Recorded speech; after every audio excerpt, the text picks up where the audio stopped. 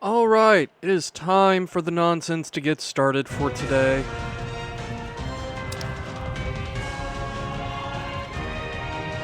So, alright, there. OBS took a second to load the game, but we are here. I did not mean to hit Swiftcast there, but fuck it, whatever.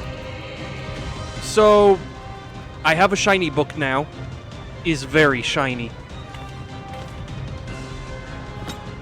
Anyway, we have more main story quests to go through.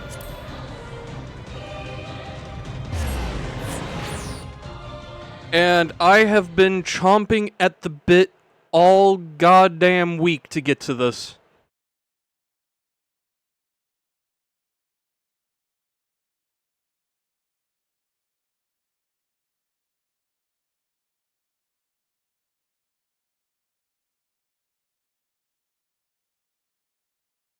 No chomp. Chomping is just advanced biting, and biting is mean, you dingus.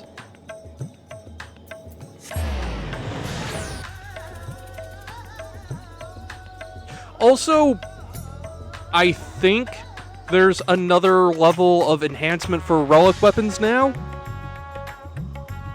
which is gonna be fun, in quotes, considering I've not gotten through all of the first levels yet.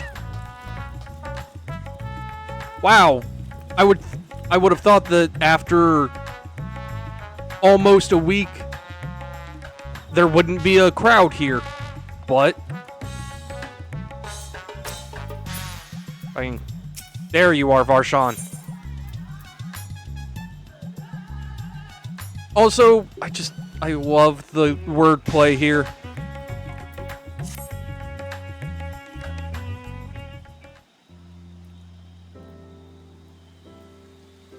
Ayane, 'tis good to see you. Have you any news from old Charlayan? We've yet to hear from Y'shtola regarding her search for a means to return to the Void. I must confess that her silence has left me feeling restless. Nor am I alone in this. Estinian has such an excess of energy that he has been helping to train our soldiers with nary a grumble. As for Zero...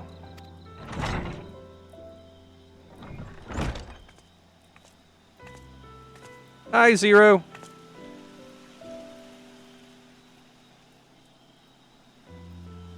Is something the matter? No, Ayane paid us a visit, and so I was apprising her of recent developments, or the lack thereof. Are you heading somewhere? Aye, to replenish my ether. In other words, she's hungry. Because Zero is a nerd, and an edgy one at that. Would you like to come? Guitar riff.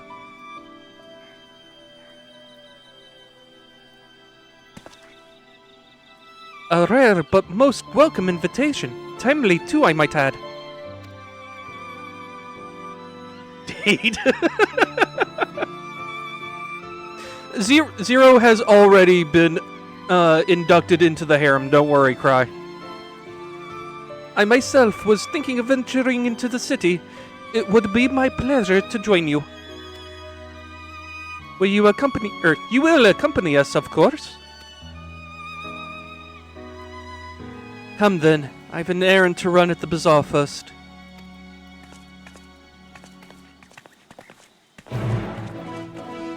I am still very worried that she's going to end up being our final trial in Zeromus.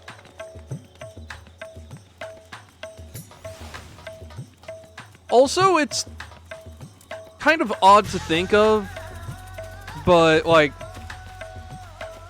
usually starting at the 6.3 patches, they start, leading into, effectively a prologue for the next expansion. Like, here we are at 6.4, and haven't really set up the next big thing because, like, it feels like we're getting to have a fully enclosed story arc in the patches, which is actually really cool. I'm just picking up more spice. Mary told me to do so before my next visit.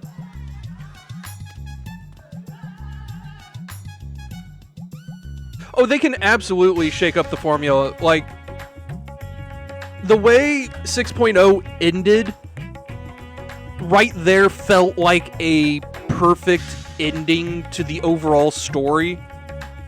That, like, I'm honestly kind of convinced whatever expansion comes next is going to have a bit of a time skip to it. Like, I fully expect that, if only so they have an excuse to age Alice and Alphino up. And to just kind of have a nice clean break and start something new. Mr. Zero has quite the tolerance, you see. The sisters know we Hanish are fond of spicy food, but I doubt any of us could keep up with her.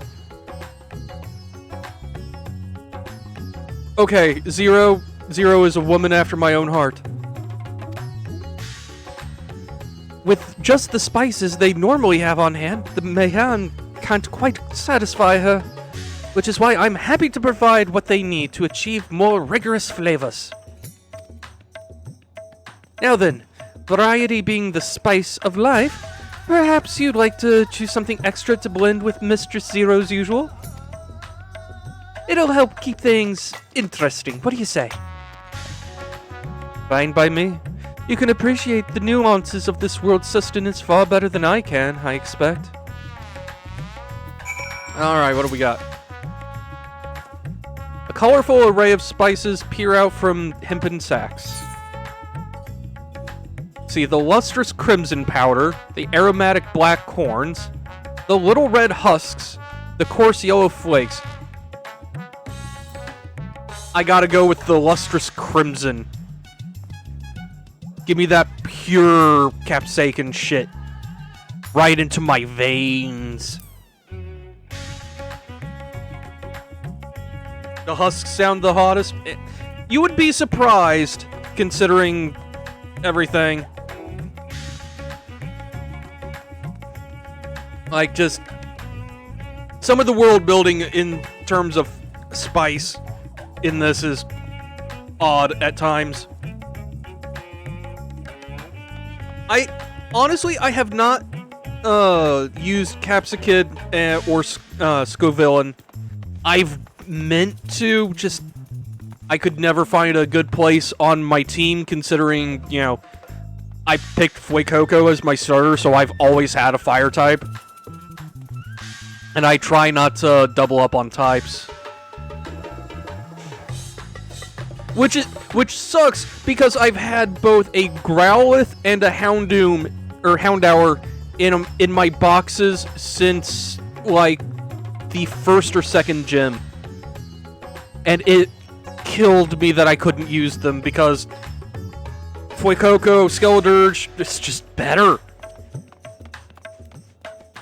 See, bright red in color, this powder is hot just to look at.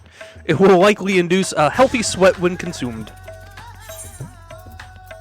You know what, let's hear the descriptions of each. These thick corns tickle your nose with their pungent yet enticing aroma. One can imagine them lending dishes an appetizing accent. Also really good for Terror Raid battles, yeah.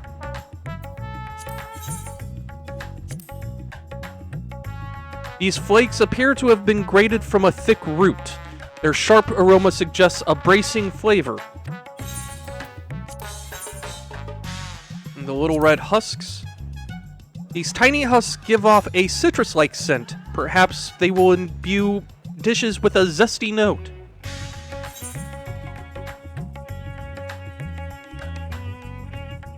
I definitely want to give Annihilate a try.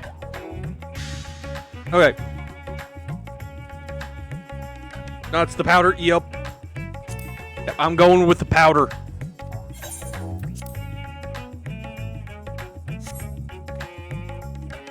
Ah, that's a fine choice. But don't take my word for it. Here, have a taste. Zero may wish to observe your reaction. It would be considerate to sample the spice in her presence. They just handed a bag of it to me. Okay, just down the whole thing. You tentatively place some of the spice on your tongue. A veritable blaze engulfs your mouth. I almost expected to just eat shit and go straight down to the floor. Your reaction speaks volumes. That will suffice then. Always a pleasure, Mistress Zero. And do give Mairead my regards. Up in the air style, just thud. Yup. Just 0 frames of animation, just up and then down.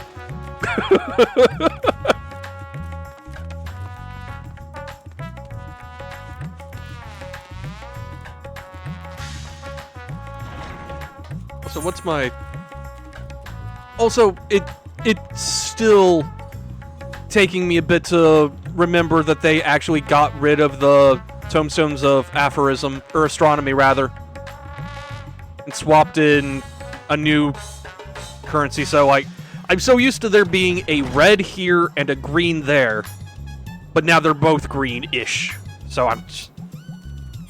Okay, so I don't have enough for any relic weapon stuff, so... Anyway.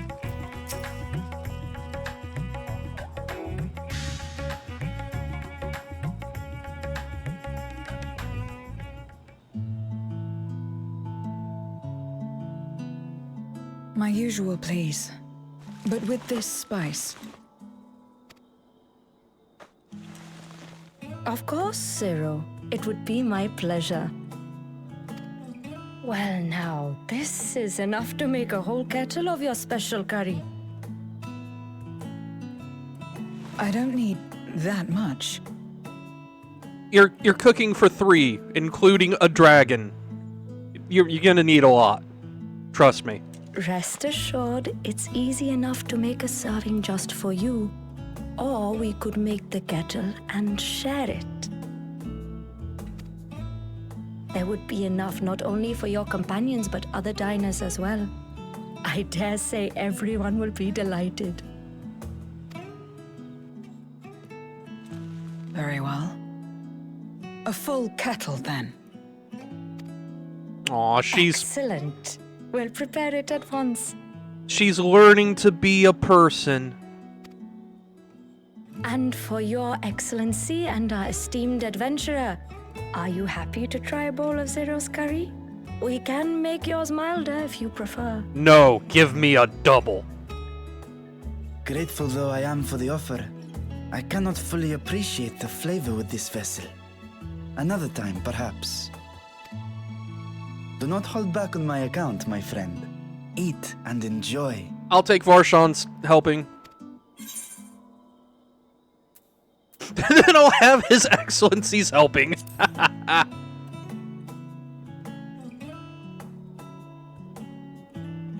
Give me all the spice. Understood. Please, make yourselves comfortable.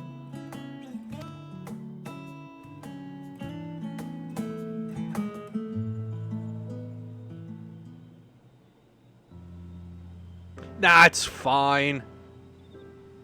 It gladdens me to see you taking to life in Radzatan, Zero. In the area of our cuisine, not least of all. We've got healers on tap, it's fine. Don't worry about it. Spicy dishes have long been favored in our sultry clime for their ability to whet the appetite and cool the body. Of course, spices also have the effect of preserving foods, which makes them highly coveted in foreign lands.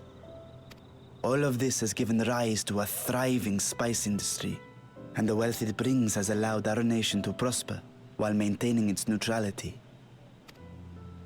So you trade your spices? Seems rather more complicated than trading in ether.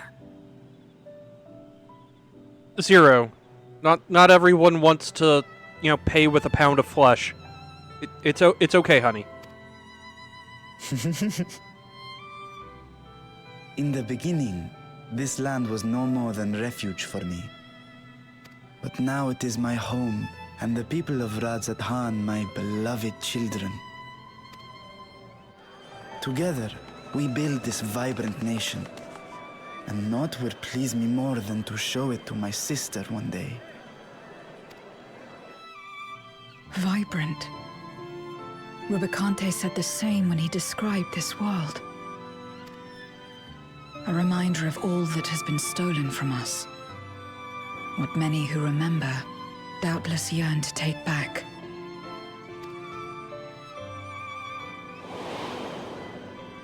Our home is a lost cause. Our only choice to begin anew. In this world, where we may reclaim our mortality.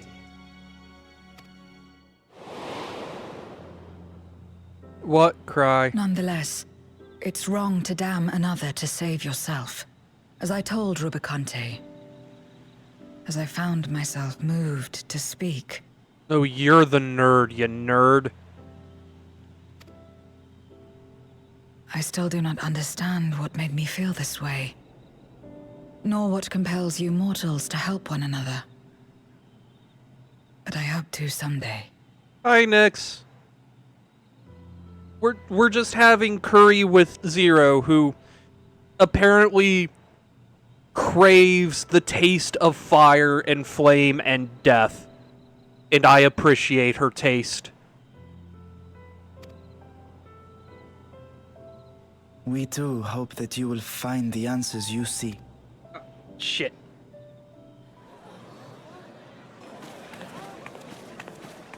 What is going on?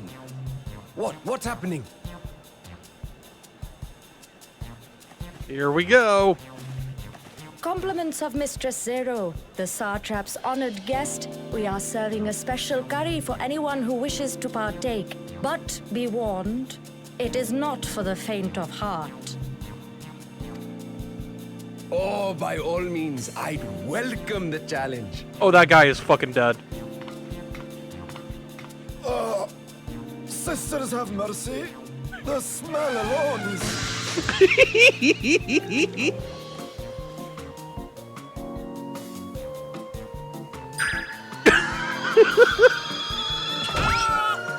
burns! It burns!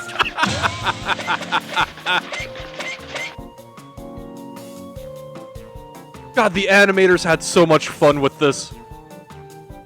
To better maintain the facade, the alchemists ensured that my vessel was capable of consuming food. However, I fear Zero's curry would test the limits of their design.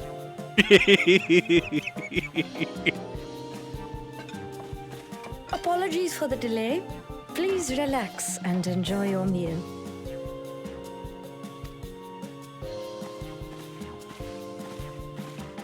Relax.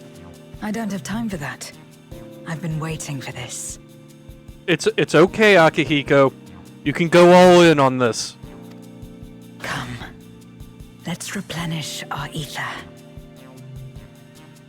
Well, when you put it like that... Ooh, Miss Zero.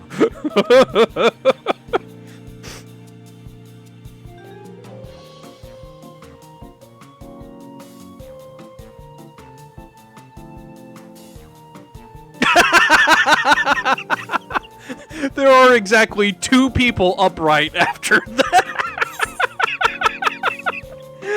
Oh, just fucking dead everywhere. I thought the spices we picked were perfect.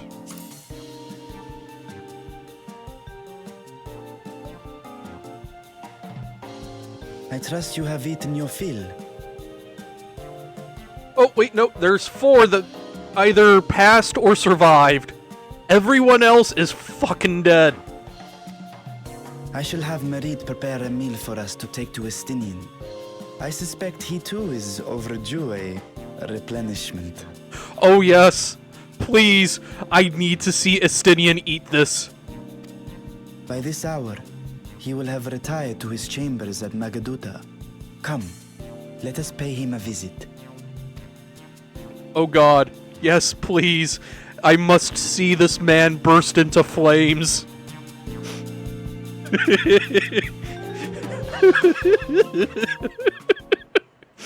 Oh god.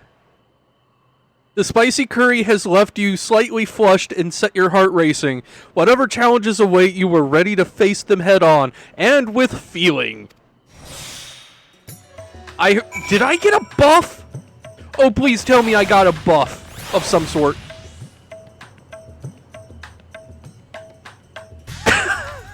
Let's see.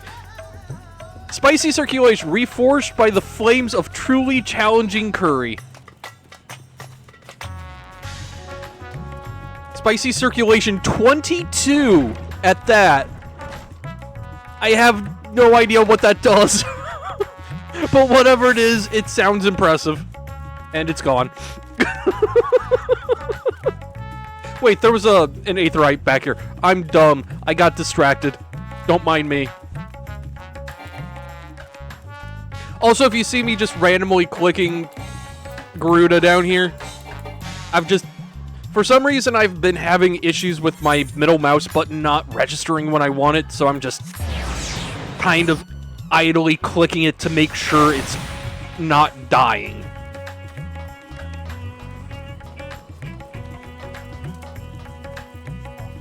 Oh, Estinian! Welcome back. Master Estinian? Yes, he has returned to his chambers. I shall be happy to escort you.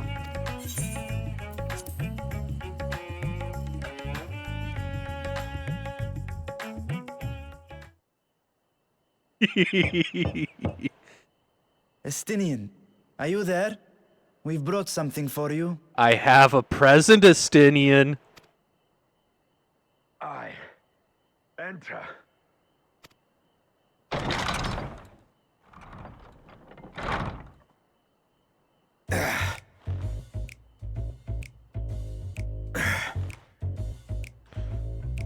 I am so glad you're here for this, Nyx.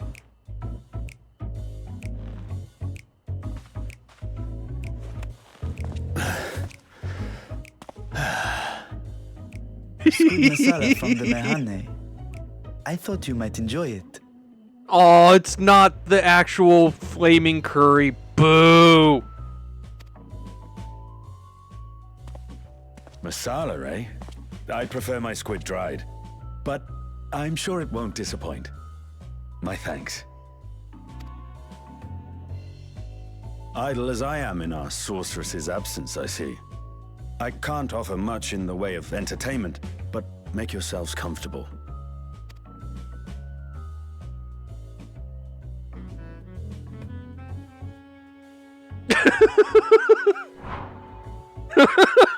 Zero. Zero, please. Shall we disrobe as well?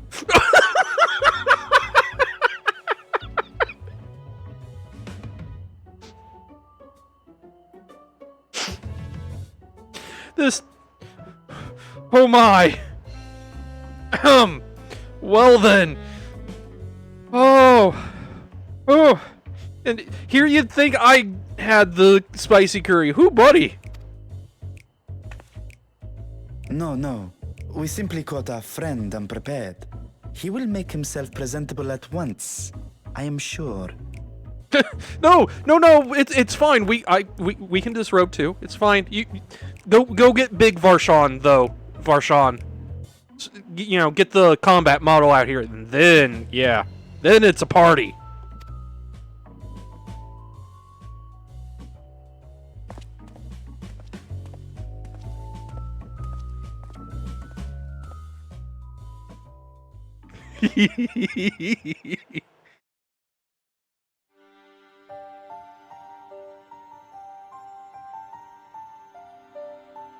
I see Estinian still has his several million gil scrunchie.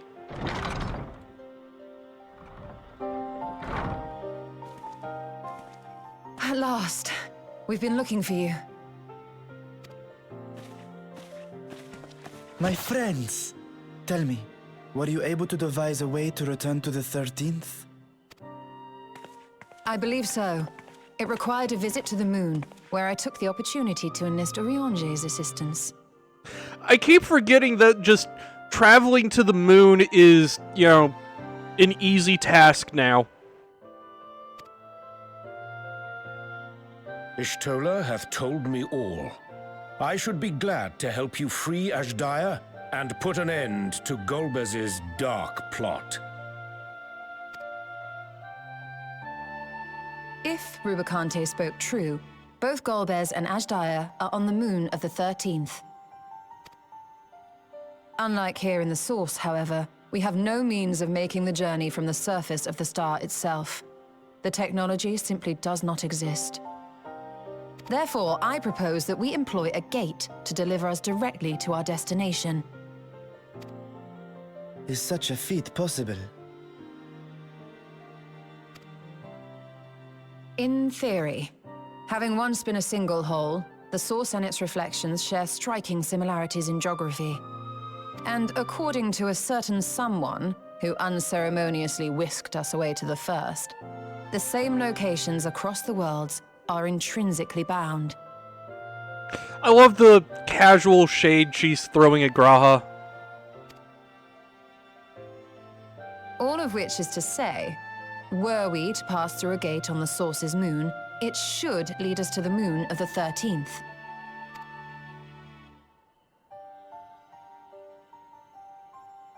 Of course, there is the risk of Voidsent gaining entry to our world. Thus did I decide to seek Urianger's counsel.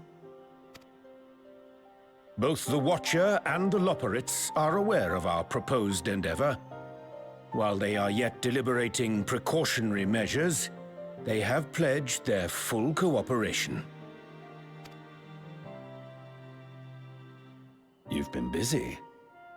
I presume you've also found a way to open this gate.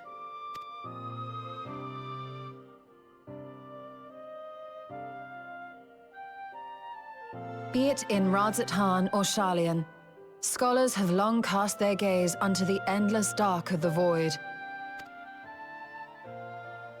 And so, with harnish insights to augment our knowledge, we have indeed conceived of a promising plan to pierce the veil. I mean, if you were going to enlist anyone, wouldn't the Thaumaturge Guild and Ul'dah be the logical, you know, conclusion, since they kind of, you know, pierce the veil for fun?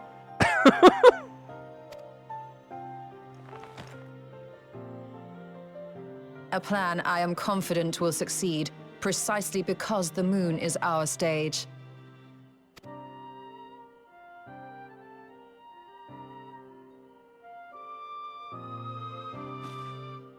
The preparations will be extensive, and we will require vast quantities of ether. After all, our gate must be large enough to accommodate another great worm.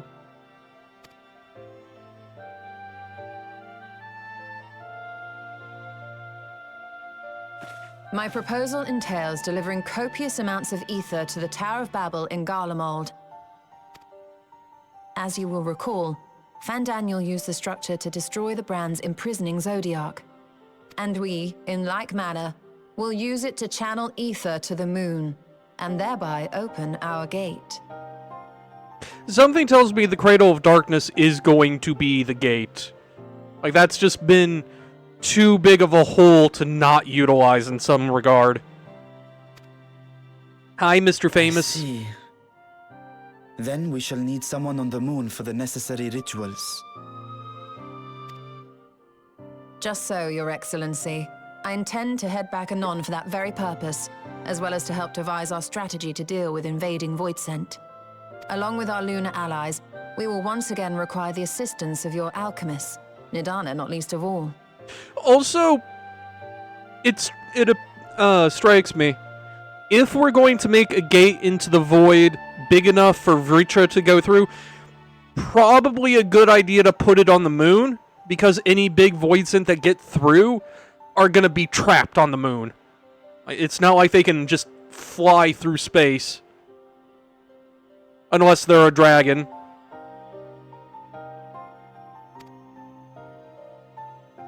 May I trouble you to serve as their escort?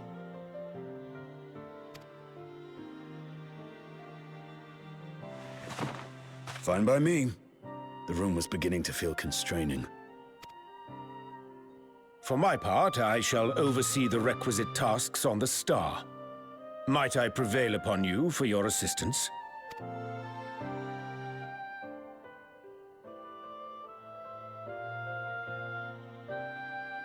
If all are in agreement, then let us set to work. We'll open our gate, and we will stop Golbez.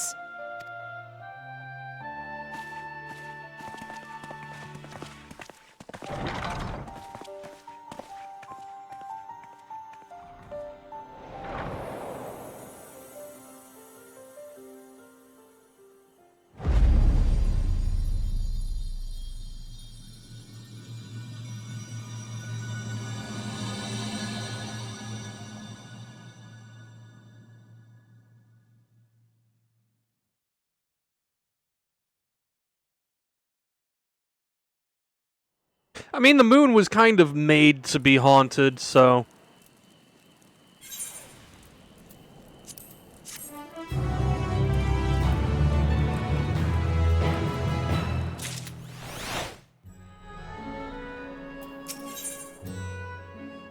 Going hum. I see you, game designers and localizers. I see you.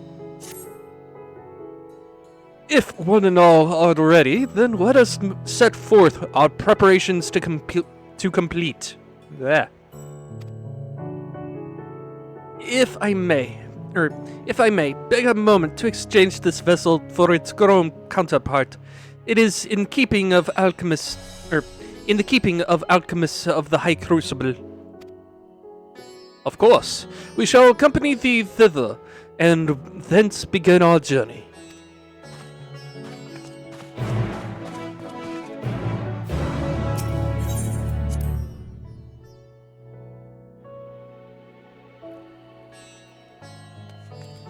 You know, it strikes me that, this is probably going to be, the duty support is going to be locked to Urianger 0 and, Varshan. Which means either Varshan or 0 are going to be listed as an all-rounder for this. Which makes me wonder what classes they do. Because, I know Varshan does Paladin as a tank. But what would 0 be? We've only ever seen her as a Reaper. Which leads me to believe that Varshan would be the all-rounder. Well, not all-rounder, because, Urianger can swap between Astrologian and I think a version of Arcanist. Actually, let me check something.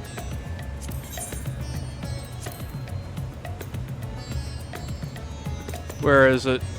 Dead end. High scope. It's not the high scope. Duty support, Mother Crystal, here we go. Alright, so if I swap to a healer class, what happens with them? Because, let's just swap to White Mage. I am weirdly obsessed with this, I know, but... Mother Crystal... Lithomancer is what he becomes if you're a healer.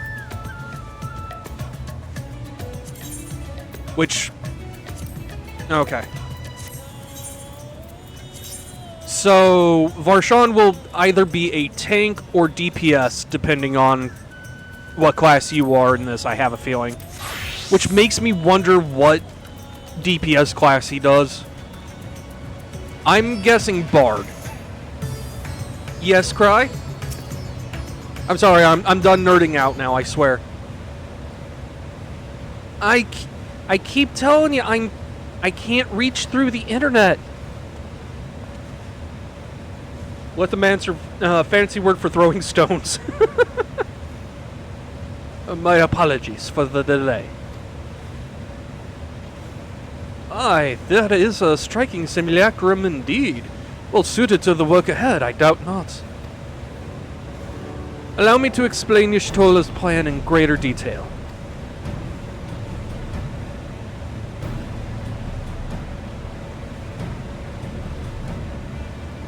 As you know, we seek to open a void gate in Mare Lamentorum, that we might gain direct passage to the moon of the 13th.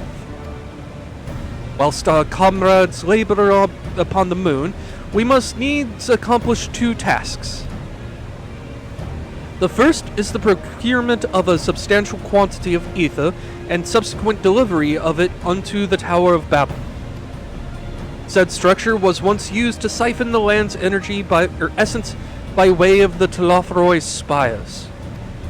Such a method, however, doth pose an unacceptable risk to the greater ethereal balance of our world. Thus must we seek an alternate means of conveying our requisite resource. I've got like a shit ton of crystals I'm just not using. You can have those. Our second task doth pertain to the use of the Tower of Babel itself.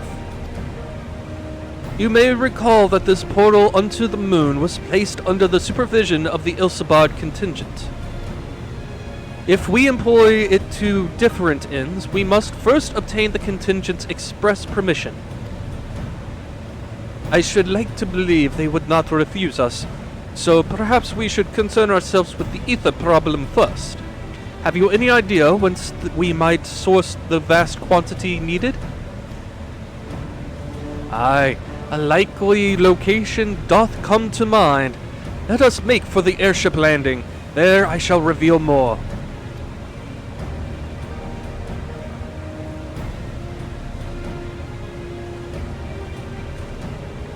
I can already feel my tongue getting twisted trying to do Urianger's voice lines.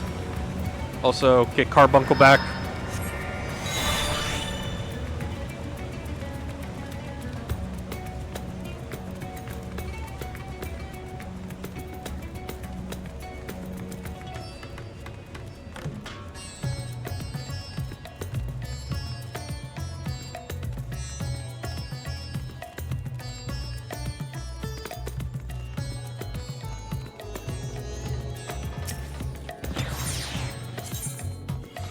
Okay.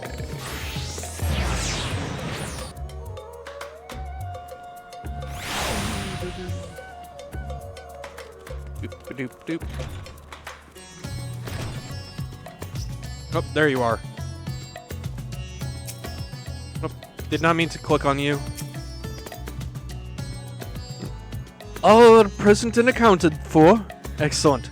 We shall travel to Sharlayan, and thence seek the nearby Isle of Ham. Near unto the surface of this isle do rivers of ether converge. The churning energy of this confluence is released by the way of geysers. Originally, the Ragnarok was to be powered by ether harvested from the isle. But, as you well know, an alternate power source was ultimately found for the vessel. Passage unto Ultima Thule, to the very limits of existence, was facilitated by not less than the strength of the Mother Crystal herself. As such, the Isle of Ham's vast ether deposits remain untouched. We may help ourselves to the energy provided we are able to secure the form's permission. Yet again, with needing permission, is nothing straightforward in this world. Such is the nature of politics, I fear, and as the Scions of the Seventh Dawn have been officially disbanded, no longer are we a recognized collective, a somewhat disadvantaged position bureaucratically speaking. Fortunately, however, there is a recognized and respected body upon which we might prevail, the students of Baldessian. Upon arriving in Sharlayan, let us seek our friends at the Annex. Okay, see you there. I'm gonna teleport.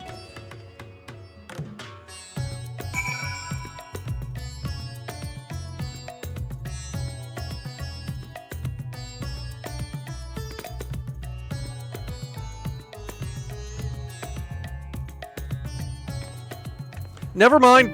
We moved by cutscene. Okay. That's even faster than teleportation. Welcome back, Ayane. What brings you here today, and in such colorful company? Greetings, Zojika. On this occasion, we are come to seek the students' assistance in a matter of some urgency. In that case, you'll want to speak with Kryl. She's in the main hall sorting through our archives.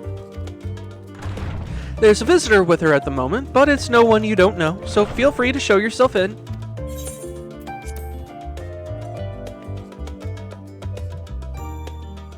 It's gonna be Graha, isn't it? No! Erenville!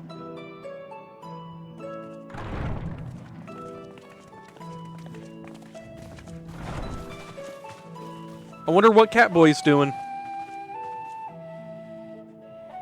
Well now, if it isn't two of my dearest friends. As for the other two, I don't believe we've had the pleasure. I love Kryl. Not in this vessel, perhaps. 'Tis I, Vashan. Though, you are welcome to call me Vritra, if you prefer. Pay me no mind. I merely accompany them. I love the look of, from casual friendliness to, oh god, a foreign dignitary. Also, Zero, please. I pray you forgive us our intrusion. If you are occupied, we shall call again anon.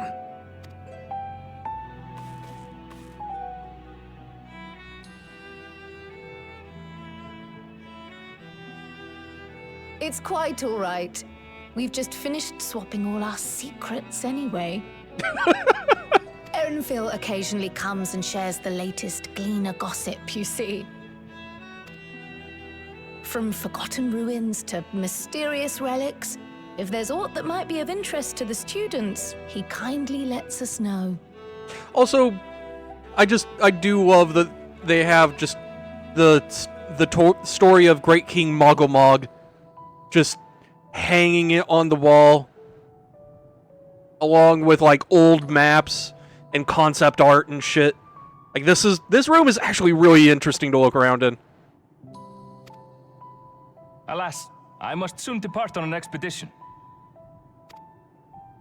As I may be away for an extended period, I wish to give Kryl fair warning. Hence my visit today. I see. There are specimens that want for procuring, I presume? No, it isn't guildship business, but rather... homecoming.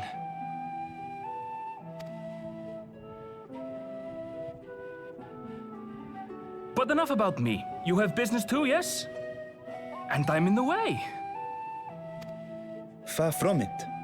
As a matter of fact, we should be grateful if you could stay and share your knowledge of the nearby isles with us. We seek a means to travel to the Void. There, a man named Golbez plots to invade our world. A man who even now holds my sister hostage.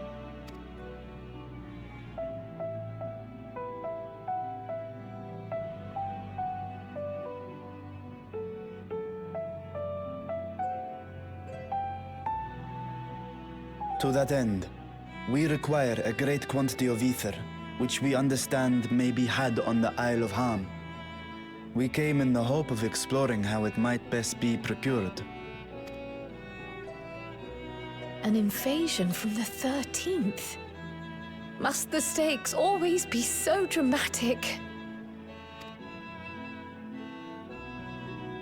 You have a knack for finding trouble. More like it finds me. But you're not wrong. If Gleaners collected world-ending crises, you could make quite a name for yourself in our profession. I do try. Yeah. It's true the Isle of Ham is a veritable font of ether, but as it's under the Forum's direct jurisdiction, only a privileged few get to set foot there. I myself haven't.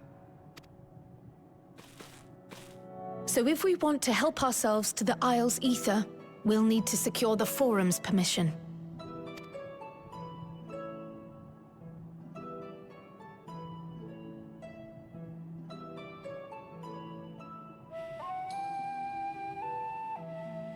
Very well. The students of Baldessian recognize your endeavors as combating a grave threat to the world. As representative, I hereby pledge our full assistance. Now that it's official, you may leave the politics and paperwork to me. Our operations remain small, but we shouldn't meet any undue resistance. I mean, Nyx, I've been bullying Fortunalt in my spare time by, cozying up to his wife. So, it's fine, don't worry about it. We are truly grateful.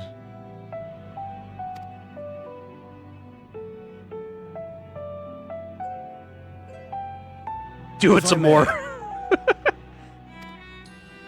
According to the original plan for the Exodus, ether collected from the Isle of Ham was to power the Ark. Art thou perchance familiar with the logistics of this endeavor?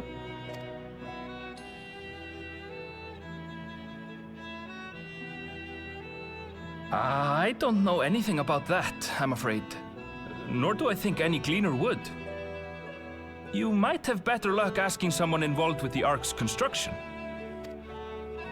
Margaret, for instance.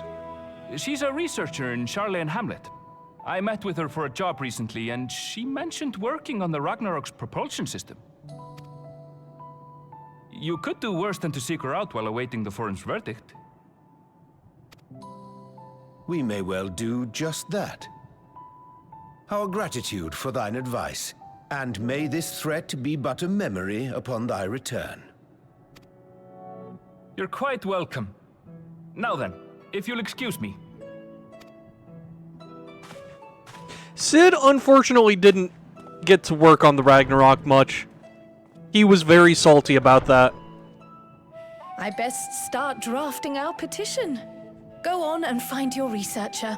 I'll contact you as soon as we've made progress. Let us leave matters here to Mistress Krile, and hie ourselves to Labyrinthos. It was a great offense, yup. I love how mad he is in that cutscene, too. He's like, I'm the airship guy, and you're working on a bleeding spacecraft? Right then. And you Time didn't to put tell our me? best foot forward.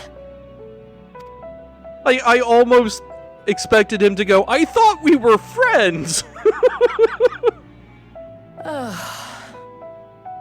A pity you can't tidy yourself.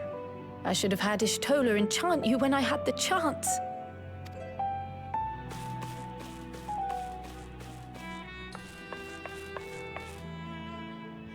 And what have we here?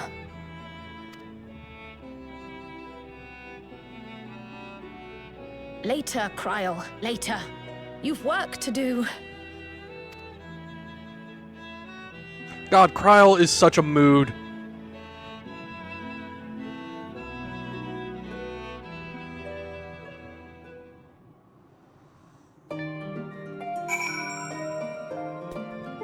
Okay. To Labyrinthos.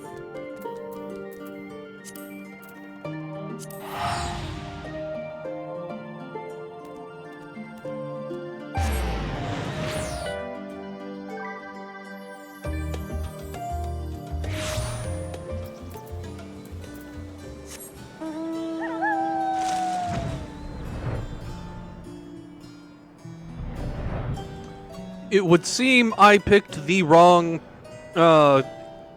crystal to warp to, but that's okay.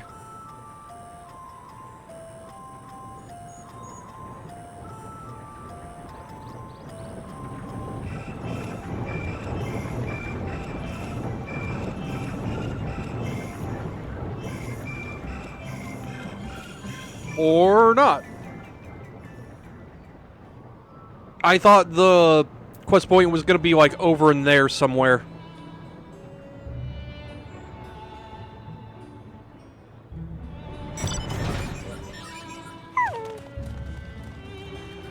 I keep forgetting to do crafter stuff so I can make a tank. Like, that is the mount you get for doing dwarf quests as a crafter in Shadowbringers.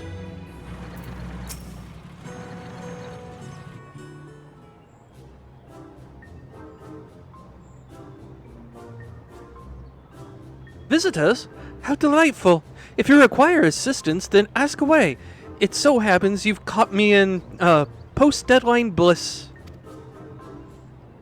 Forgive us the abruptness of our inquiry, but 'tis our understanding that thou had charge of the Ragnarok's propulsion systems. Also, just as a side note, it will never not be funny coming to Sharlayan and everyone just talks normally. Like, Urianger is literally the only person who talks like that. And it's fucking hilarious. We should like to know how ether harvested from the Isle of Harm was to be stored and transported to the Ark, if the disclosure of such information is permitted. Oh, it's no bother at all. We built special tanks that can store ether just like we use casks to store wine. Simple, really. Simple, but brilliant in quite brilliant in construction. They rivaled even crystals for their etheric capacity. A pity we never got to use them. Ah, how muddled and distant the memory. When Doom's deadline loomed large, and we extricated ourselves from a waist-high mire of work, only to end up chin-deep in another. I was at one with the world, a conduit for the energies of creation, but now I am truly alive. Who would have thought that sleeping in a bed and eating warm meals could make such difference? Yeah, who knew?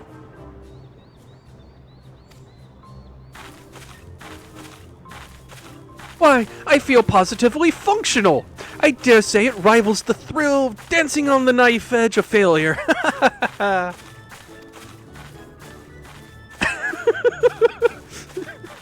Just...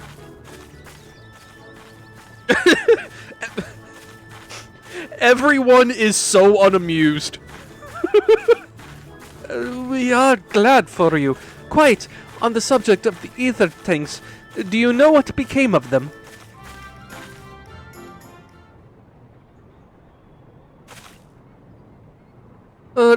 What did become of them? For the life of me, I can't seem to remember.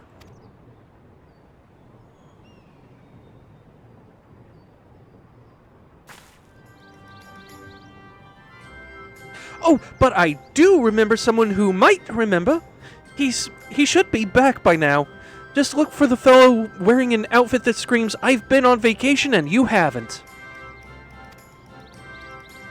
Very well. We shall seek out this conspicuous colleague of thine. Our sincerest gratitude, Margaret. And do look after thyself.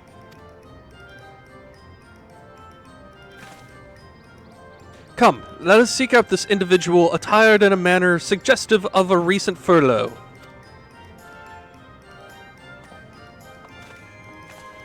I half expect Zero to just kind of lean over to me and like, what the fuck did he say?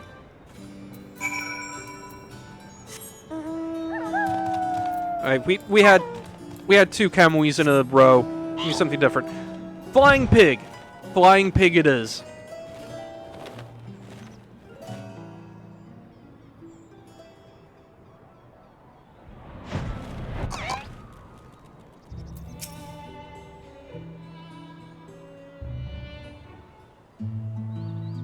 Ah, it's the deep-voiced Potat. Or Scottish Potat, too. Ah, the face that launched our teeny-tiny toy boat! How have you been, Ayane? Able to catch a bit of rest?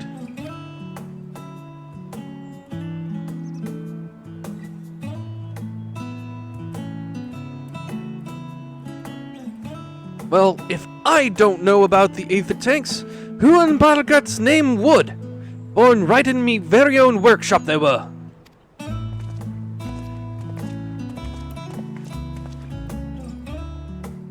A pleasure as always, Master Coco.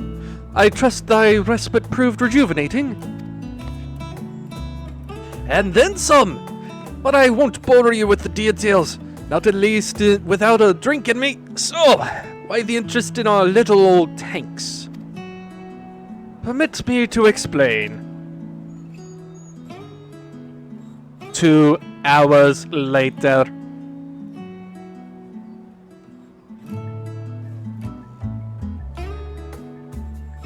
I see. I think I've got the long and short of it. Goes without saying, but we all owe you more than we can ever repay. If you need our ether tanks, then they're at your disposal. There's just one problem.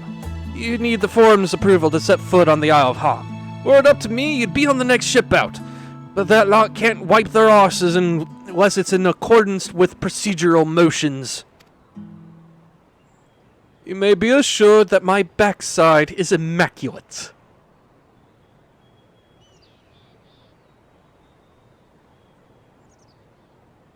Phrasing.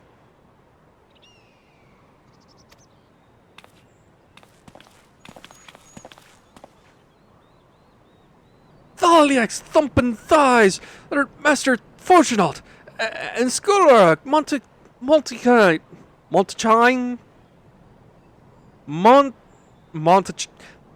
Montechampagne.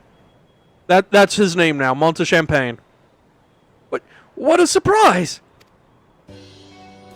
Pardon the intrusion. The Forum has deliberated your petition, and we decided to deliver our verdict directly. I would hope that the matter of Pandemonium has not been overshadowed by other concerns, but that is a discussion for another time.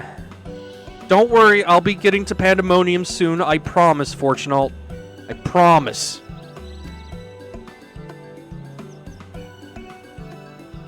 You sure fucking did!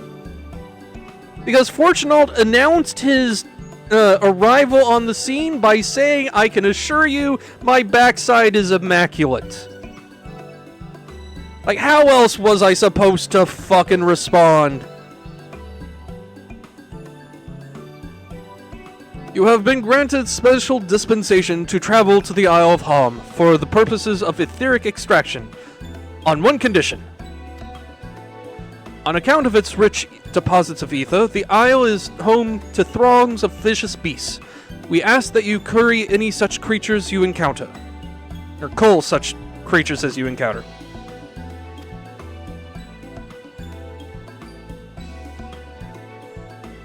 That's all. Given the vast amount of ether we seek, I expected a far higher price. Oh, believe me, we do not underestimate the value of what you desire. Nay, we simply owe the students of Baldesion and their esteemed collaborators a debt of gratitude, and we felt that expediting your request was a suitable way to repay it. A debt of gratitude. We have taken the liberty of arranging your passage to the Isle of Ham. Your vessel awaits in Scholar's Harbor.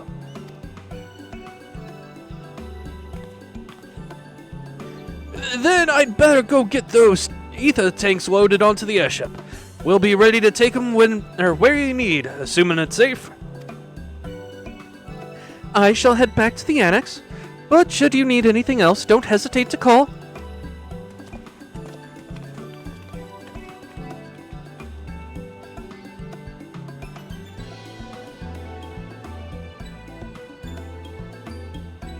Sorry, Farm Dudes, we're still socializing this one.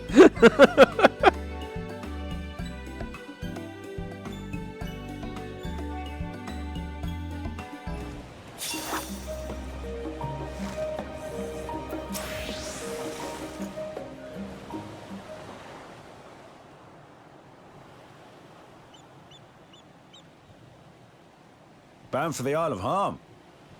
You look like the ones Master Fortunaut told me to expect. If you're ready to depart, then so am I. Just say the word. Is something the matter? I did recruit one other to our party, but he is late to arrive.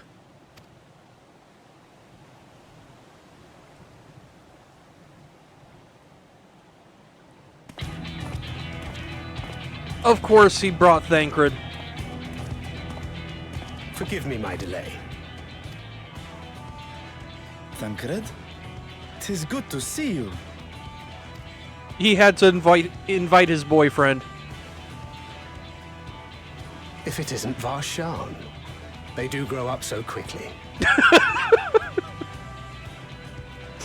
I love that Vritra is this impossibly old, ancient, immortal dragon, but literally everyone treats him like a kid. It's fucking amazing. I love it. Urianger tells me we have a host of exciting new tribulations to face.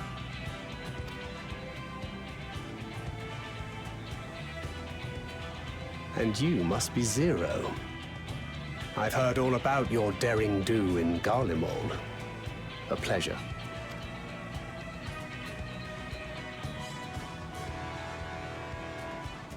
I love the way she tips her hat.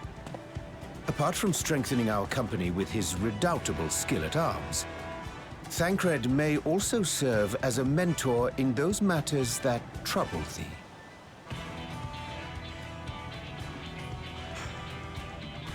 I swear to God, if Urianger was like, "Hey, you want to come meet our new friend? She looks like a fusion of Rean and Gaia."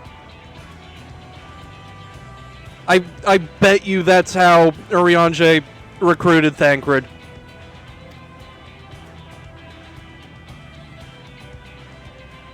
I speak of the intangible forces which bring souls together.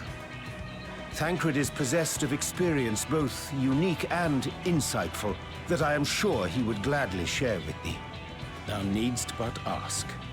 Urianger, I don't think being a fuckboy is a skill set that's applicable here. I know Thancred has become dad, but never forget, he put too many levels into fuckboy.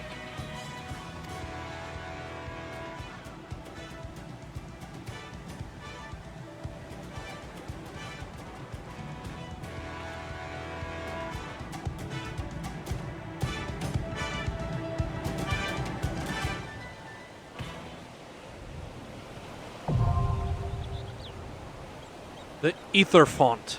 Alright.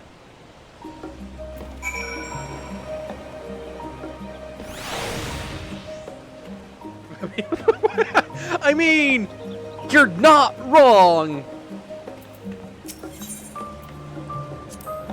Okay. Okay, so what happens if we swap Zero for Varshan? That tells me nothing about his abilities.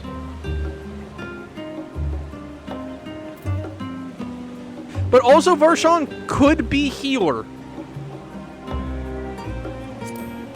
If you insist.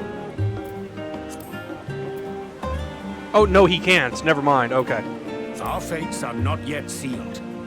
So Urianger has to be healer. So the only option is, player plays as healer.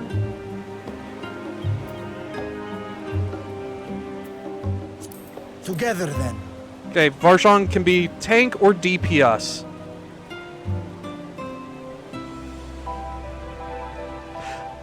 If I had the gear for it, I would absolutely be tempted to run as tank so I could have Zero and Varshan on DPS just to see what Varshan's DPS class is. Excuse me. And yeah, Thancred is Gunbreaker and Gunbreaker only. Urianger is Astrologian and Astrologian only.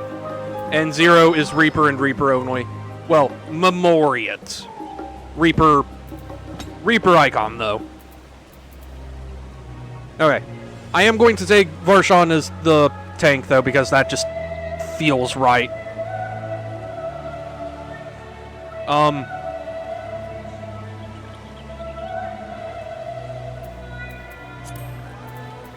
Okay, I just had to close the window. Don't mind me, I'm dumb. I am likely going to just rerun this on my own time, just to see what Varshan's DPS class is.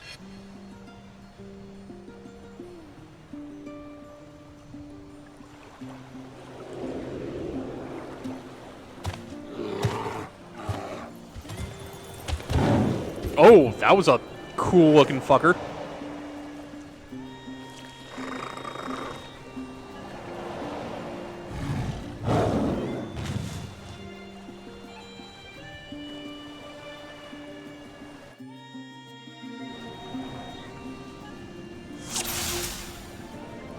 Palm Frostbeast.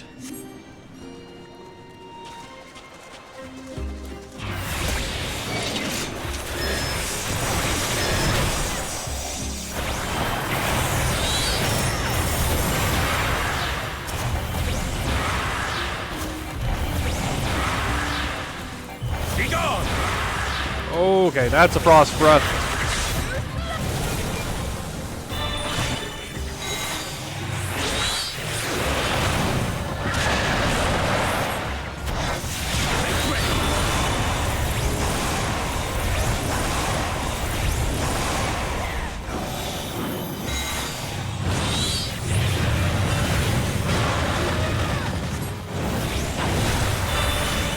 Make ready!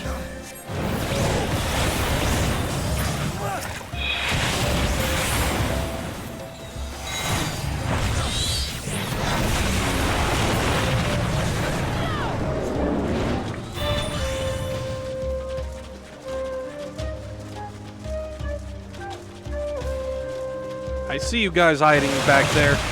Oh, those are sharks.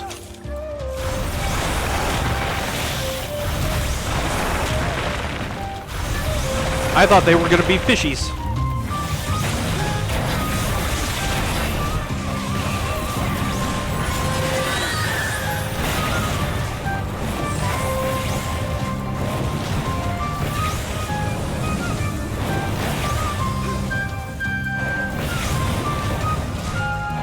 Also, this version of the Charlene music is so good. Holy shit.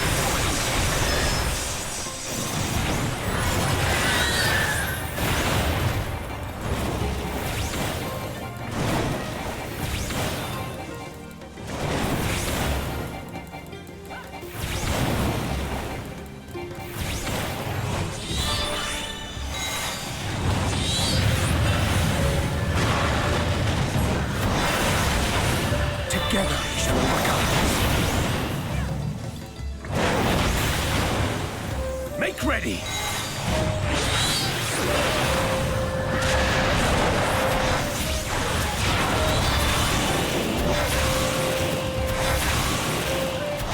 Make ready! Sorry, Titan. I know you're just gonna mold there. Just, it's fine. Bye, Titan.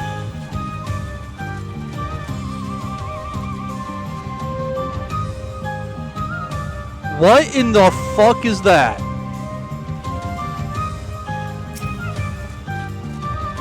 That is the derpiest fish I ever done seen.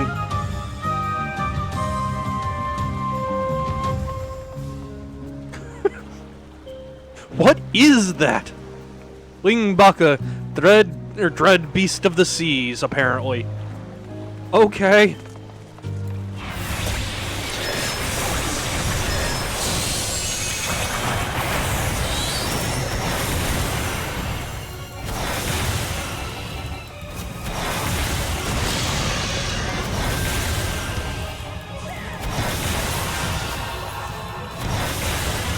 Oh, that's a big AoE.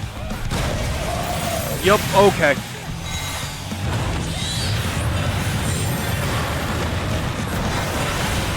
That thing has many teeths.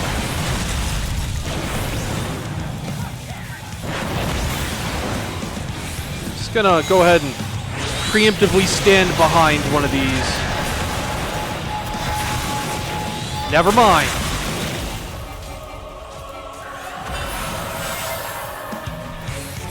Out of my way!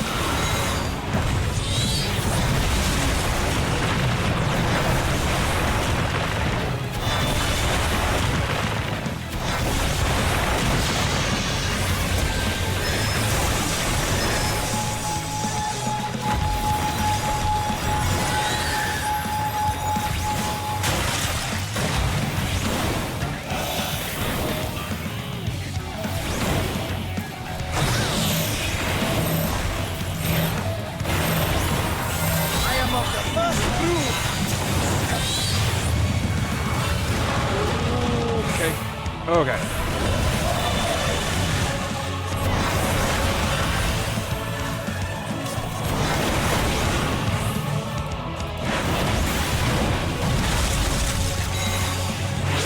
Oh, this looks like a nightmare.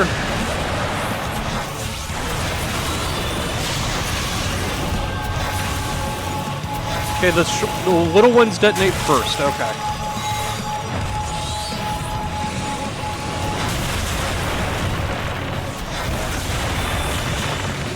Oh god, tidal breath. I wasn't looking. Sonic Bloop.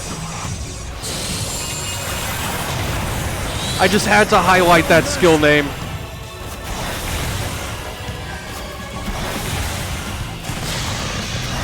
Out of my way!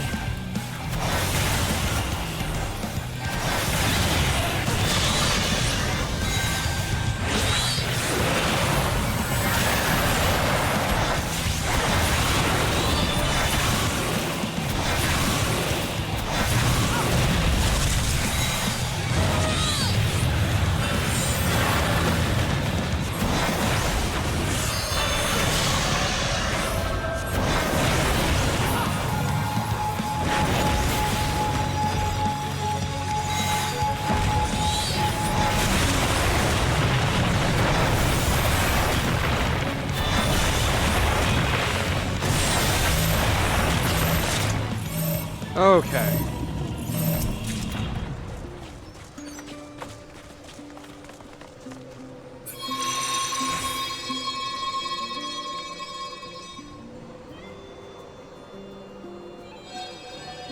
Alright, let me read this. Let's see.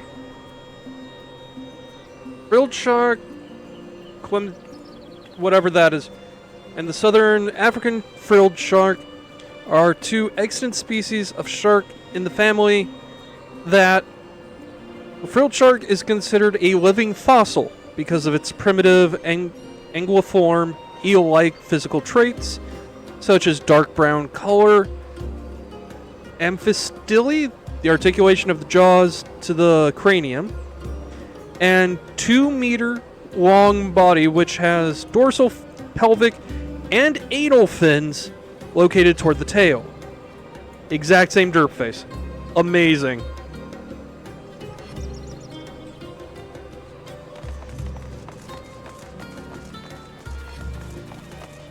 Okay, this place is fucking pretty.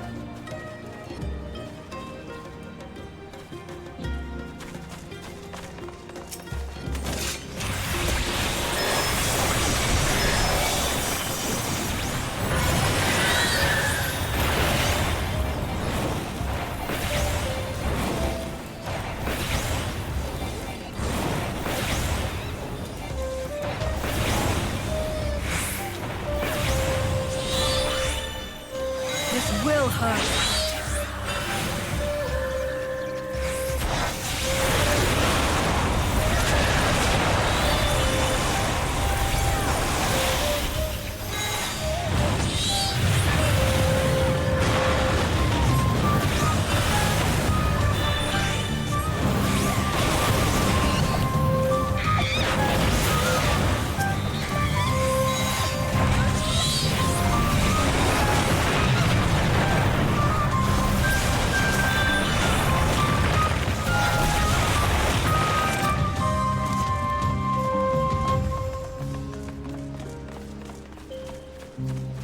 Alright, what we got? The bloop was an ultra-low frequency, high-amplitude underwater sound detected by the U.S. National Oceanic and Atmospheric Administration. Earlier speculation that the sound originated from a marine animal was replaced by NOAA's description of the sound as being consistent with noises generated by non-tectonic cryoseums, originating from glacial movements, such as ice cap or calving, or trough seabed gouging by ice. I see. I learned a thing.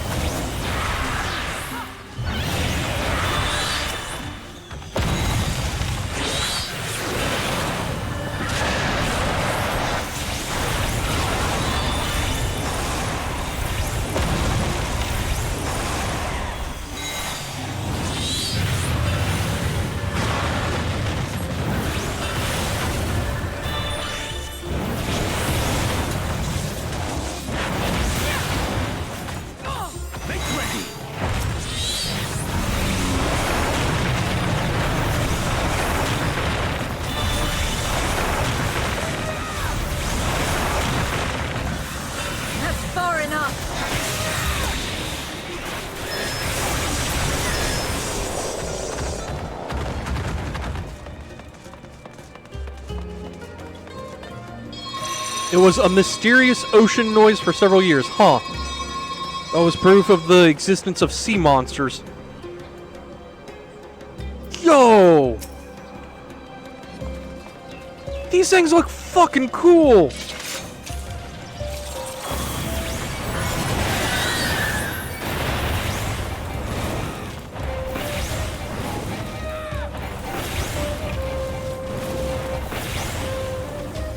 God, this whole place is just fucking pretty. Swear to God.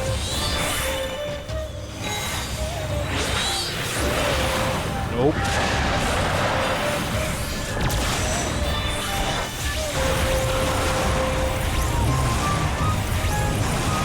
Together we shall overcome this. Very likely glacial movements or Cthulhu. One or the other.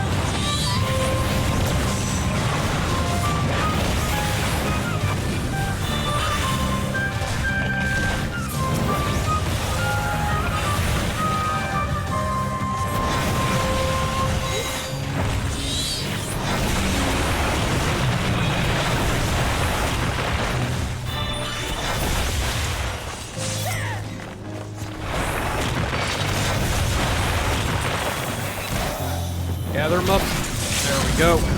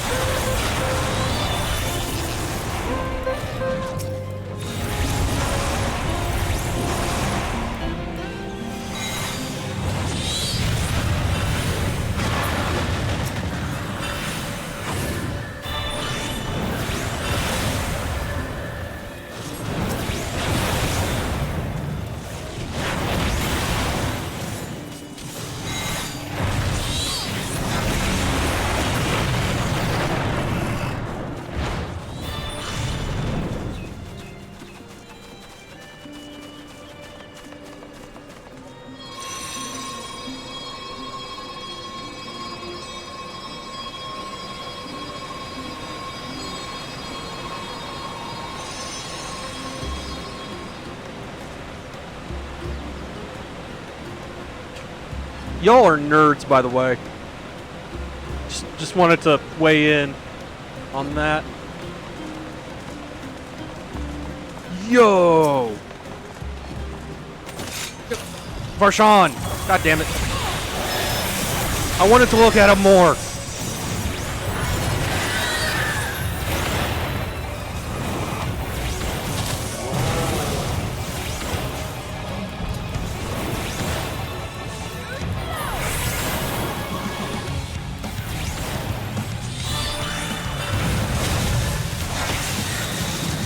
Oh! I see. Okay. Darkness, take you!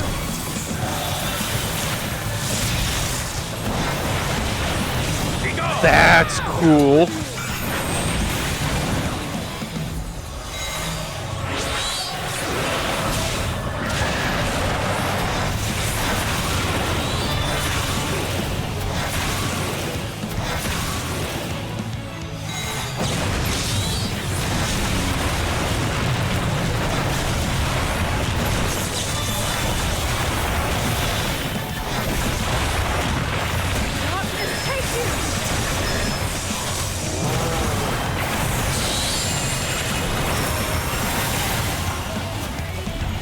He's making this claustrophobic.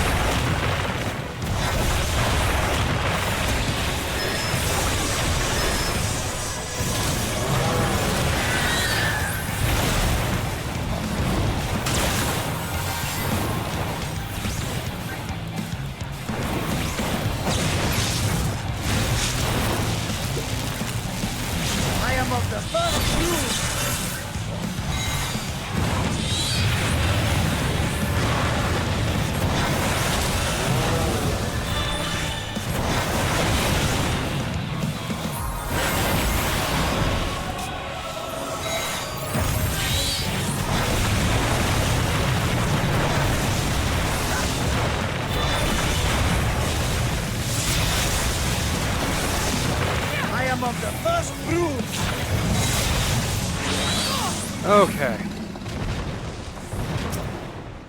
Sorry to blue ball you, Garuda. Distance gloves of scouting, boo.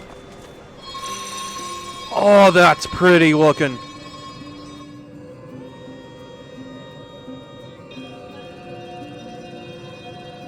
Yo! But this is pretty as all fuck. Palm polycrystal.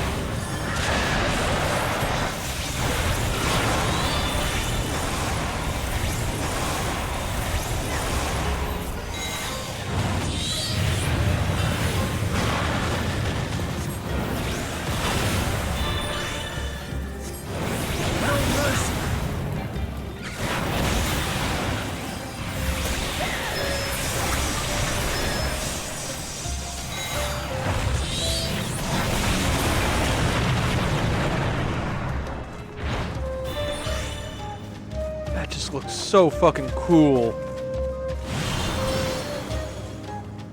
Oh!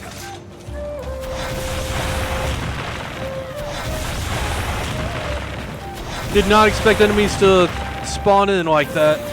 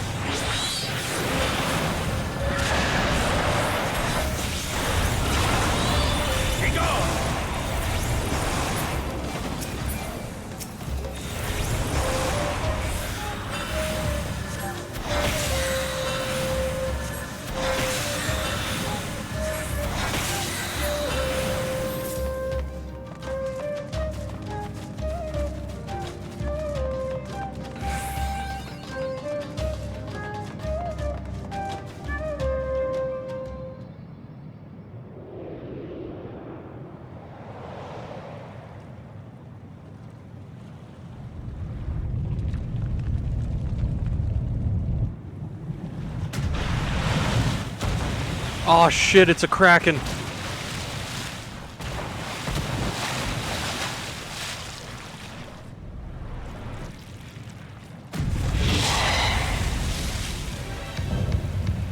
Wait, no! Octomammoth! Oh, fuck! Shit, somebody go get Tella.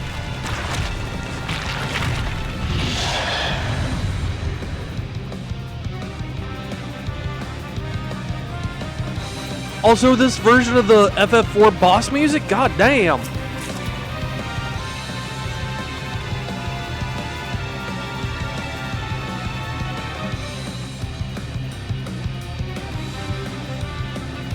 Okay, so it's gonna... Okay, it's not gonna aggro immediately. So, now I can actually show off what I've learned watching other people do this.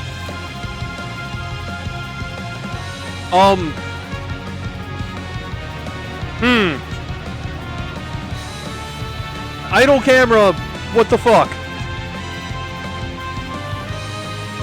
It's supposed to give you, like, dynamic camera angles of the boss here.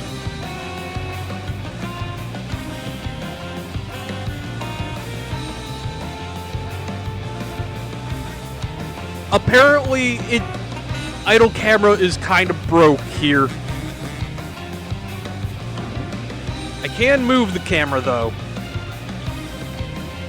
Anyway, just having, like, a back view of this is kind of neat just because you would not see that angle otherwise.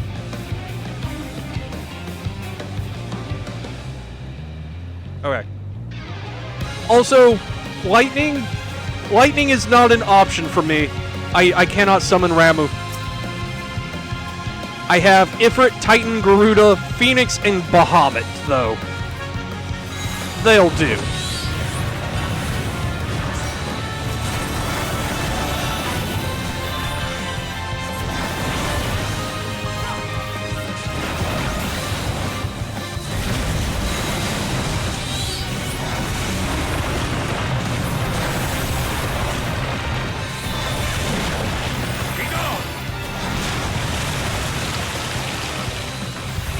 Okay. Why are we running here? That would be why. Okay.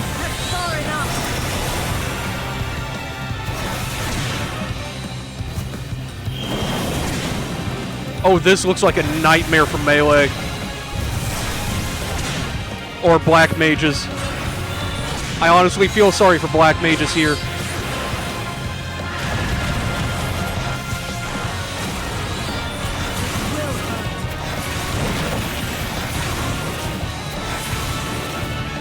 Oh, he actually, like, pivots. Oh, that's a big cone. Holy shit.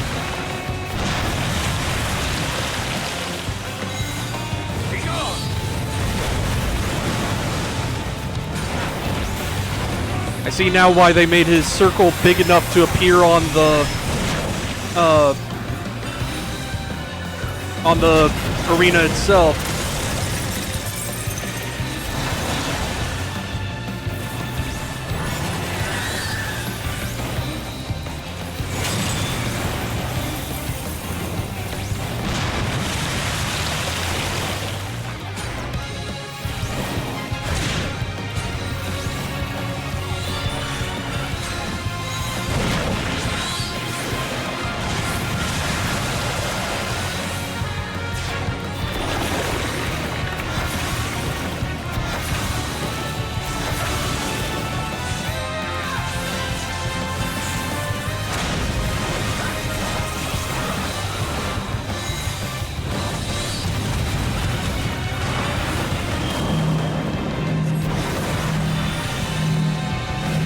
Fuck. I just had to take that. Yo, Kyo. How you doing? I'm currently fighting for my life. How goes? Oh god. Out of my way.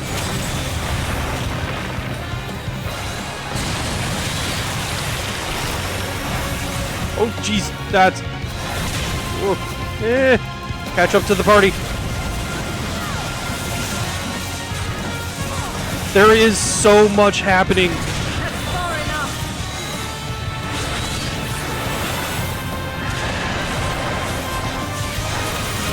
Oh god.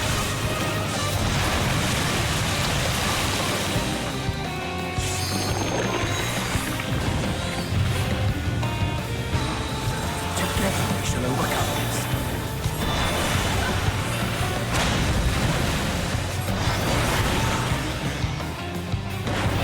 Okay. I will catch up on chat as soon as I'm not in danger anymore. It might be a bit though.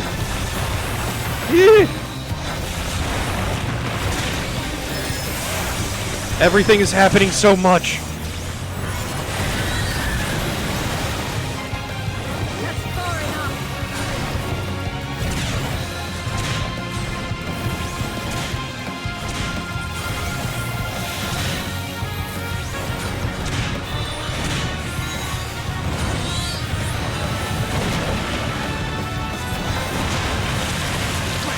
Fuck it. Oh, okay, good. He died. I didn't have to limit break. Okay. Hi! Hi, Kyo and Raiders. How are ya?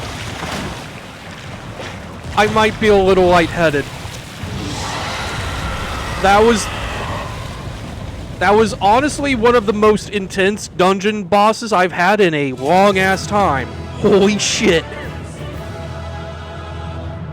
Very glad that I am doing this, you know, with a trust that knows the mechanics instead of having to figure them out myself. Okay.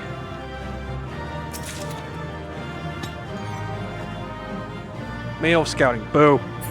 Okay.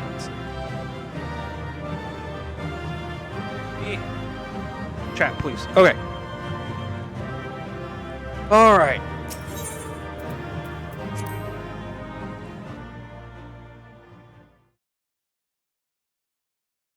It's one of the easy dungeon bosses we've had in a long time. Once you know its tells. I mean, probably, yeah. Just going in blind, that is fucking overwhelming.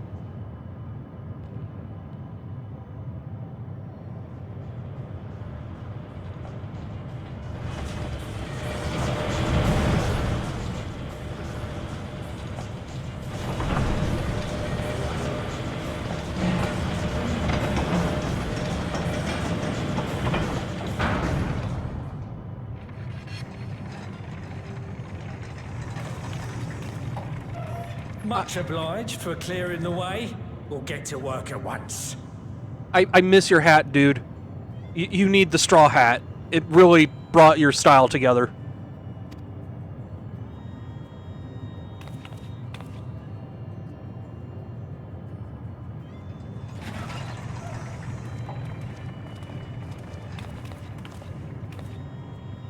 Filling these up will take a good while. I appreciate it if you stood watch till we finished. I ain't getting chewed to chum by some ether-bloated bugger. I mean, you're not wrong, Kyo.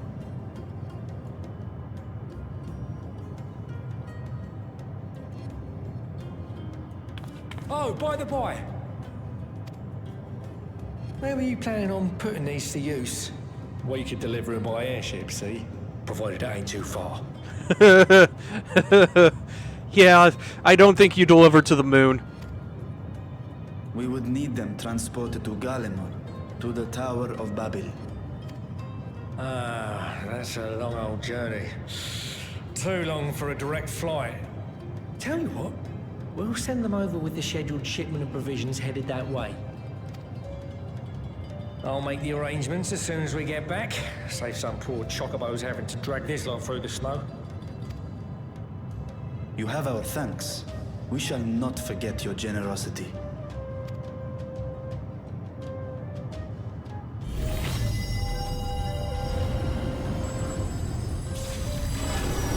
That's just how cats are wired.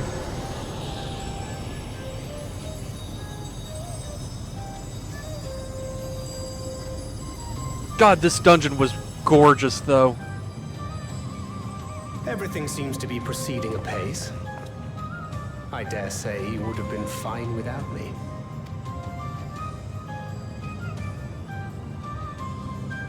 Why would you say such a thing? You are not bound by contract or the threat of force. And you gain no advantage by devaluing your own contribution. Zero, please. Yet you must be bound by something to speak thus. What is it?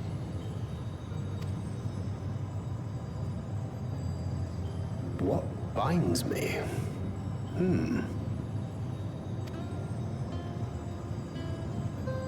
A belief, I suppose.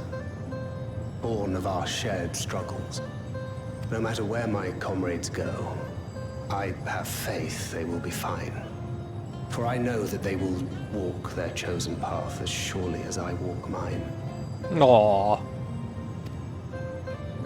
I trust them, in short. Trite though it may sound.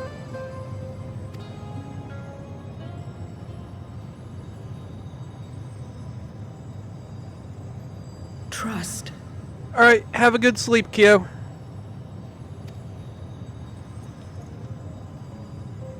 I remember the word.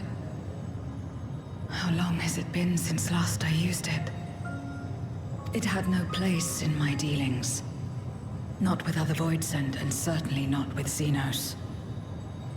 Not even in the time before darkness engulfed the world. Full often did Memoriates betray their own, corrupted by the very power they wielded. You could trust no one but yourself. Alone we fought, and alone we fell. I wouldn't know how to trust. Is there some trick to it?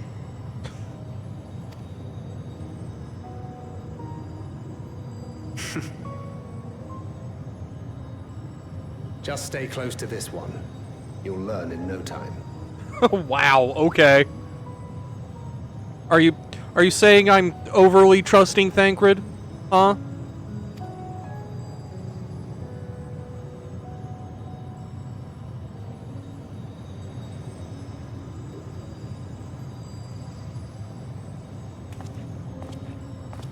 Aye, absolutely fine.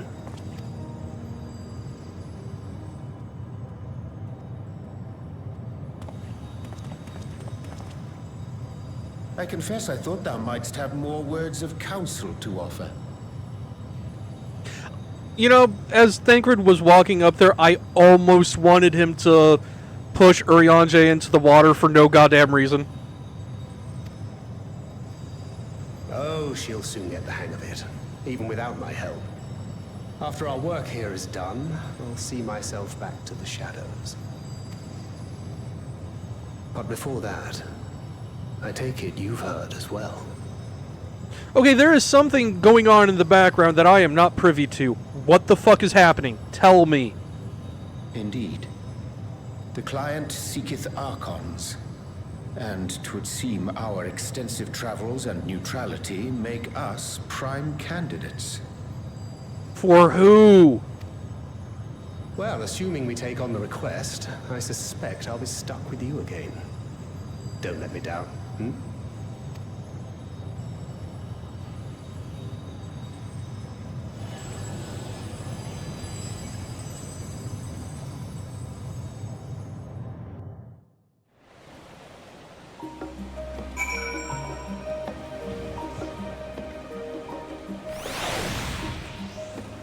Like, the way Erenville put it as a quote-unquote homecoming is, like, is this the expansion tease? Like, one second. Excuse me. But, like, we have not seen the Viera homeland. And, like, we have seen Rabanastre in 14. We have not seen Dalmasca. you know, like, Dalmasca proper. And, like, I know there are, like, spare plot threads hanging from Bozja and Zadnor. I wonder if we're going to get, like, an actual expansion based on that, which would be very interesting. Like, have Ivalice as an explorable landmass. That would be really fucking cool. What's an Archon? An Archon is basically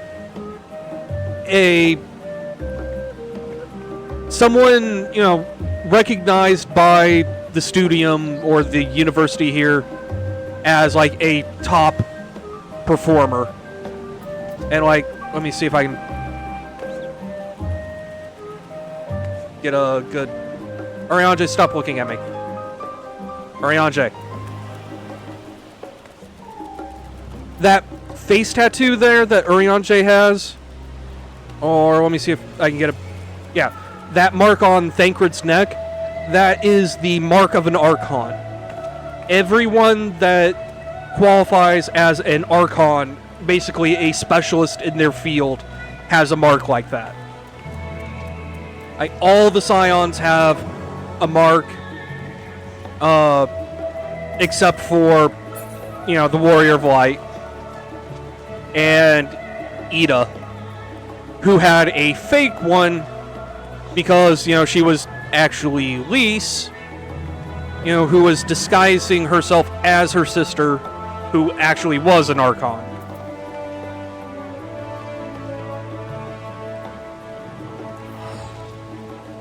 So it's hiring a postdoctorate to do your shit.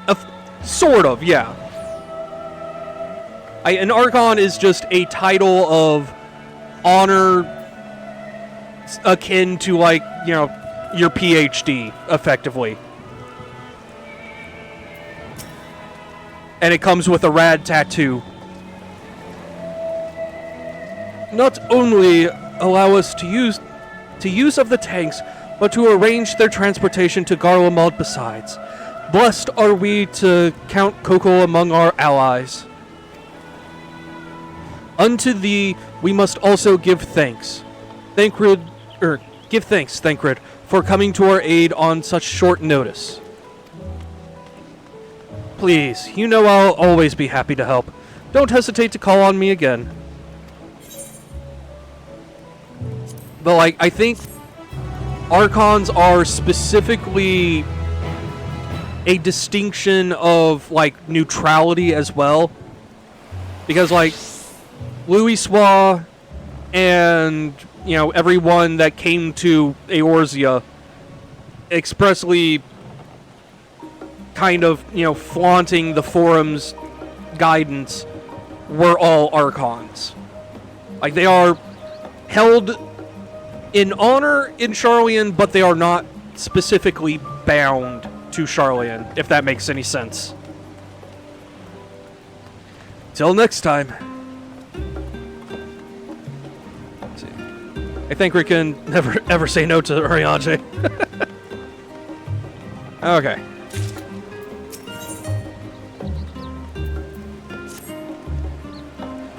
With the tank's transportation thus arranged, our first task is complete.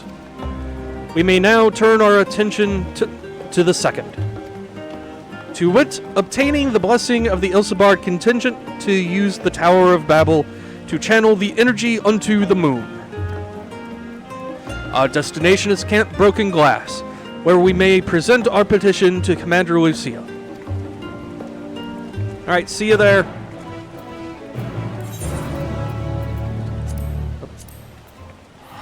Camp Broken Glass.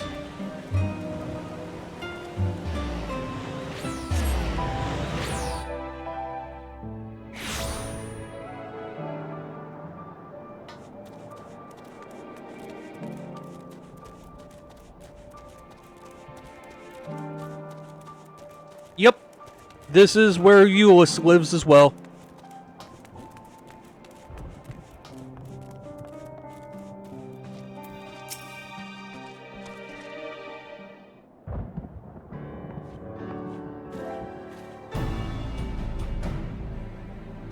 Ayane, allow me to personally thank you for your assistance during the recent Voisin incursion. Your actions saved many lives. What brings you here today? Pray, forgive us for not sending word in advance, Commander, but we seek your cooperation in a matter of great import. 2 hours later.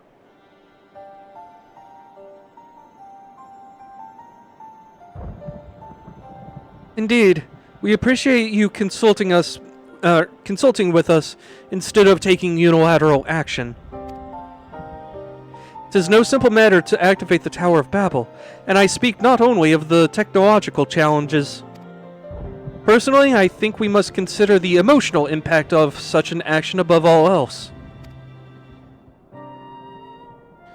Pending a more official name, we refer to those who remain here as the Garlean community. As you would expect, they are predominantly native Garleans, most of whom are uncomfortable with ethereal manipulation.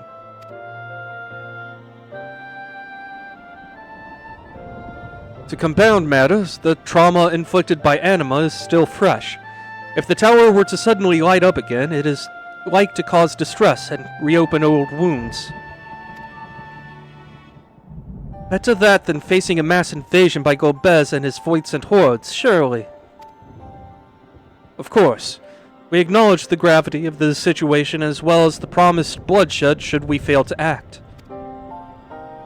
Yet, even were we to convey your warning to the public, many simply do not understand the workings of magic or the rift. They will struggle to comprehend why they must be forced to relive personal horrors for the sake of something they cannot imagine. What's there to imagine? Haven't these people seen Voidsent with their own eyes?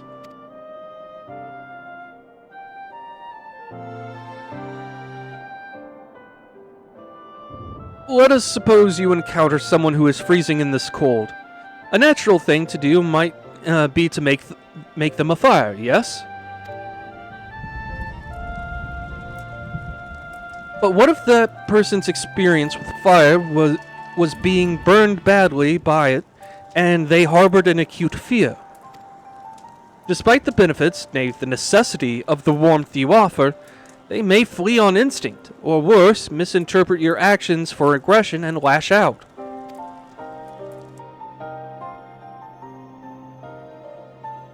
So, like the fire that torments this individual, the Tower of Babel torments the people of Garlemald. Yet, we cannot afford to falter here. We must find a way to help them overcome their fear.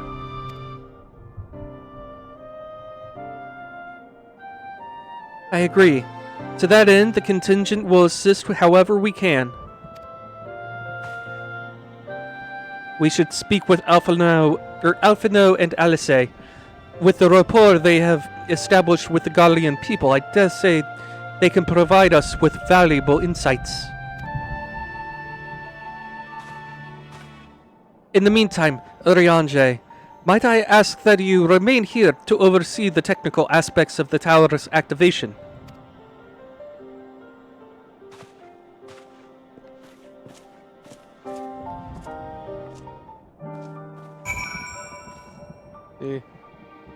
You were asking the wrong person, fuck us.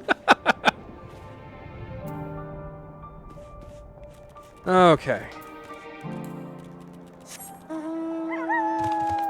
We've already had a Kamui. Give me something different. I will take haunts.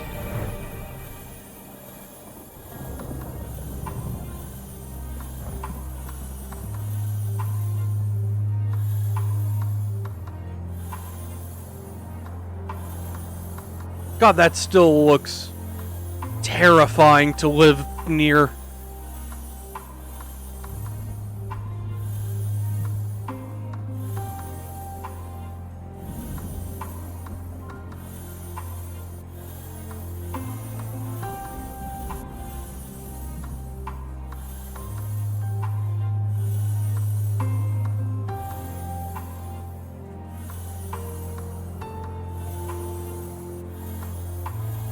Yeah, they're gonna be under there, yeah.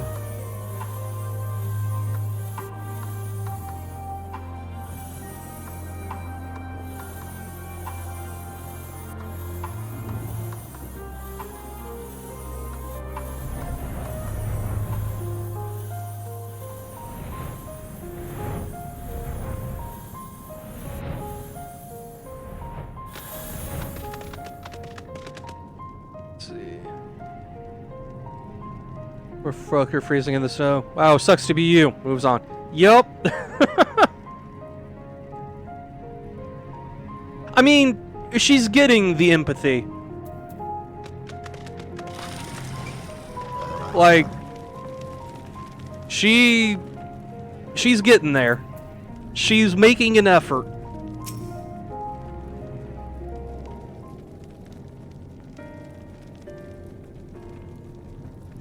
I am glad to see you, Ayane. Vritra has explained our present dilemma. 'Tis no unfounded concern that the Garleans might take poorly to the reactivation of the Tower of Babel. That's putting it mildly. Many would be up in arms over it. Trust in the Elsabad contingent is fragile enough. We need to tread lightly, or we risk jeopardizing everything we've achieved.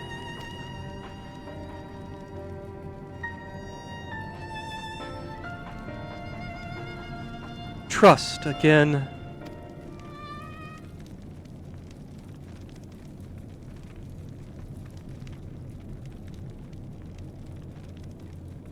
Well, it seems to me there's not for it but to speak with the people. Rather than harping on about the necessity of the plan, we need to lend an ear to their concerns. Then perhaps we can begin working towards a compromise.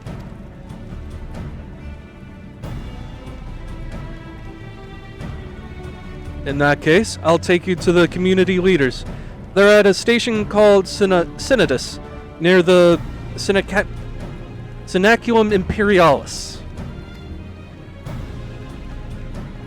Garlean names are still hard to pronounce. I would be honored to speak with them, though it would be prudent to know where people elsewhere stand as well. But that I will leave to the others. Save Zero. Might you accompany me?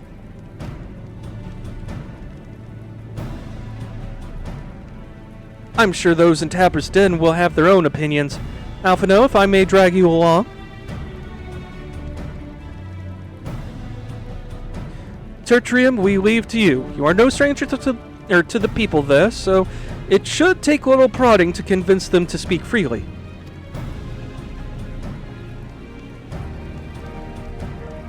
Then it's settled.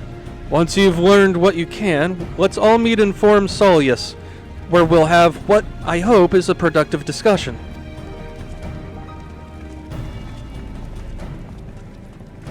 Just pretend you're at church. Wait, you're not Catholic.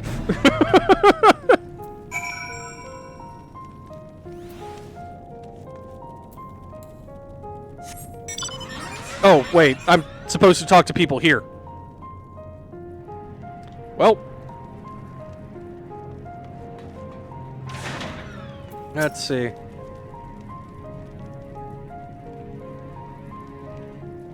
No, stop it! The tower is evil!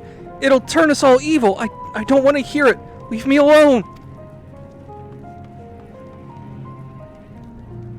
That bodes well!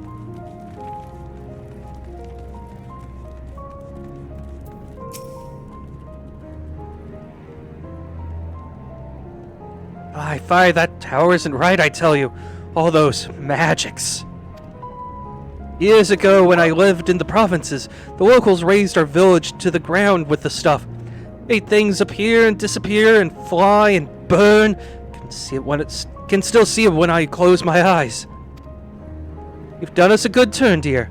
But let's not talk about that tower any longer. It's unnatural. I mean, she's not wrong. She really isn't wrong.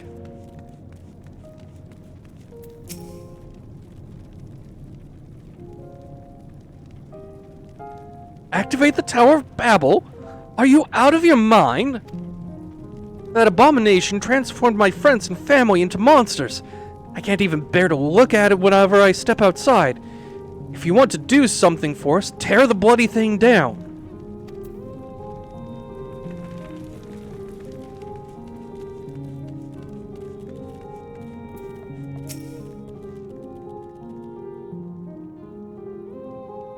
The Tower of Babel?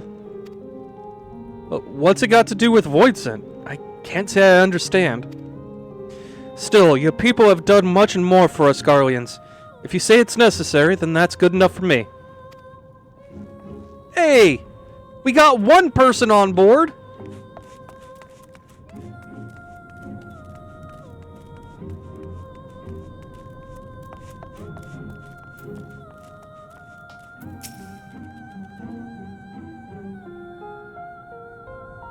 Whatever its present state, the Imperial Palace was once the pride of Garlemald. I mean, no disrespect to you and yours, but shouldn't the Garlean people be its caretakers instead of foreigners? Though if we dared speak thus to some of the contingent, they might make assumptions. Cut our rations, or worse. No. Forget I said anything, please.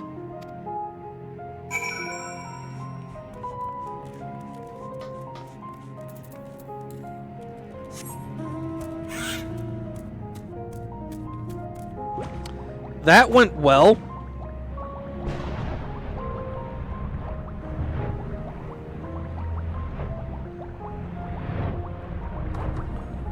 God, just coming out of there and just seeing that is unnerving.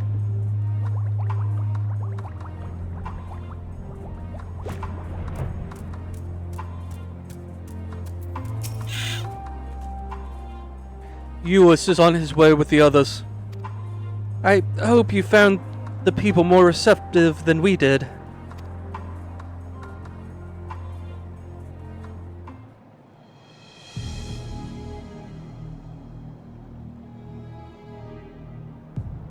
What are you writing? That was a...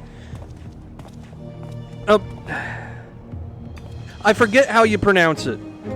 But in SMT5, you remember the old guy with the leaf? The Korokopol or something like that. That's what the races in, or that's what they look like in 14. Ayane, may I present to you Lords Gnius and Medius, magistrates of our political council. He sure did have the leaf, indeed. But also that all brown one is special because I got it from a Butterfinger promotion.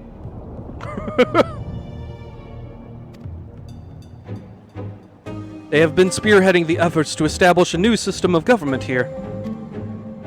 When we raised the subject of the Tower of Babel, they insisted that we speak no further until joined by representatives of the Elsebard contingent. I see Alphinaud and Alice have yet to arrive, though, so perhaps we should wait. It doesn't matter if only some of you are present. We simply wish to make one thing perfectly clear. The tower is the manifestation of Garlean ingenuity and authority.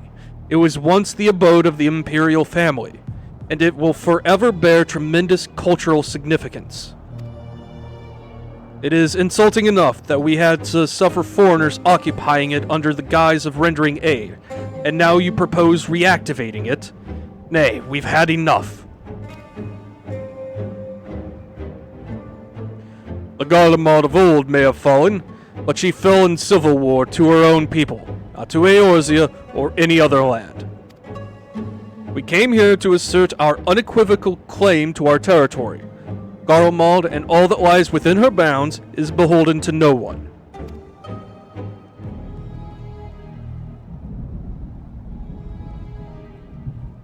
Thank you as a Garlean. Good question.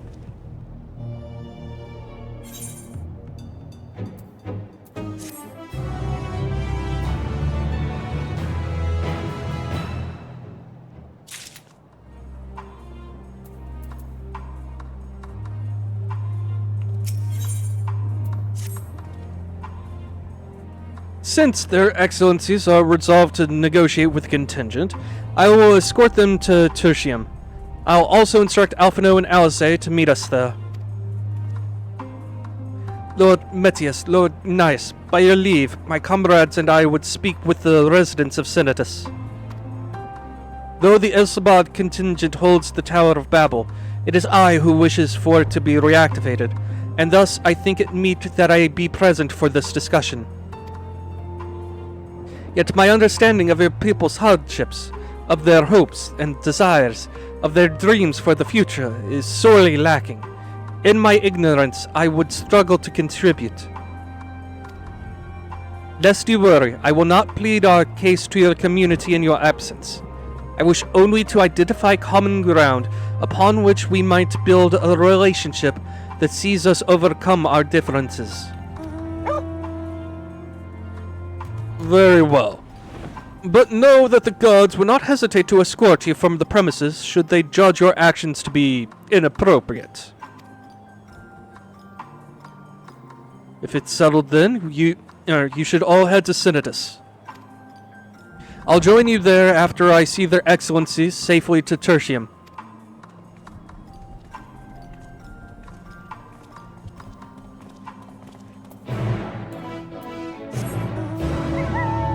Hi, Hime. How is? Also, give me something different.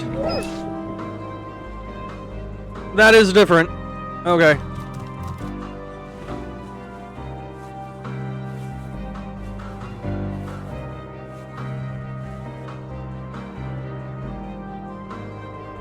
I have a lot of wolves.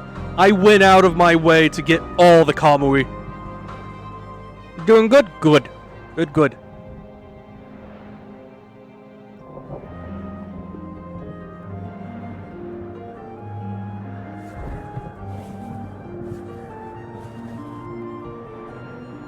Finally geared up for the trial and raids? Nice! Were you wanting to queue with me for the trial then? You know, if you're geared up by coincidence.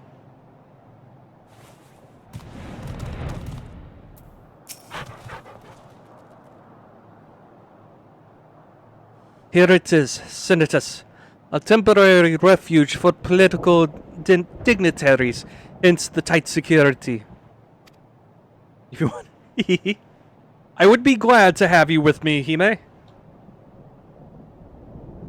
I am given to understand that outsiders are not normally permitted so much as a glimpse of inside. We should consider ourselves fortunate to be given this opportunity. I hope it will be worth the trouble. As do I, Zero. As do I.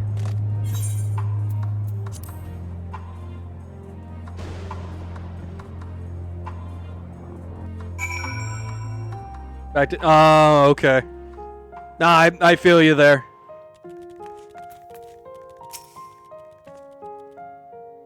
To begin, I propose we split up and ask the residents for their views on the Elsabard contingent and the current state of affairs. We would also do well to learn more about this enclave itself. Should you observe anything of note, pray keep it in mind. It is through open hearts and minds that I believe we may yet convince their leaders to work with us for the greater good.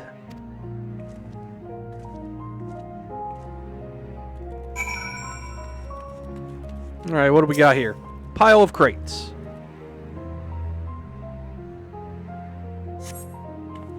The stockpile of assorted supplies bear markings indicated they were provided by the Elsabard contingent. The Enclave is clearly reliant upon the Alliance for aid.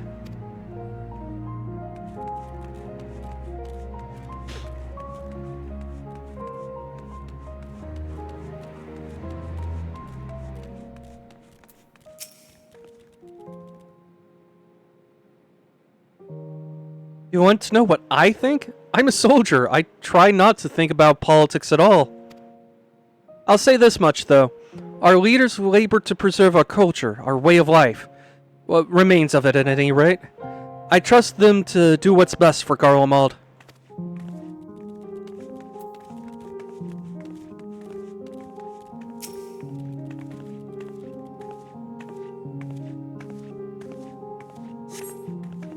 You recognize the large casks as the very same you and your comrades used to transport ceruleum from Lapis Manalis. Or why they are in the Synodus is unclear. Okay.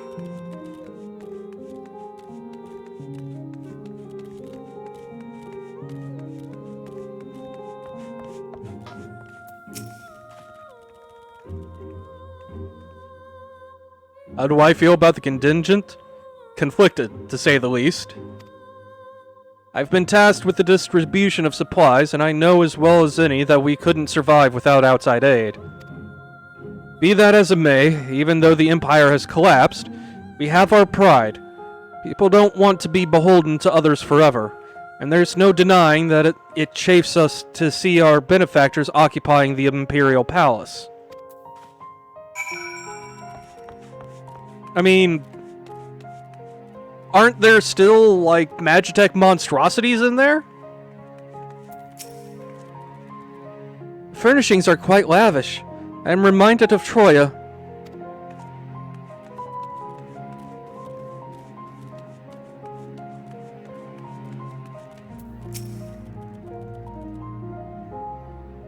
Somebody hoarding?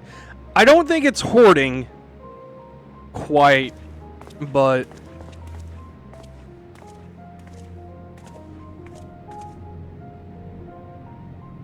like, they may just also have like a very limited number of barrels, and this is their like 5th refill of that barrel.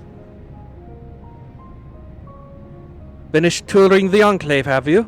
What were you able to learn?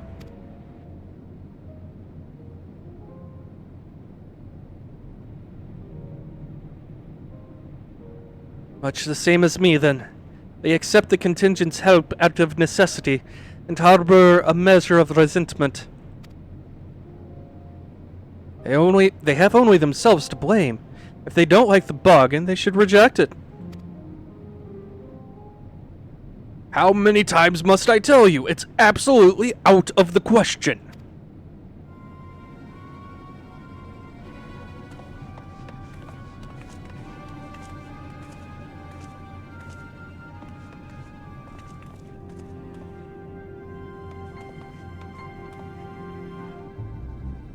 What's going on? We were wondering the very same. We came running when we heard shouting. Is aught the matter? Oh, no, I was just trying to explain. Mayhap you can clear this up. The contingent has made a reasonable request, but this man insists that it's impossible. It concerns the Magitech weapons, which run rampant throughout Regio Urbanissima. Every time we deliver supplies here, we have to dispatch extra men to defend against potential attacks. To address the issue once and for all, we've proposed the elimination of all machina that loiter near the supply route. But you heard them, they refuse to even consider it. The magistrates have already spoken on this matter. Rampant or no, those war machina are Garlean assets. Furthermore, who's to say they are as dangerous as you attest? It has been suggested that this could be a pretense to scavenge Magitech material for your own ends. I know not if that is the case, but the fact remains, we cannot allow you to destroy them. More speculation by the magistrates, I presume. Ridiculous, but they have spoken, and unless we want to inflame tensions further, there's naught we can do.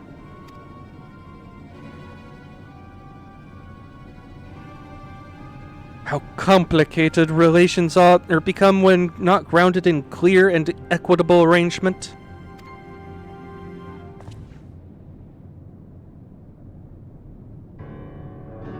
An equitable arrangement. Of course! Oh, do I understand the difficulty of your position. As a soldier, you must do your duty and obey your superiors.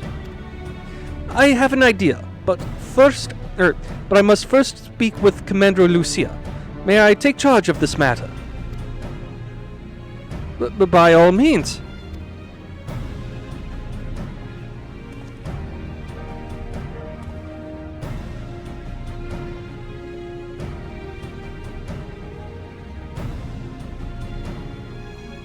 The embodiment of she's right but she shouldn't say it, yeah.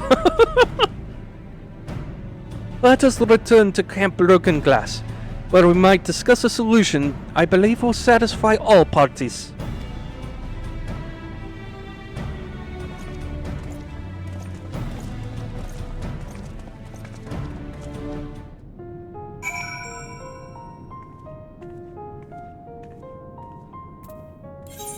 Alright, to Camp Broken Glass.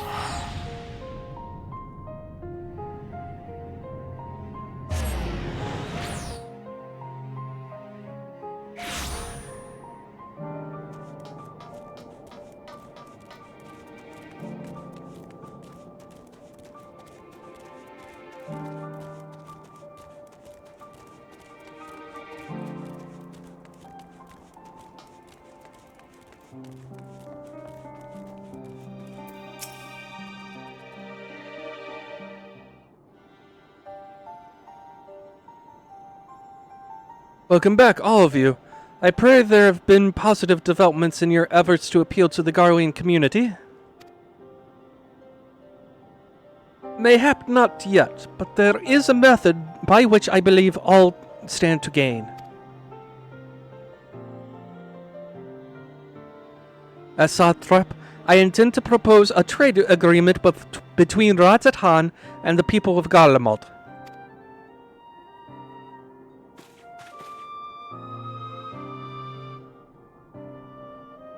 Please continue. The people of this nation have lived through the collapse and more, yet they have chosen to remain, for it is their home. That they have been able to survive thus far is thanks to the Ilsabad contingent, or rather, in less flattering terms, they are entirely at your mercy. Entirely at your mercy. Trying to do the Varshan accent is hard. Despite your noble intentions, this one-sided relationship has fueled feelings of frustration and resentment. 'Tis no surprise, then, that some Garleans are loath to engage with foreigners, for fear of indebting themselves further or surrendering more of their already limited autonomy. That is why I wish to present them with an equitable arrangement. One that will restore to them a sense of agency after having been forced to rely upon charity.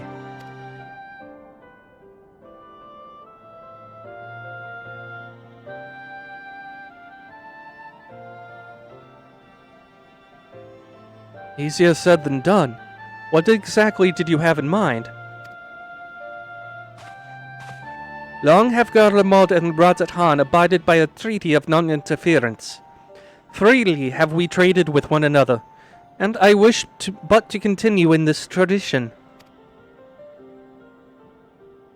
We would provide your people with such supplies as you require, in return for which you would grant us leave to use the Tower of Babel, as well as share your Magitech resources and expertise. As we become more reliant upon your technologies, we will, of course, require more ceruleum to fuel them. This you possess in abundance, and for it, you will be duly compensated. Radzat Han's culture will be enriched by your Magitech wonders, and our ever-increasing demand for your wares will see Garlemald grow wealthy and prosperous. Only when both sides keep the interests of the other in mind can an equitable relationship be forged. 'Tis a principle I once thought I understood, but have come to appreciate all the more in recent days, thanks to the sage counsel of a friend from beyond the rift.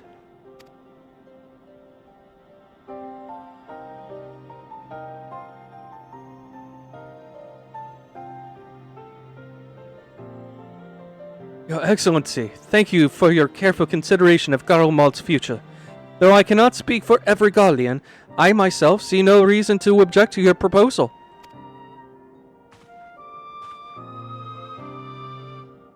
Indeed, if Radzat Han were to take the initiative, other nations may follow suit and seek to normalize trade relations with us. If you see the sense in my proposal, then I ask you to join me in the negotiations at Tertium.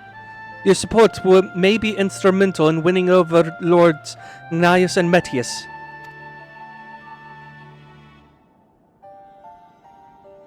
By all means, go with them. I have matters here well in hand. I have learned all that I may regarding the tower's operation, so I too shall hie me to Tertium.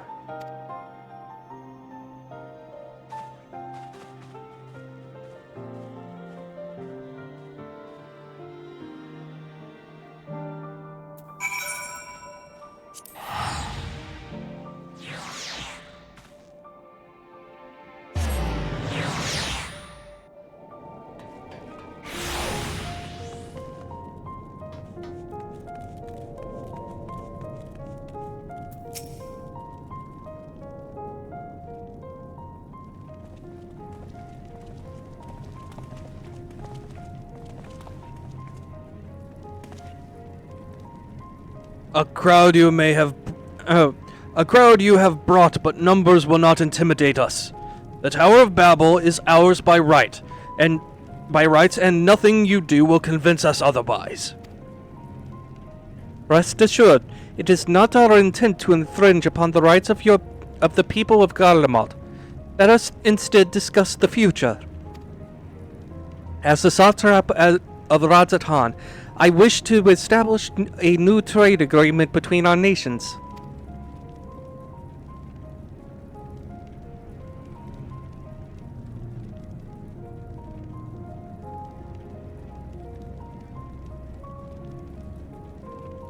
The aid we presently receive will not last forever, my lords. Sooner or later, we must stand on our own 2 feet. But to do so, we must secure a means to replenish our coffers, and the proposed agreement presents a rare opportunity. 'Tis true, we do not want from Magitech and Ceruleum, and foreign currency will be needed to procure such things as we lack. It would depend on the precise terms, but I can see the merits. What? I can't believe what I'm hearing. You served the Emperor. Were a proud patriot, yet now you entertain selling national resources like a common merchant? Like you, I weep for what we have lost. But if we are to rebuild Garlemald, we must make use of what precious few assets remain to us. Nonsense! Utter nonsense! You are a traitor, Gnaeus, and there will be a reckoning. Oh yes. When the people of Senatus learn of this, they will cry out for your blood. Lord Metius, wait! It isn't safe out there!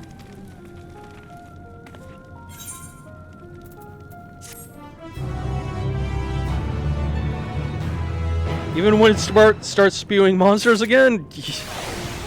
I mean, we still haven't, had a fight with the Giant of Babel yet, so I'm kind of expecting that, honestly. It's far too dangerous for a civilian to be outside alone. We must go after Lord Metius. Let us leave matters here to Maximus' care while the rest of us join in the search. If Lord Metius is bound for Senatus, we may be able to catch up to him in Rego Urbanesma. I pray he has not come to harm.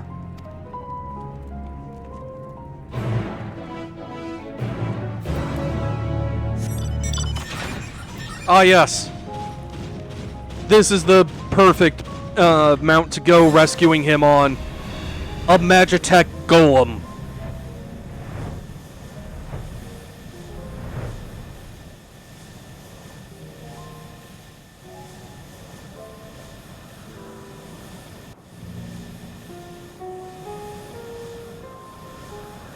I'm actually unclear as to whether or not the tower still has monsters in it. Like, we cleared out a lot of them when we went through with the contingent and everything. but I am unclear as to if it's still dangerous.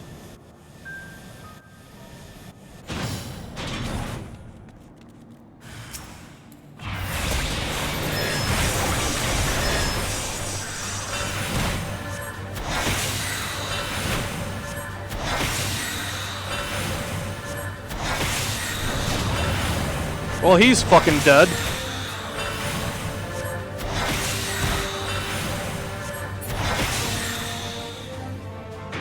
I mean, there are still very much, like, roaming, rampant Magitech stuff. I don't know if there's anything left inside at this point, is the big deal.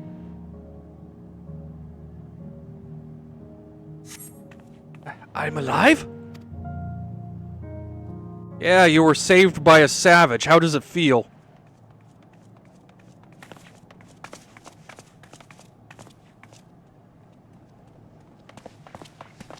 Praise the sisters, you are safe.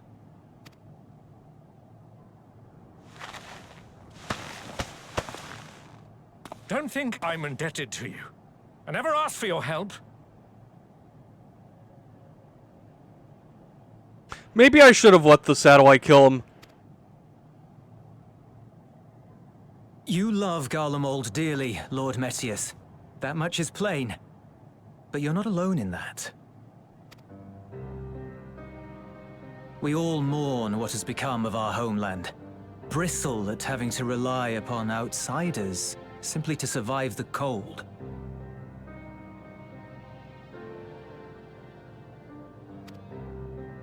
He's not evil, just a Sundari. Even now, I struggle with fear and uncertainty. Day after day, I ask myself, what is right? Where do we go from here? I've yet to find the answers. But I won't stop looking nonetheless. And I won't avert my gaze from our grim reality.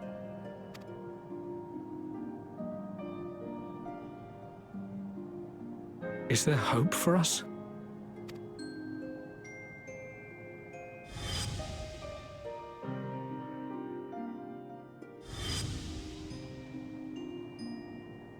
Aye, so long as we live.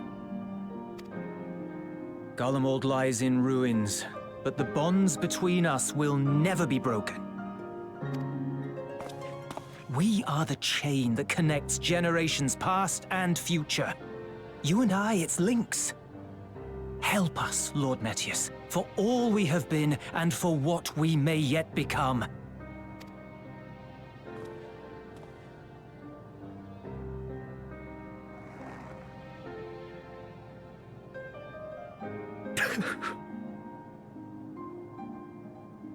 To be lectured by the young, it ill becomes a man of my station. Here's the thing, Nyx. The Civil War that brought the collapse of the Empire was the second Civil War within a decade. Like, Varys got the throne by ending one Civil War. And his death caused a second.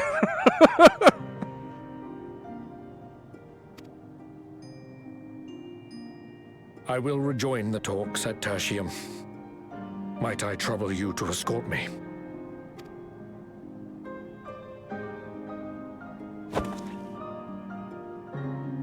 Ere we part, I apologize for my discourtesy. I owe you my life, and I thank you.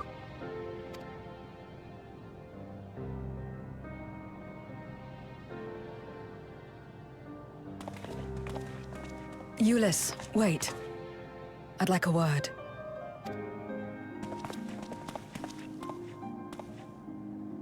With you as well. I'm to stay close, after all.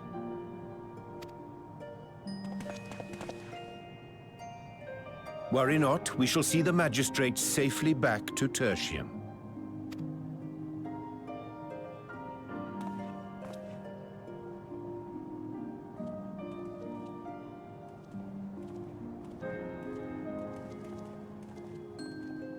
What is it?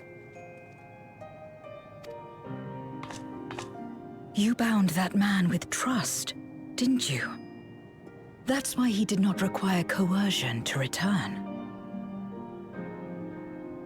Zero, please.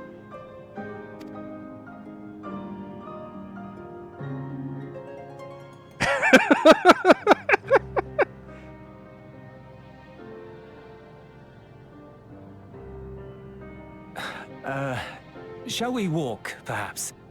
Chilly, standing around here.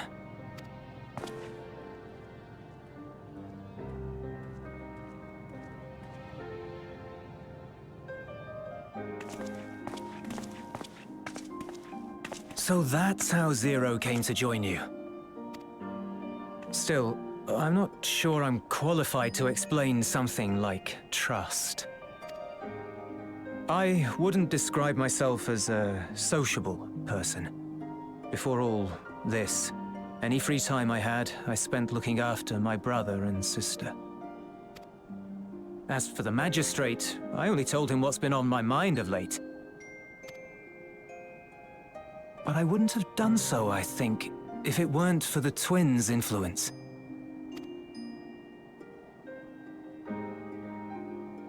Trust is infectious, in a manner of speaking.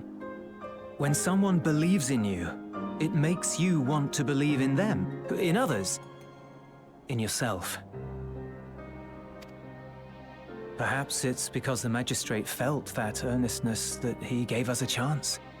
As I did, after I was caught trying to steal provisions from the enemy.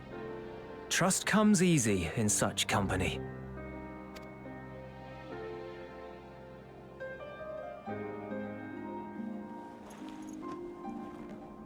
Little wonder my world is devoid of it. No one trusts in you, and so you trust in no one. And round the wheel turns.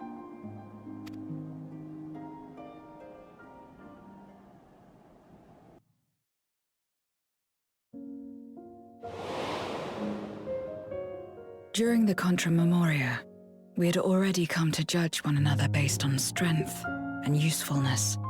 You either used or were used. Those who rejected this rule didn't survive.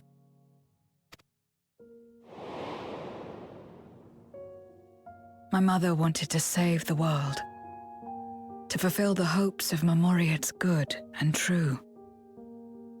After she died, I carried on her mission alone. Also, of course, they used the sad theme from FF4 here. That's cheating, game. Alone? Didn't you have anyone to help you? Almost. 2 men tried just the once.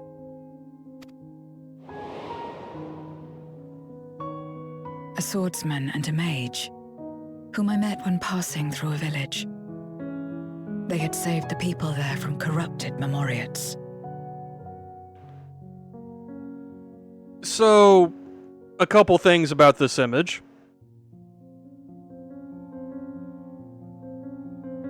This guy being shown from the legs down and conveniently having the head of the shadow obscured does not hide the fact that those are Golbez's fucking armored legs.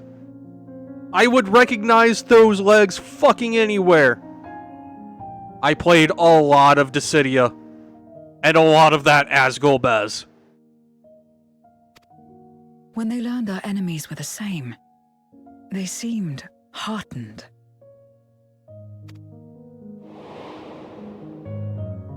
They claimed to be soldiers of a kingdom called Baron, and were traveling the realm in search for means to end the Contra Memoria.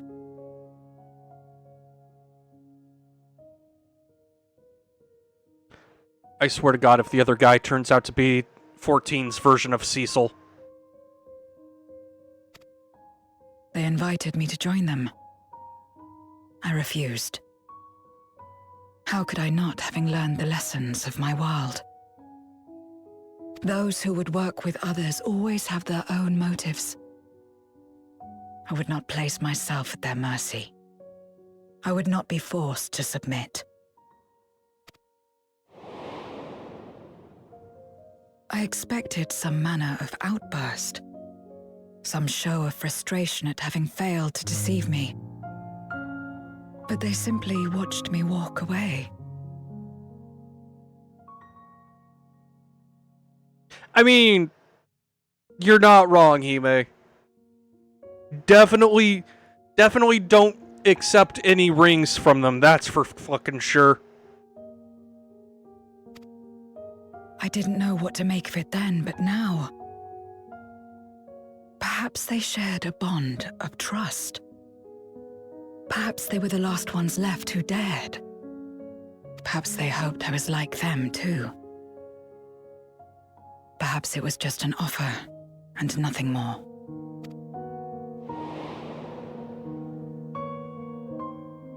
I continued fighting alone. But ultimately, I was undone. Overwhelmed by enemies that had banded together.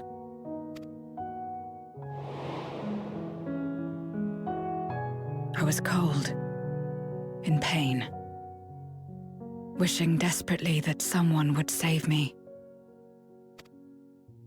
And as I lay there in solitude, I felt it happen. The breaking of our world. Darkness washed over me, and I was swept into the rift. When I finally managed to return, it was to a world forever transformed. My home, now filled with abominations.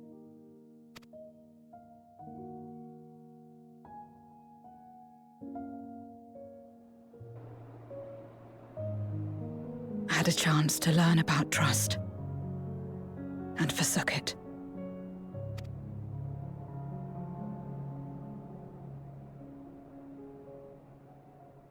I never had the power to save my home single-handed. I should have accepted their invitation. Had I joined them as I've joined you, I might not have had to face the end of the world alone.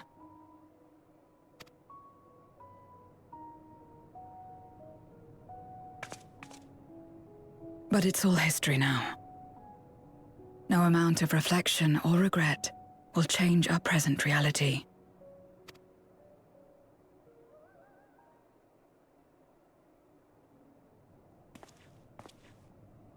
Whatever may have happened in the past, you're still here, Zero.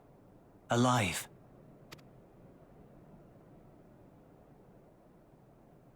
So long as you're alive, there will always be hope, no matter how bad things get. What you couldn't do yesterday, you might still do today.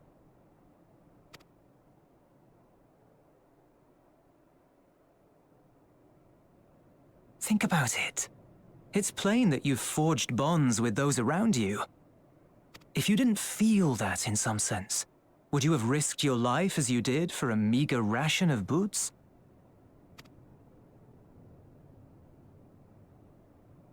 I trust you too, for what it's worth.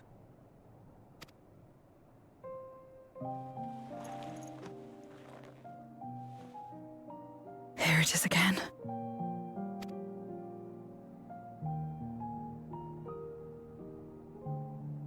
The fire that burned in my breast when you came to my rescue.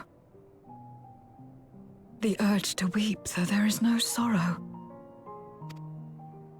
If this is trust, then what must I do? How do I answer it?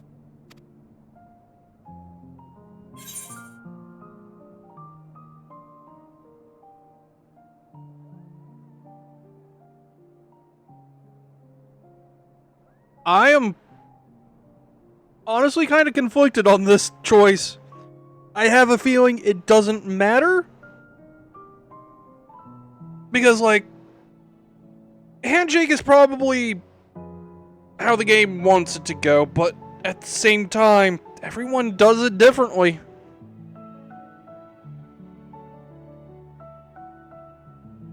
Hey, Uncle Phil, you must feel emotions.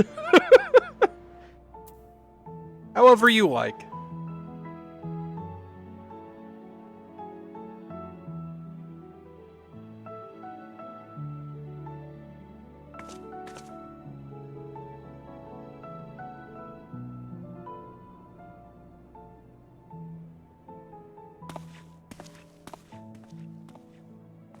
Give me your hand. It's not something you do constantly, mind. A friend is a friend regardless. A friend. So that's what it means.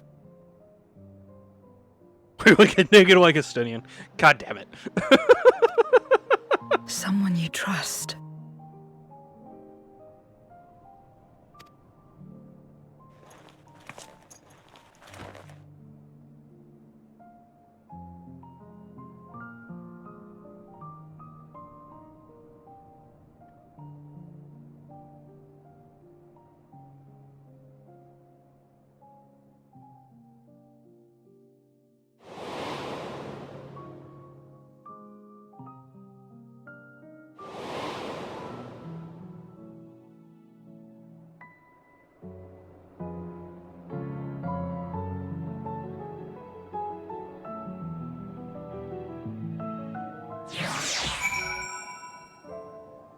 Anyone who'd watch that sweaty himbo do push-ups is more trusting person than anyone? Yes. I mean, Estinian was quite literally a sweaty himbo at the time.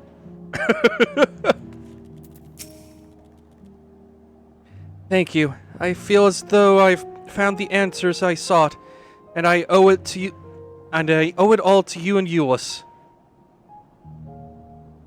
She's absolutely raising those death flags.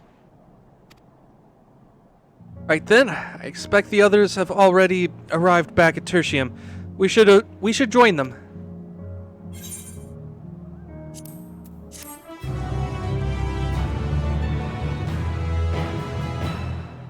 This is painfully right.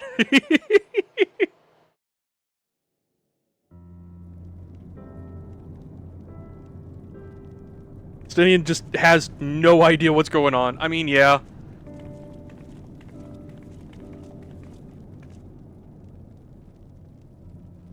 Oh, glad am I to see everyone returned, and none the worse for wear. Various representatives of the Garlean community are gathered here at this very moment. I dare say this is a fine opportunity to announce the trade agreement. You've read the memorandum. I trust you find the terms acceptable. I do. And, Nias, I pray you forgive me for my disgraceful conduct earlier. I am ashamed not only of my behavior, but of placing the burden of negotiation solely on your shoulders in my absence.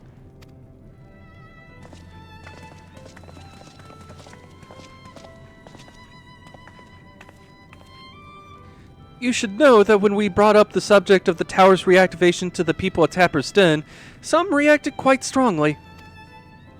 Once we explained that it would be to prevent another Foytson invasion, however, they were more receptive. It's fair to say the recent episode is still fresh in their minds. I tagged along to deliver a supply of ceruleum. I have to say, didn't expect to see such a large crowd. Even the stuffy Imperials who normally keep to themselves in Synodus are here.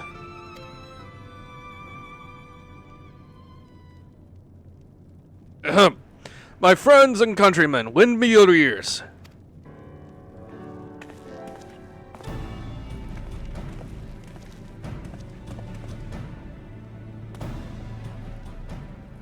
I am pleased to inform you all on this joyous occasion that we, the people of Garlemald, have entered into a trade agreement with Radzatan. To inaugurate our accord, we intend to grant the individuals before you access to the Tower of Babel. In return, Radzatan will provide us with supplies, which will be equally distributed amongst the settlements of our nation.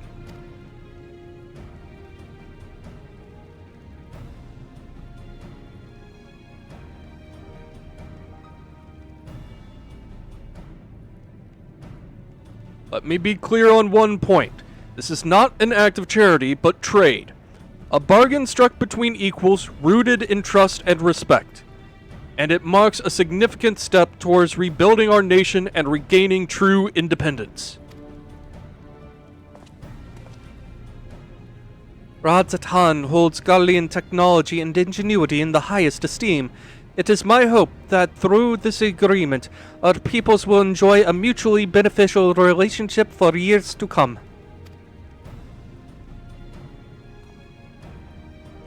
Now then, we bid you gather round to hear the particulars, that you might convey them to those elsewhere.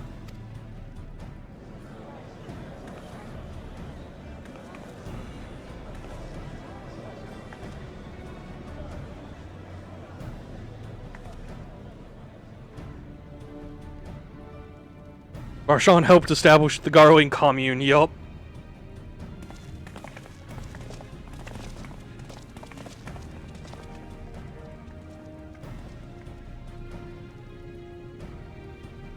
So burdened by hardship and trauma were the people of Garlemald that they were unable to imagine a brighter future. To be recognized as equals, as a nation with something of value to offer to others, that validation alone is enough to rekindle their hope. 'Tis by this partnership that we may access the Tower of Babel, a rather timely development given the ether tank's impending arrival. Once the tower stores have been replenished, we need but await Y'shtola's signal to channel the energy to the moon, yes? Then you can leave that and everything else on this end to me and Alphino. No need to worry. Devote all your energies to the mission in the void. As ever, I am in your debt.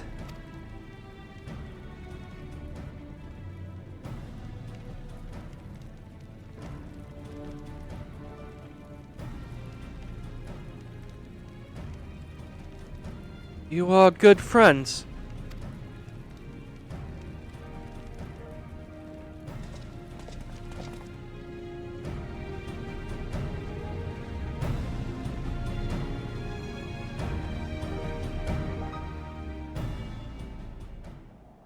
Radz-at-Han.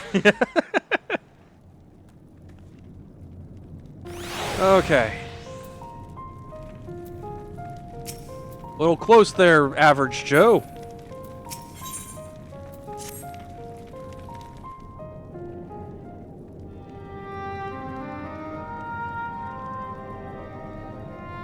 Let us take a moment to review matters as they stand.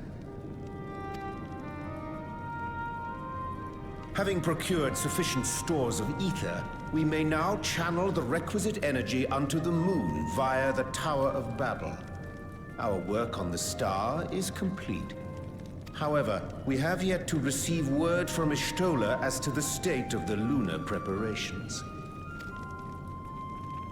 A ritual to open the gate, and measures to forestall a void-sent invasion. Neither task is simple nor quickly completed. She would doubtless benefit from our assistance. The very thing I was about to propose. Let us join her above and lend what aid we may.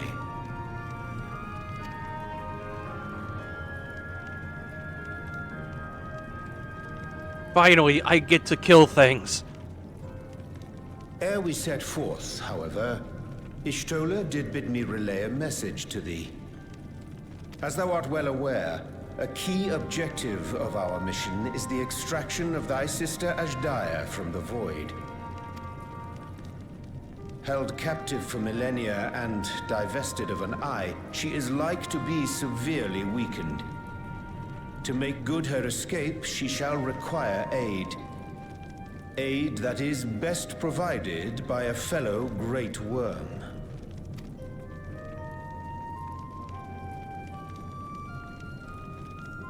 You would have me go in my true form. Very well. Like our sire, we Great Worms are capable of traversing the great expanse. The journey will take some time, but I shall take myself to the moon.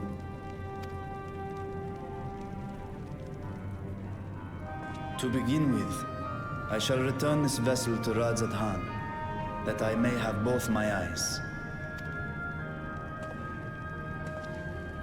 And until such time as we find Ajdaya, I would entrust her eye to your keeping.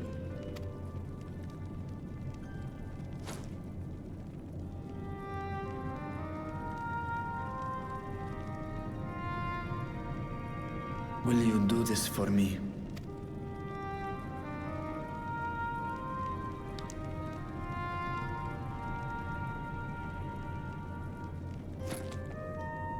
This is what, the fourth eye we've handled now? We shall contact you via Link Pearl once all is in place on the moon. You need but follow Ishtola's instructions. Like, it's weird that we've done this before, but like, at this point, Tiamat is literally the only dragon or great worm whose eye we haven't fondled. I mean, and Vritra. Yes. Moving on. Understood. We'll be ready. Look, I'm not implying Varshan's in the harem or anything. That's not what I'm implying. Why would I imply that? Zero. That is exactly what I'm implying.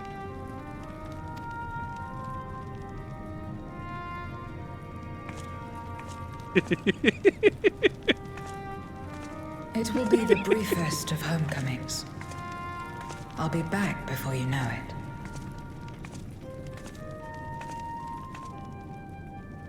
Yeah, Big Varshan specifically. In Mare Elementorum, then. Go well.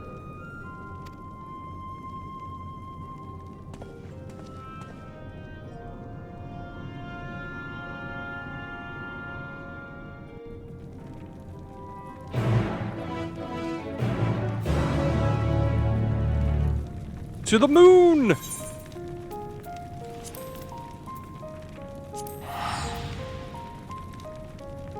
Small Varshan is for head pats.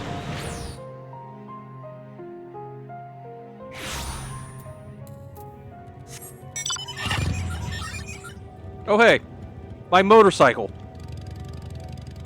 That flies.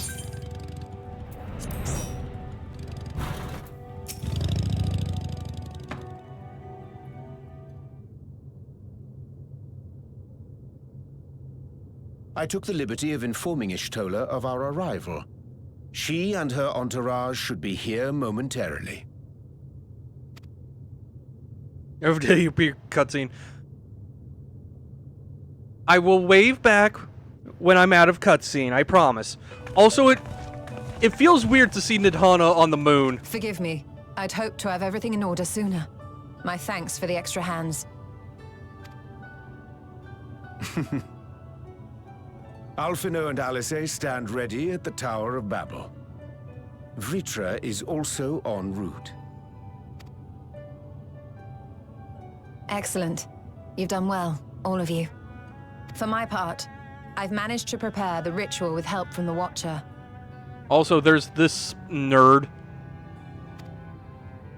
All that remains is to channel the ether from below. This should, I pray, open a gate leading to the moon of the 13th. May I just say how excited we are to be a part of this grand undertaking. The development of the artificial Atomos was one thing, but this is an opportunity like no other.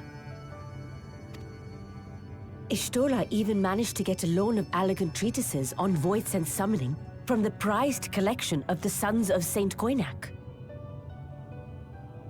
The Empire's application of etherochemistry in regulating void gates provided us with many a useful insight for our work, let me tell you.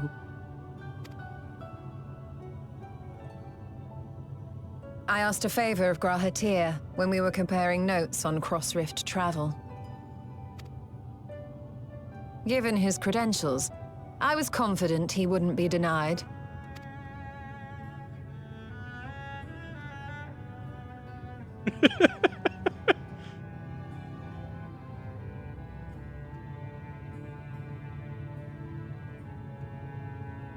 The knowledge of our forebears has brought us far, as has our own.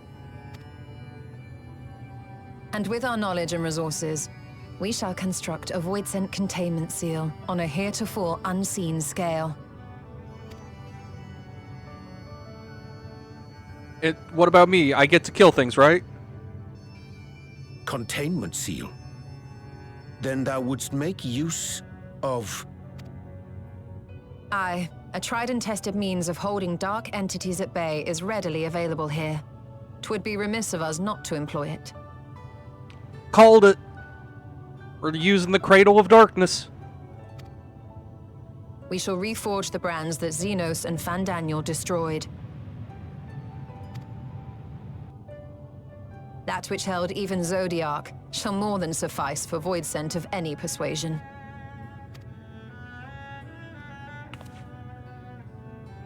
The Watcher is already hard at work, tending to the most critical parts of the brand's restoration. There are, however, a number of concerning factors that remain. With your help, I'm sure we can resolve them. Time is of the essence, so I suggest we continue this discussion as we make our way to the brands.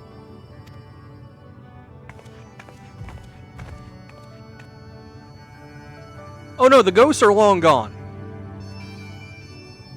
We're just rebuilding the cage that the King Ghost was in. Also. There. Are you happy now, Hime? I have waved back at you. You nerd.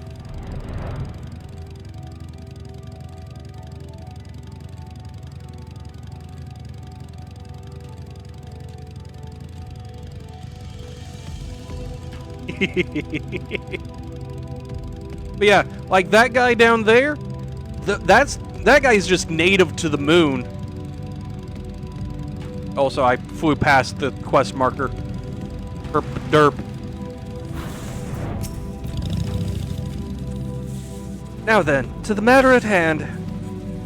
With the Watcher's assistance, we shall reforge each of Zodiark's brands and use them to erect a barrier capable of repelling Voidsent. Yet though we expect it to be effective against larger beings on account of its original purpose, there is a chance it will allow lesser Voidsent to slip through. Therefore, we shall require a second line of defense, and I believe the Loporrit's supporters would be suitable for this purpose. Orianche, Ayane, the two of you have a strong rapport with our lunar allies. I would have you meet with Livingway and Bestway's burrows and provide any assistance they require. I will join you. As a Voidsent, my knowledge may be of use. An excellent idea. In the meantime, the rest of us will see to reforging the brands. I will send word when we have finished. Pray do the same.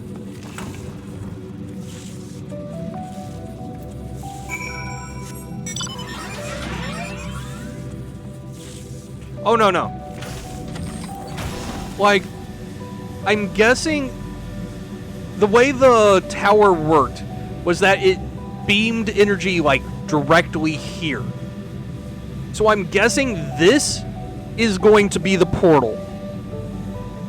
So, like, all the brands here are just going to make a net over top of it, is my guess, anyway.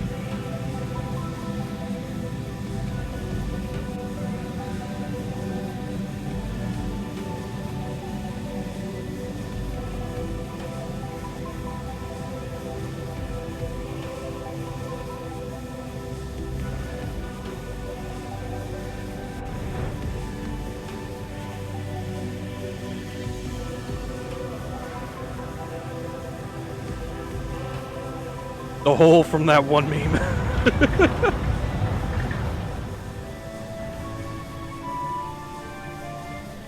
Oh, Livingway is actually up here. Okay.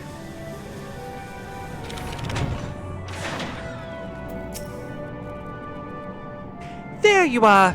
You still had to price me of your present undertaking. Understand that she wishes to deploy our pride and joy, the veritable carrots of our eye, our unrivaled combat supporters, as a precautionary matter in case this Voidsent containment seal of hers proves lacking. As we speak, my fellows are rounding up what units we can and will bring them to the northeast corner in short order. Please wait there. Okay.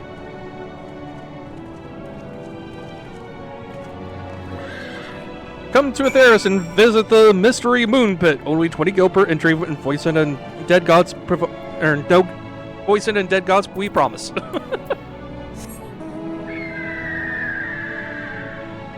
Isn't that just the Mystery Flesh Pit?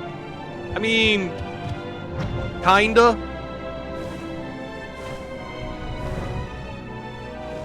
Also, there's a blue quest down there. I should remember to do that.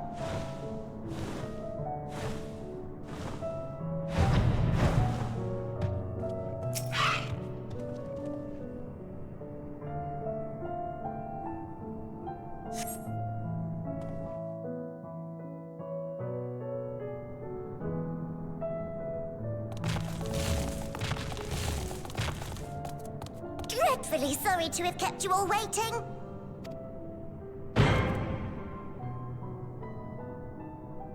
Hello there, friends. A new person. Heard there was a bit of a rush, so we gathered what combat-ready supporters we had available.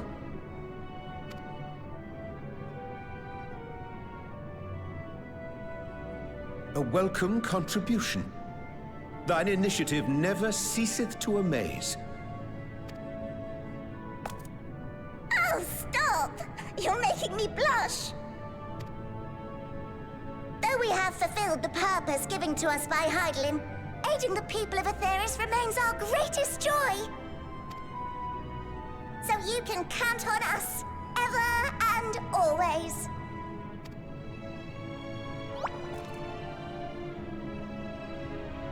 Right, so, we originally deployed these supporters to patrol the moon and keep it safe. They've never tussled with Voidsent before, but with sufficient data, they ought to hold their own against the ghastly fiends.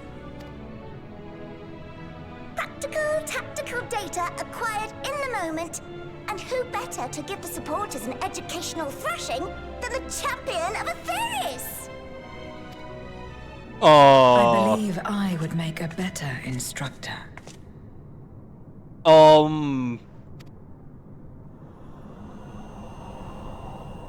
Not only have I fought Voidsent, I am one. Zero, honey, you need to chill.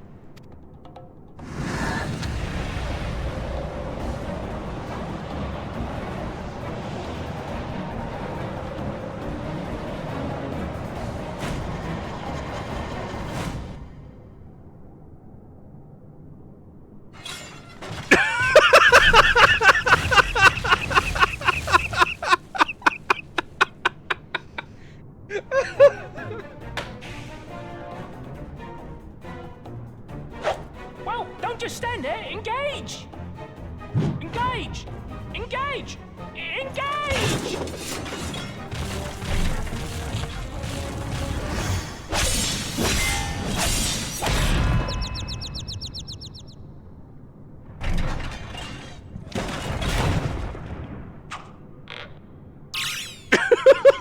That'll do!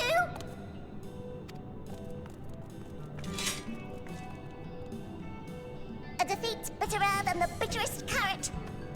Using this experience, we must enhance the supporters and turn them into Voidsent slaughterbots! Indeed. Right after we've managed to put the poor dears back together.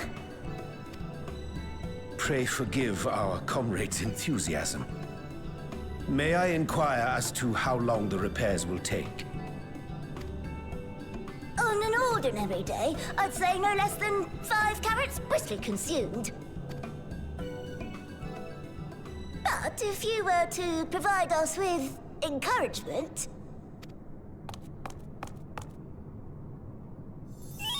we just might be able to do it in 2... Oh, no!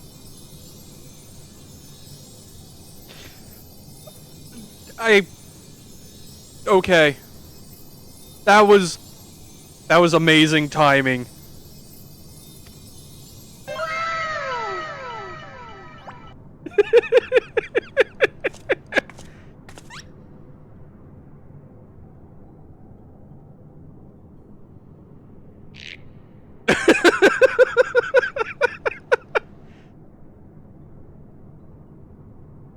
This I leave to you.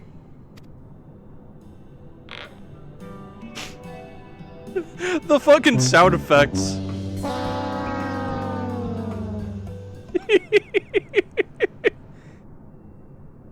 The Loporrit's eyes twinkle with anticipation as they await your buoyant exhalation. To wit, they yearn for you to rally their spirits.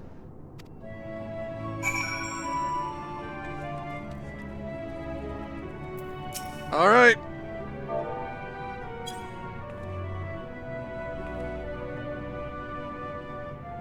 What? Engage! Engage! Oh, sorry. I was in the midst of... Forgive me. The sight of precision parts is strangely soothing and sleep-inducing. But I'll try to keep moving.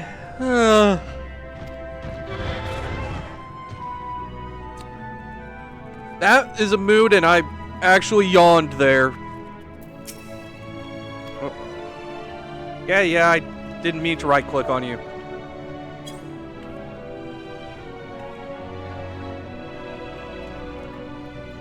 What a marvelous feeling! There's nothing like wild gesticulations of encouragement to fire you up.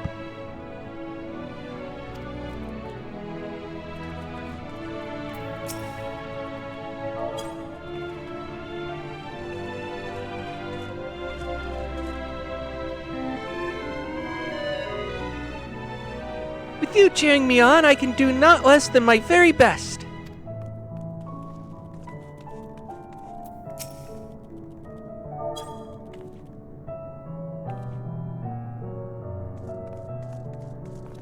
Oh, thank you very much. You don't know how uplifting it is to have you encouraging us.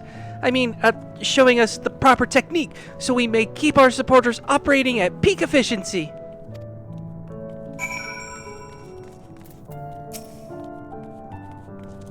My, everyone is in high spirits indeed. Thanks to your encouragement, we'll have the supporters up and running again in no time at all. Pray, attend to your remaining busy work and leave the deployment of our new and improved Voidsent Slaughterbots to us.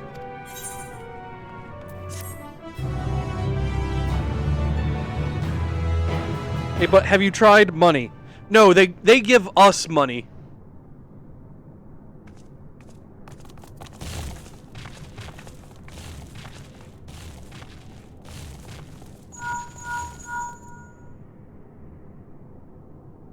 Can you hear me?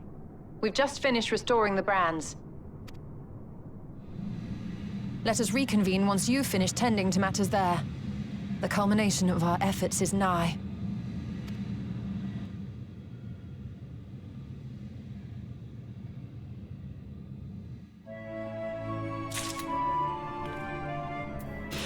Ah, my nose. The brands are ready, I presume? Excellent. With the Loporrits having deployed their supporters, we are ready to proceed. Let us rejoin Y'shtola post-haste, and prise open our gate unto the void.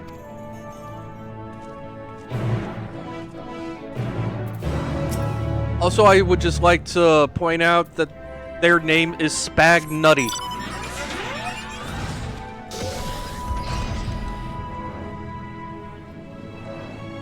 For no other reason than to point it out.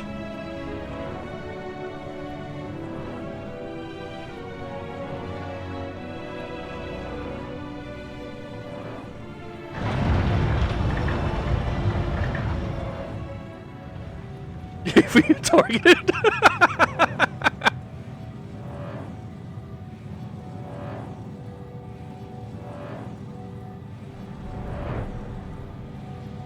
They were dressed for the name, too, which I appreciate.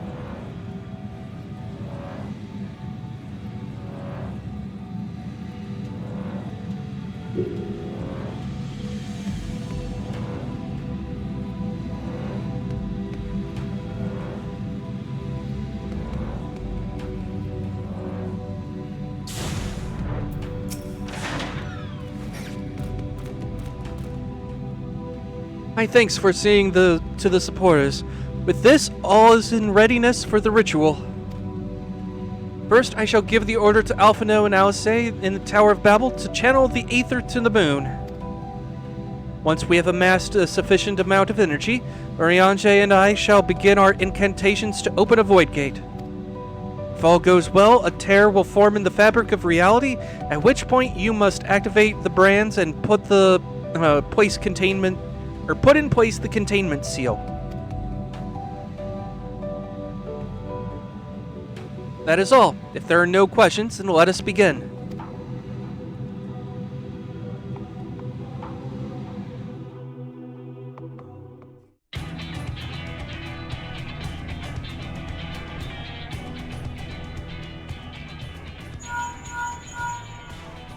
Apologies for the wait. The preparations here are finally complete. Excellent. The Tower 2 is activated. But give the word and we will begin channeling the Aether. Very well then. Make it so. Make it so. The moment of truth.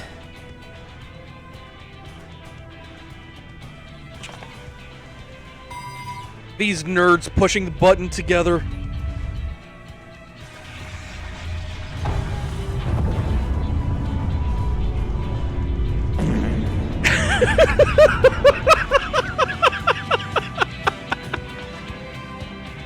God damn it. That was fucking amazing.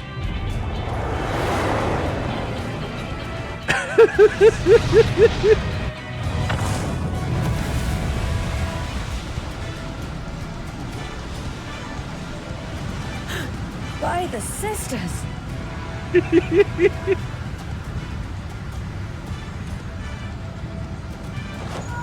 Urianger, commence your invocations. 'Tis time to open our gate.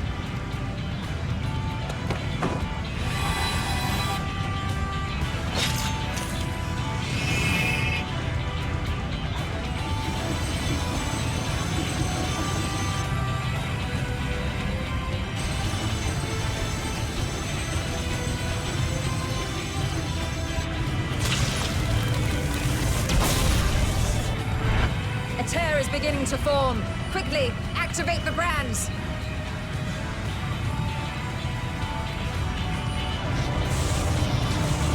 No, she's still very much blind, yeah. Well, blind, normal blind, anyway. She sees ether. Yeah.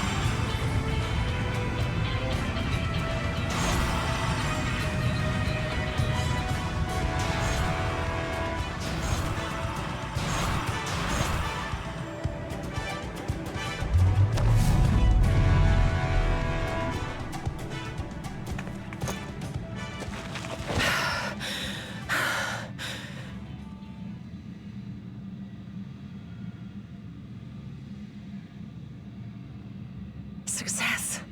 The gate is open, and the seal appears to be in place. Let's see how well it holds.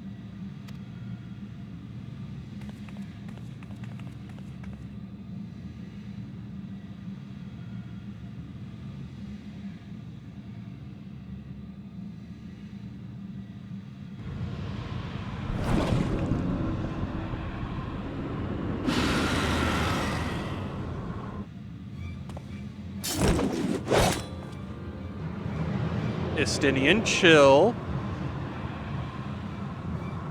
What an enormous gate! Lord Golbez will be eager to hear of this.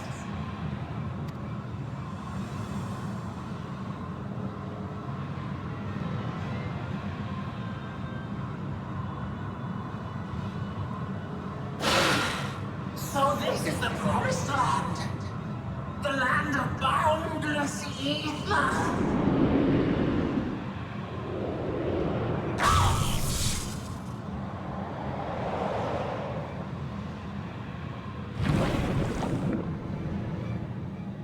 The bug zapper The works. seal doth serve its purpose.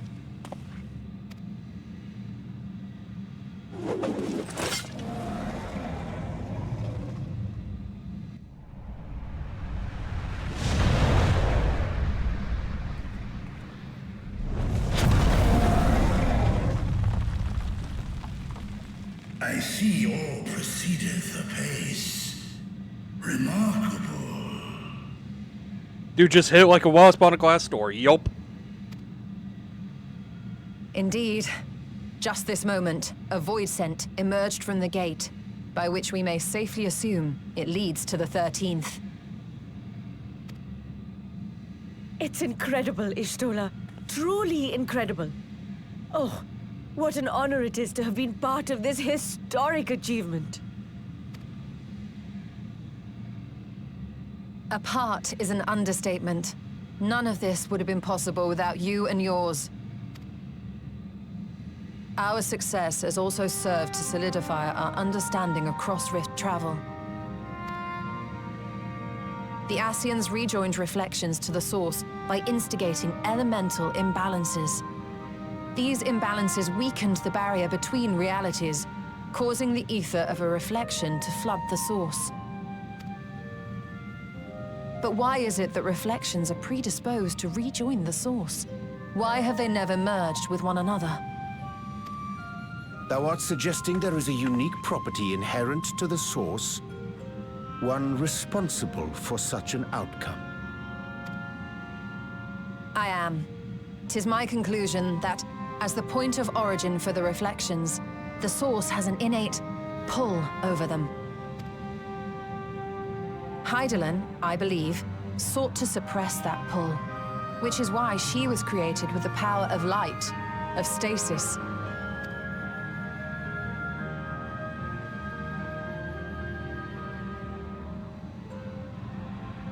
Meanwhile, the power of darkness, of activity, reigns in the void. Hydaelyn's influence would naturally be weaker, and this manifested in the form of planar fissures. Working with this hypothesis, I set my sights upon where the pull was assessed to be strongest, and through our combined efforts, we succeeded in opening a gate to the void. Now, I must stress, it was because we sought the void that we succeeded. Pleased though I am to have my theory proven, the secrets of travel to other reflections still elude us. Even so, in the reality that lies beyond the 8th Umbral Calamity, there are those who found a way to reach the first. I will not rest until I do the same. One step closer to fulfilling your dream, eh? Just a step. Many more remain to be taken. Which further motivates me to forestall a void-sent invasion. So come, let us set forth, to find Ashdaya and put an end to Golbez's plot.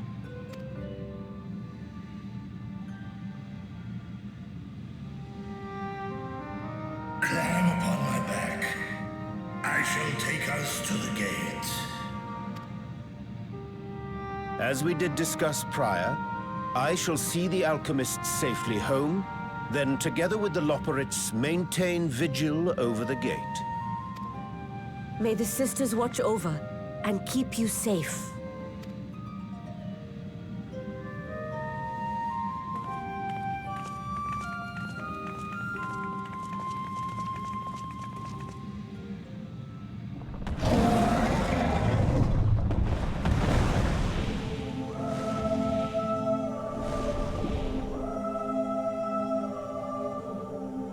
Into the void once more.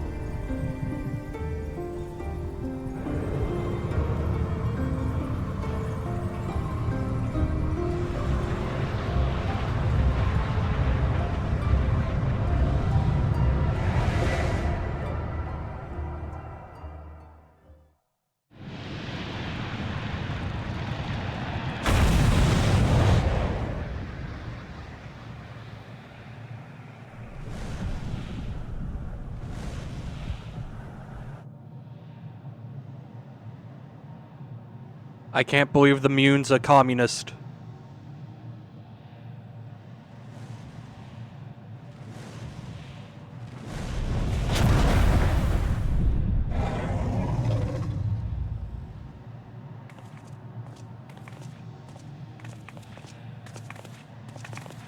This is the moon of the 13th.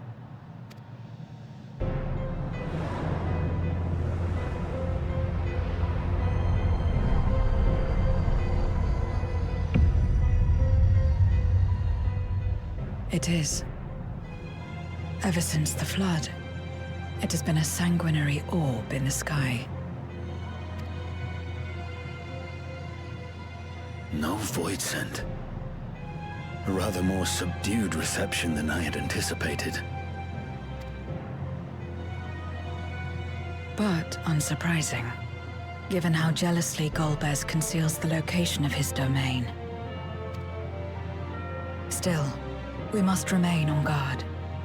One of his minions came through the gate, after all, and more may lie in wait. I do not sense my sister. Where could she be? Steady, Vritra. We've barely arrived. Let us explore our surrounds before drawing conclusions.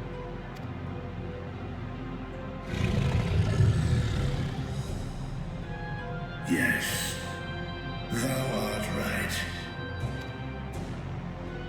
I shall survey the moon from above. The ground I leave to you all.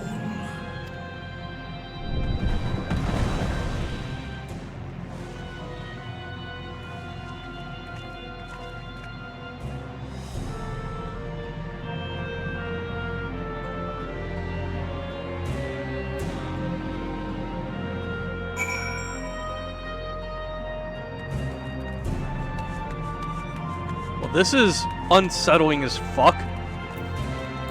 And I can't use mounts in here.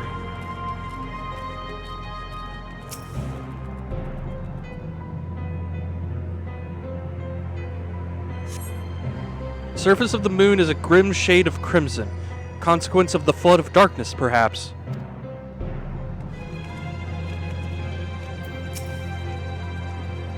My lance will be ready should any more of Golbez's pawns appear. Cool.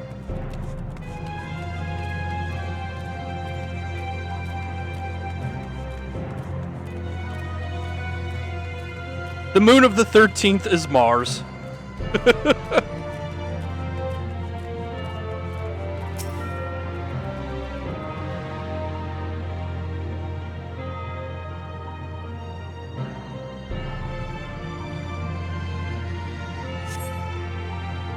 No matter how you strain your eyes, you spy no signs of life.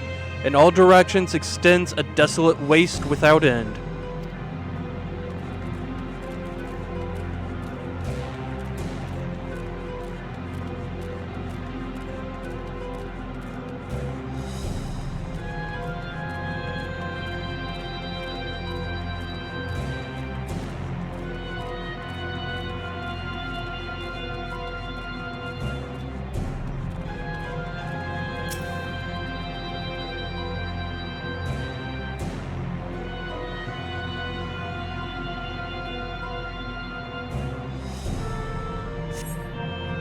You hold your breath in an attempt to catch the faintest noise.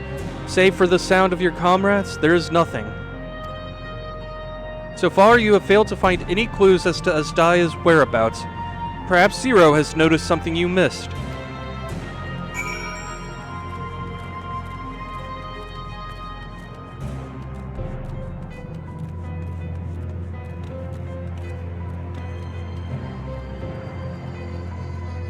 I think I found it.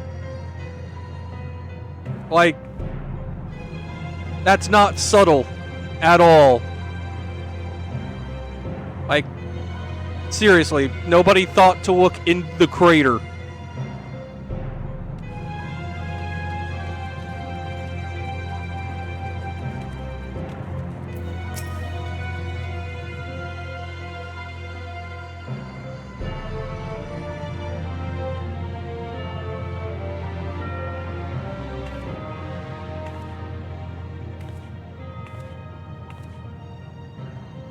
The chasm has caught your attention as well.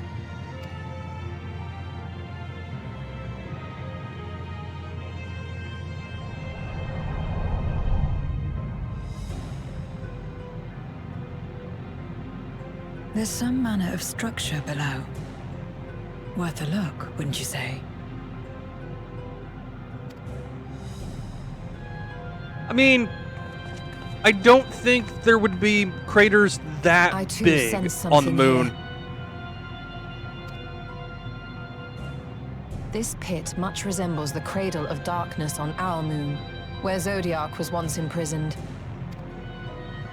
If this place serves the same function, then a fragment of his power must have been sealed in the depths. Strange, though. When Zodiark perished in the Source, I presumed that every aspect of him was thus unmade, and his power scattered. But it's unmistakable. The darkness that permeates this abyss. Could a trace of him yet remain? Or is it something else?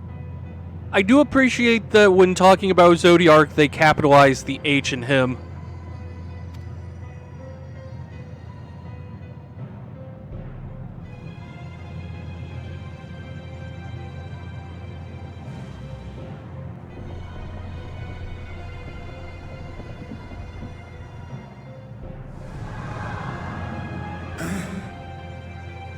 I hear thee, sister. I hear thee. Vritra, it's dangerous to go alone. Climb on, my friends. Hastaya is here, within this chasm.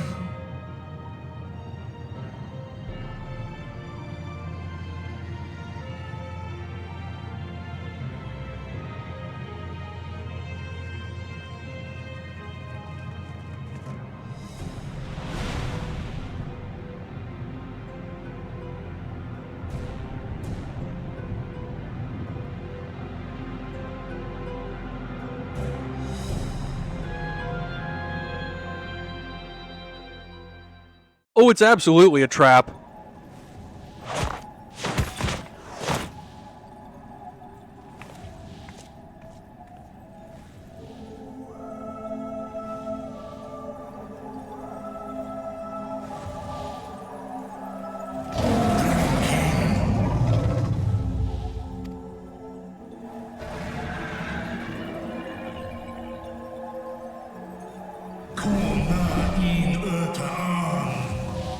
Zai, Vritra, I have come to rescue thee.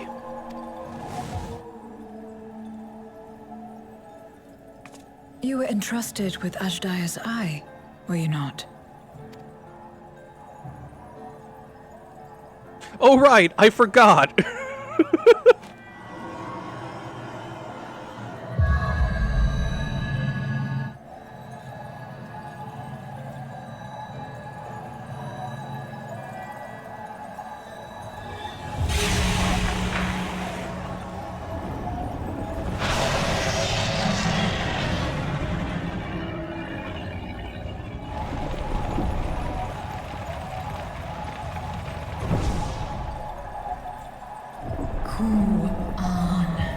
What? How?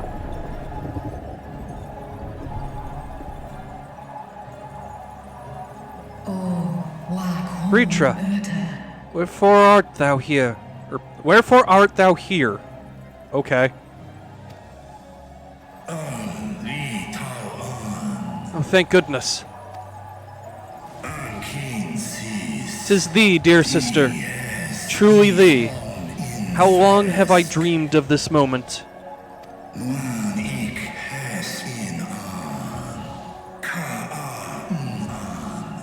Would that... Wait for it. Would that I could have found thee sooner, but I am here now. Let us return home together.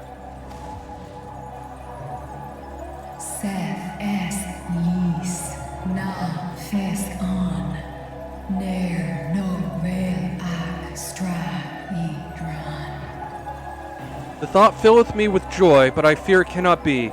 Not even with a dragon's might can these chains be broken.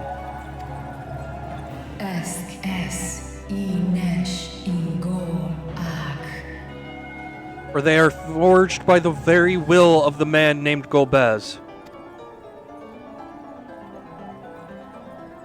So this is indeed Golbez's domain.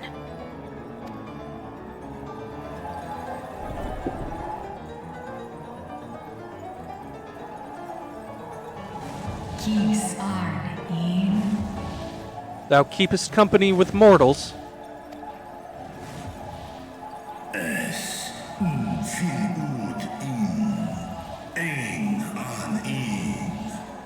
I do. They are my stalwart allies, without whom I could not have come this far. Cis esk dir antar. Is that so? Then much time hath passed indeed.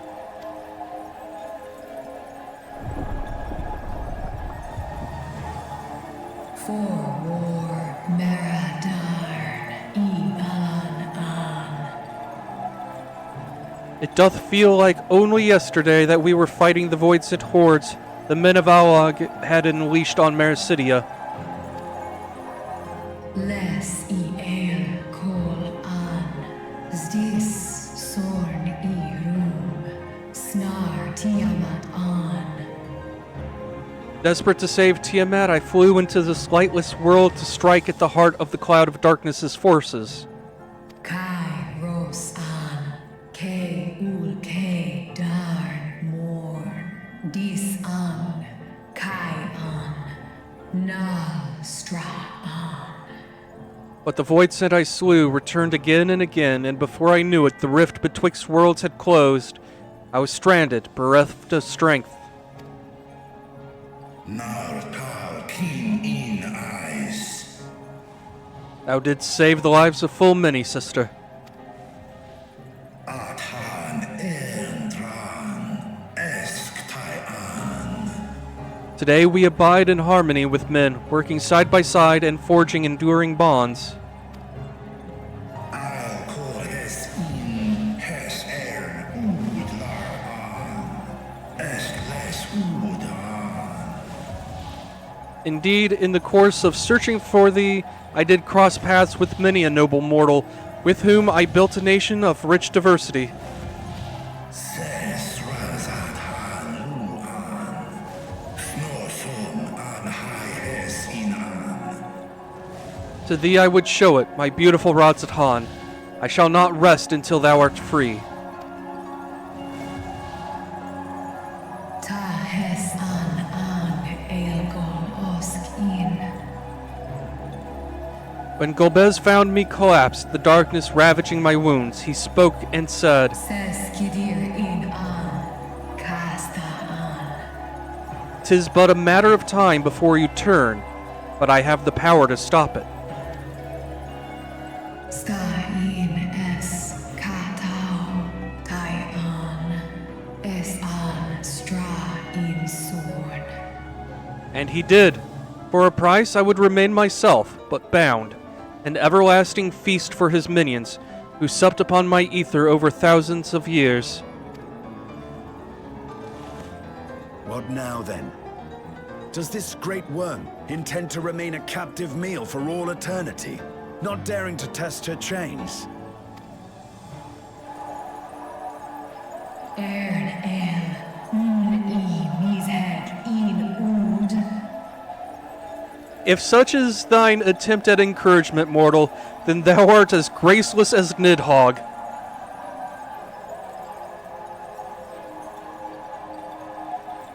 I love that line. Holy shit. Kis targon. Asrael dis tar. Sma osk in sis an.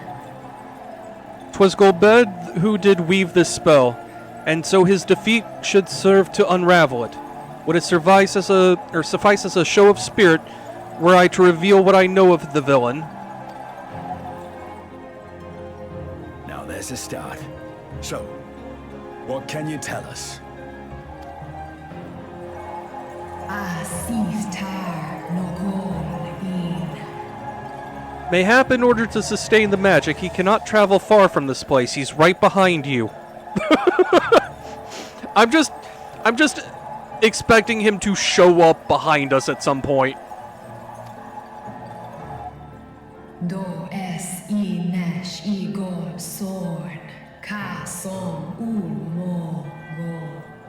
He doth prefer to send minions to carry out his will, but on occasion will himself ascend to the moon's surface. Skom les Sao An, Som Du Orta Sis. And every time, without fail, he will visit the same location to the south. Something of import lieth there, doubt not. Well, you heard her. Shall we look into this spot near and dear to our enemy's heart?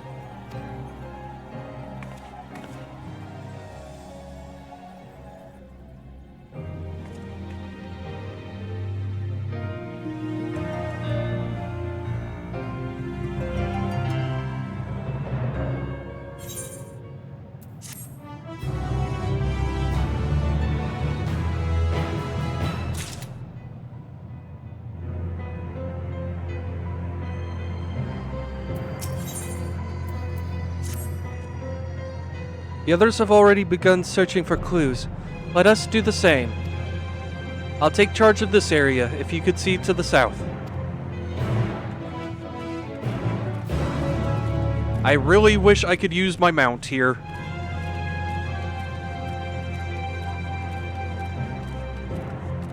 Also, I do appreciate the music here, being the moon theme from FF4, and also Vritra coming in to draw a distance scared the bejesus out of me. Holy shit.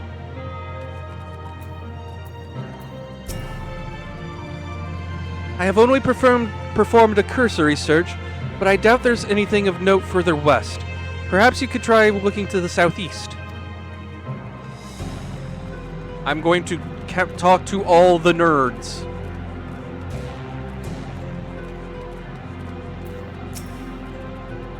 Nothing here. Mayhap further south, then.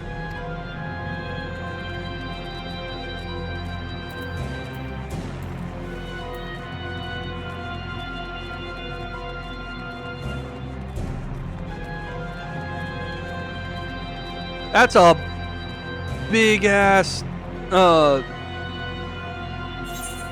Jesus. That's a big-ass search circle. God damn.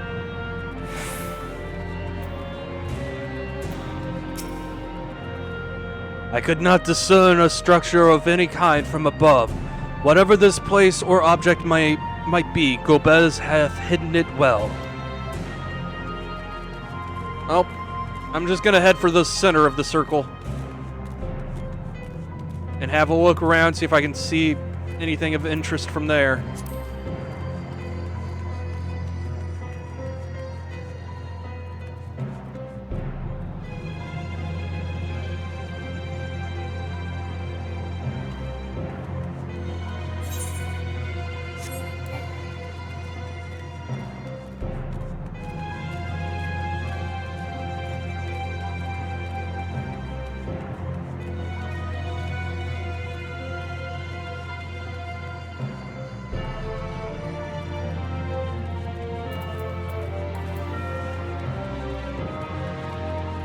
This would be so much easier if I could mount.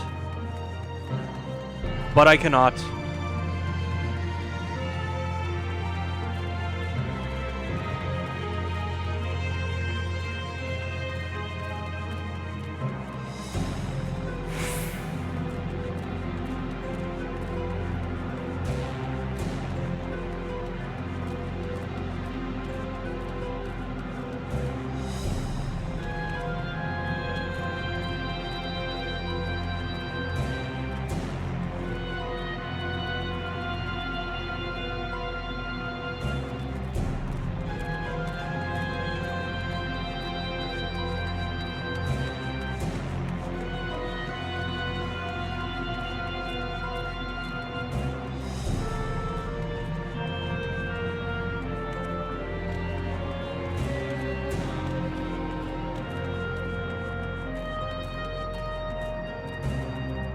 Void Moon is some third impact shit? Yeah?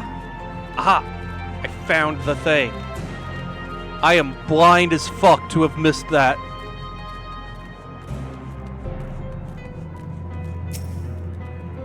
A glint from beneath the rock catches your eye.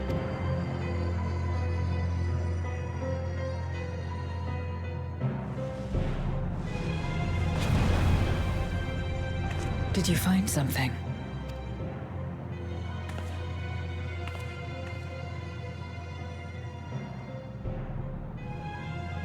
A Memoria.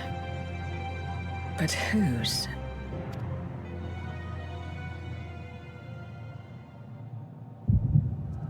Oh, time for a headache with pictures.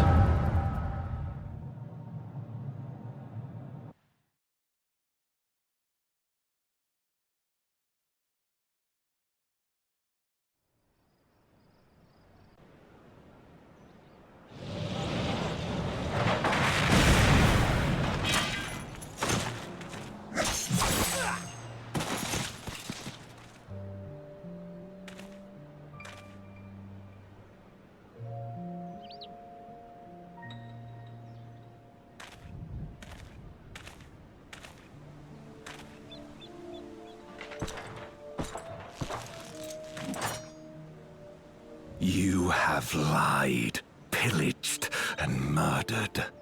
Have you anything to say in your defense? Okay, his name is Durante. It's not Cecil. I am actually shocked.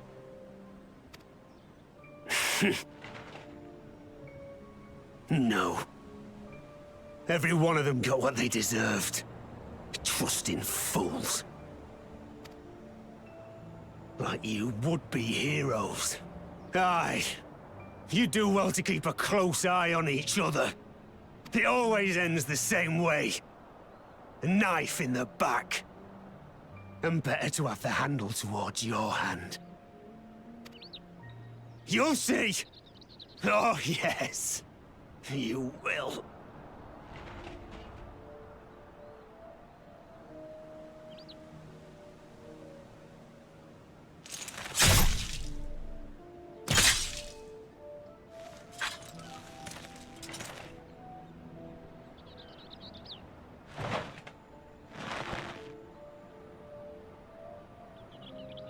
In death may your soul find salvation. I can't bring myself to pray for the unrepentant. You're a nobler man than I. Come now, we are all shaped by these dark times more than we would care to admit. I choose to believe that had these men known peace and plenty, they would not have been consumed by mistrust and avarice. Victims of the Contra Memoria, then. Like so many others. But we will end it.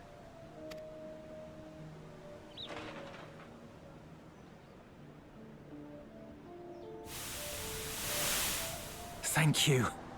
I shudder to imagine what might have happened if you hadn't dealt with the Dark Ones.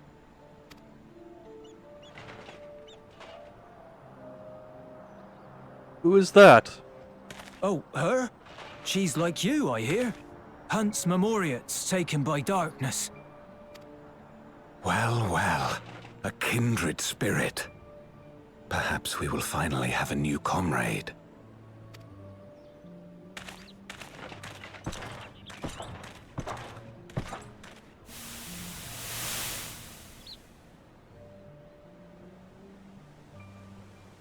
No. I've no interest in working with others. Much less someone who looks as suspicious as you. Is that so? If there's nothing else, I'll be on my way.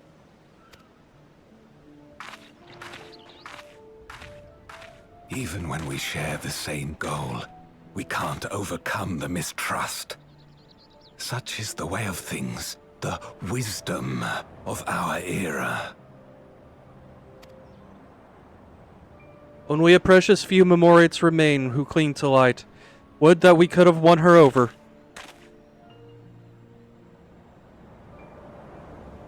We'll make do, old friend. We have accomplished much already, and another person may well have been more of a hindrance than help. Now then, our work here is finished. His Majesty has summoned us, so let us not delay. To Baron!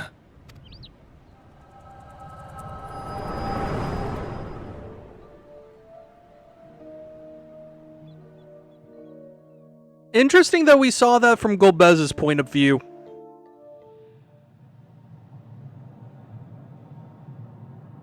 Had another vision of the past, did you?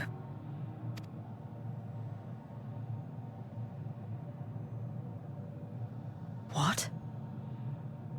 I was in it.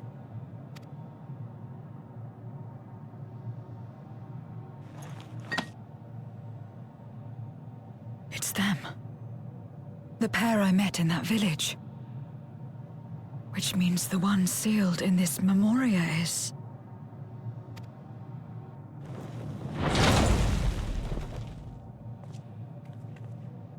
So, you have come. You, who would oppose our crusade. Tranquil. Sister!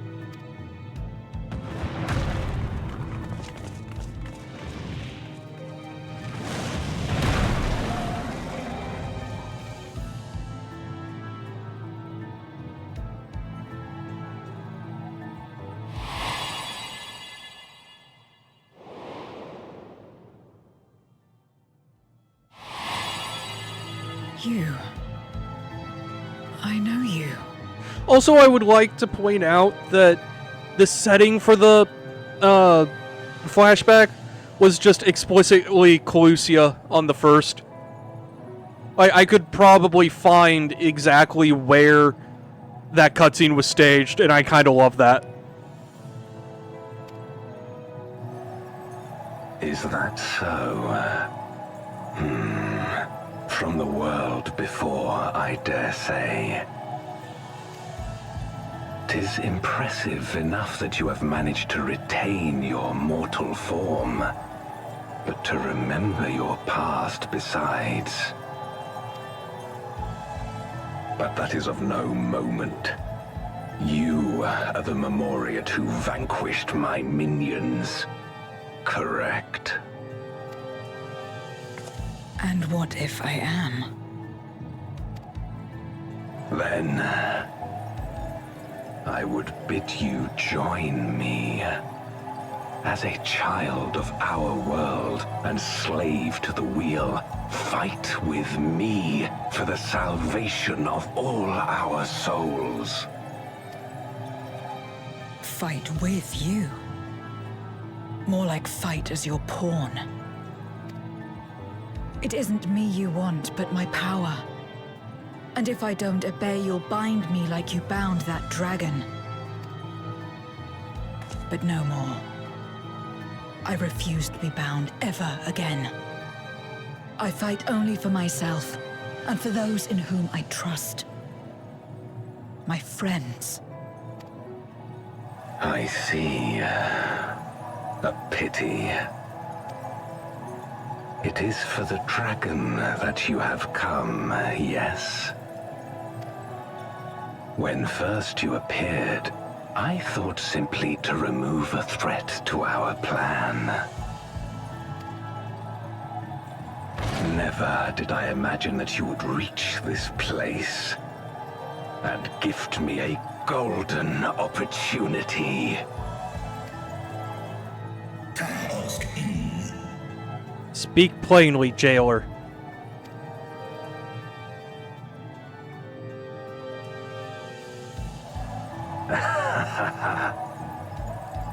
Long as it has been imprisoned, this dragon has grown feeble and weak, its spirit extinguished. Your coming has served to rekindle her forgotten hope. Her yearning to be free, to return home. That is the key to our deliverance.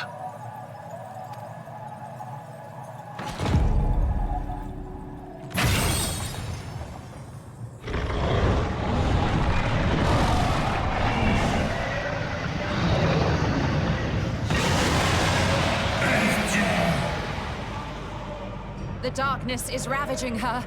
She's becoming a void scent.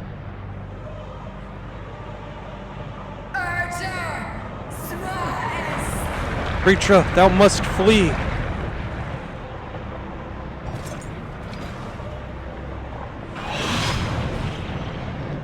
Rise, O Shadow Dragon, and obey!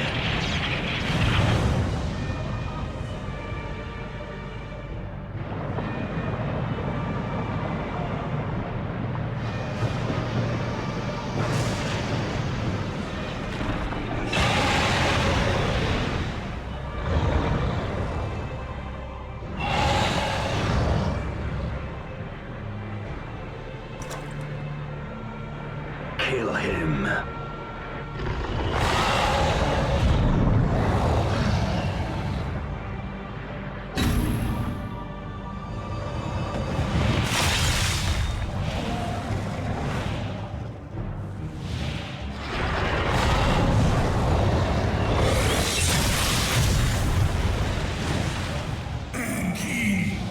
Sister, please.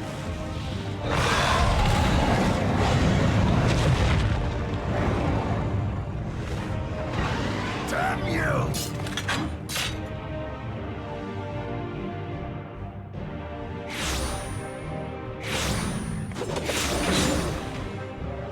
Keep our guests occupied.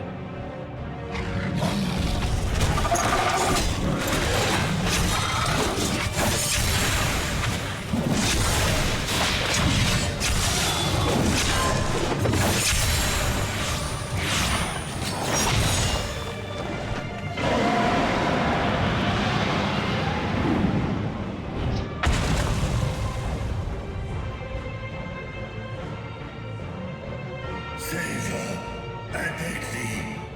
Save my sister.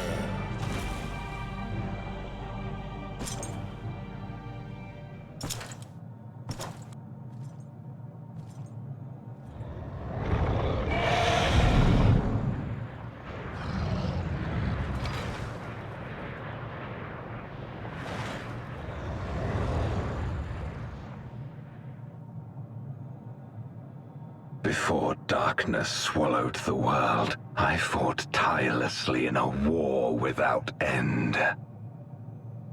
The experience taught me to discern the strong, that dragon, and you.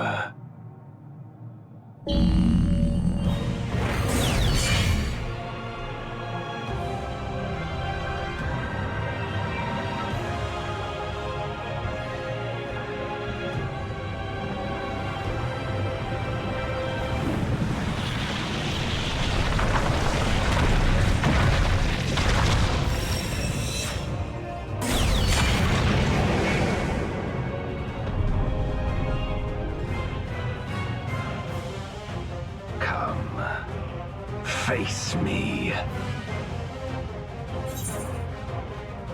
Rest assured, I need no invitation.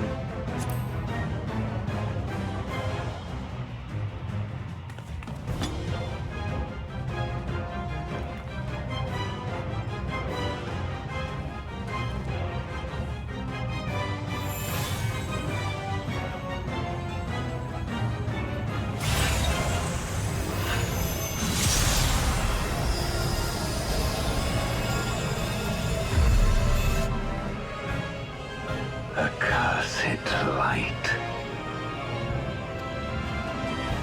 You, who have ever basked in its warmth, could never understand our envy, our agony. You will not deny us our release.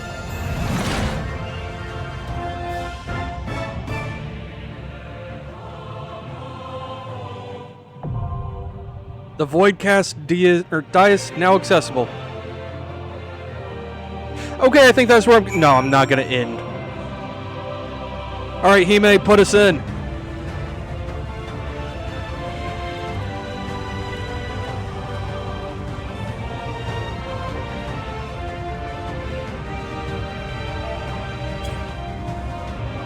I slap your shin, sir.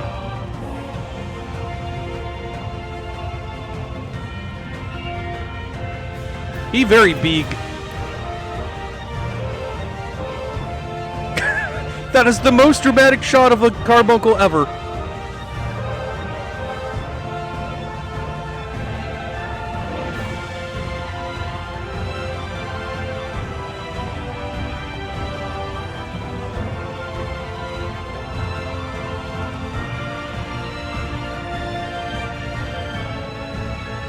He stooped low enough for you to reach.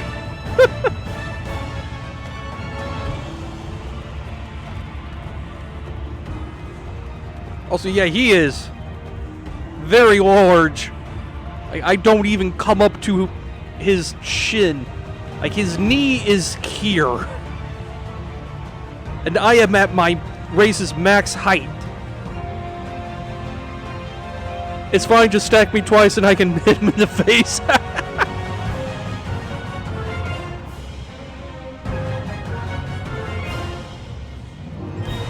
We're just waiting on healers and tanks.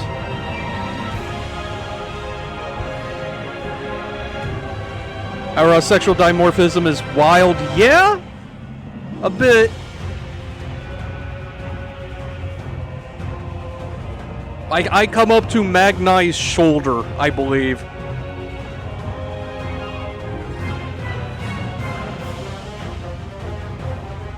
Pretty. The Gomez voice in this is pretty good, yeah. Like, I definitely like the voice that they had for Dissidia, but at the same time, that is a very different character. Like, oh, I'll save that thought for later. We doing this.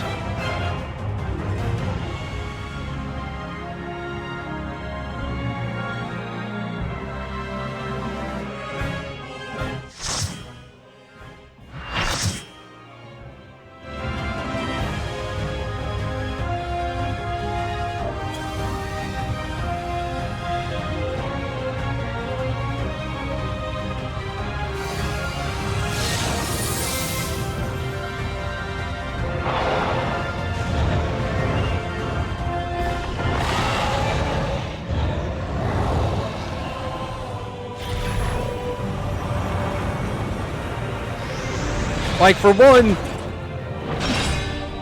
the other Gomez doesn't have a sword. Knight in black.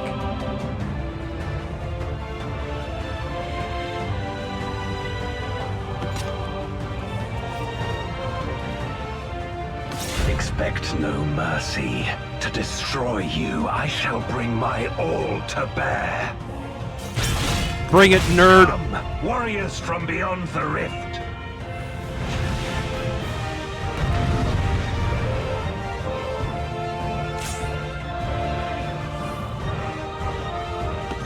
Okay.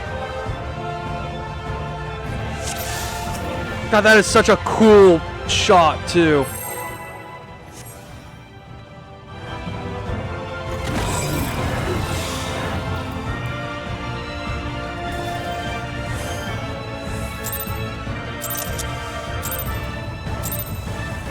If you would oppose our crusade, then come. But know that none shall deny us salvation. This place shall be your Terra Storm.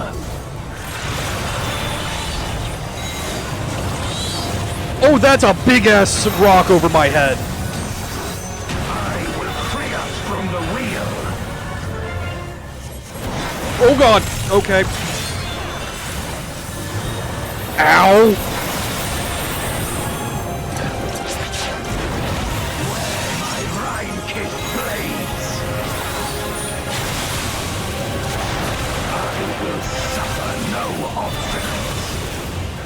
Also, this is a very tiny arena for a fight like this. Like, goddamn.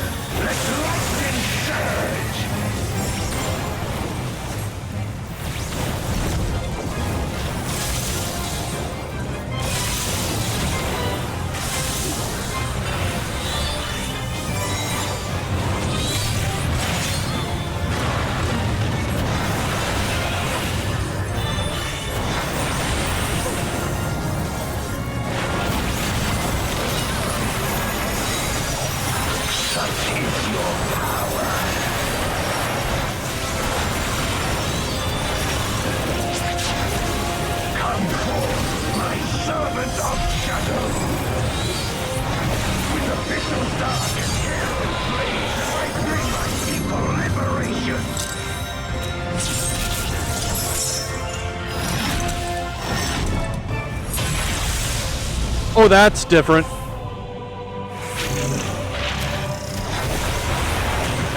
You shall know true terror.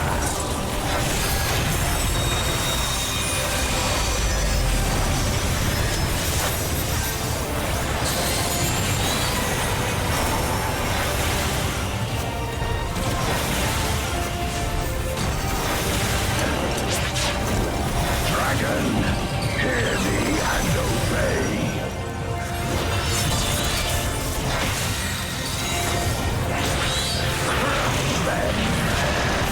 Oh god.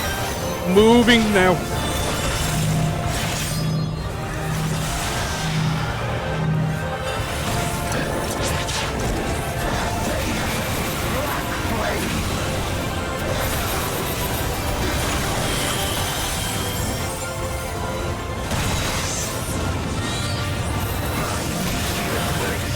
There is a lot going on here. Goddamn.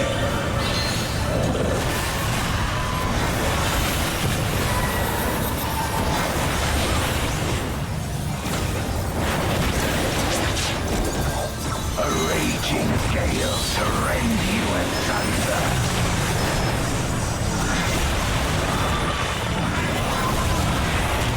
What the fuck is happening?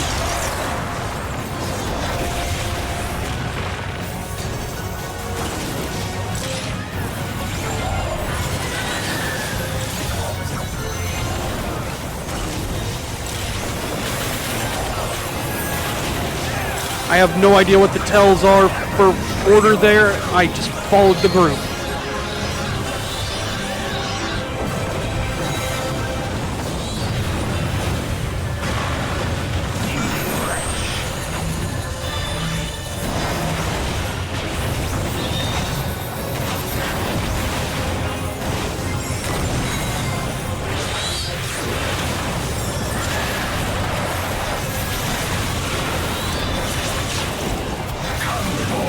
My servant of shadow!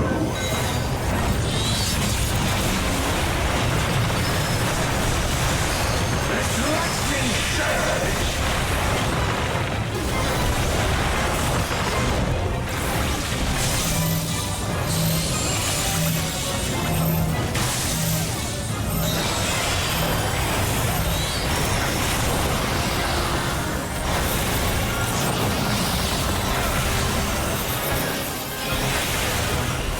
A raging gale to rend you asunder.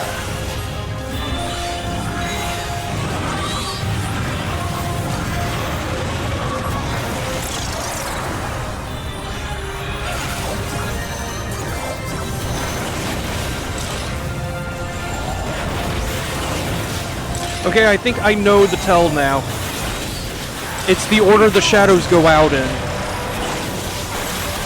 I wasn't paying attention the first time. Oh god, that... Well, I'm dead.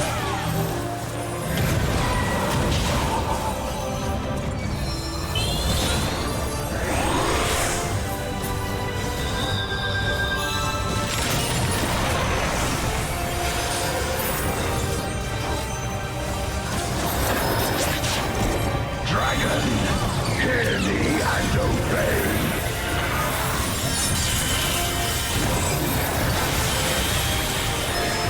To the heavens for your doom.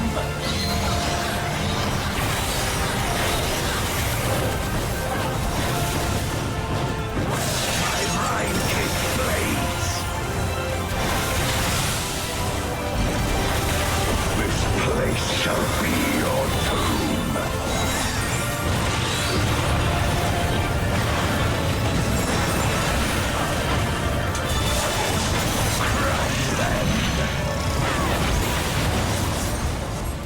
Oh god! I got hit by that. Render unto me your all.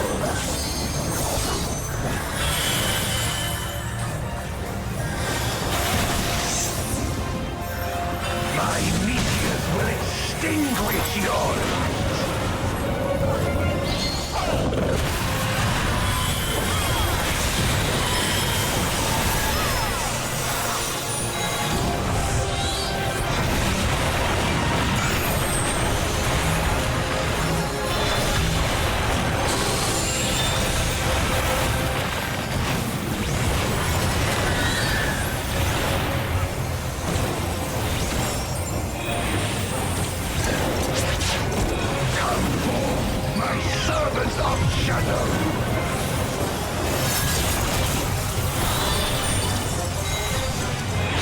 Let lightning surge!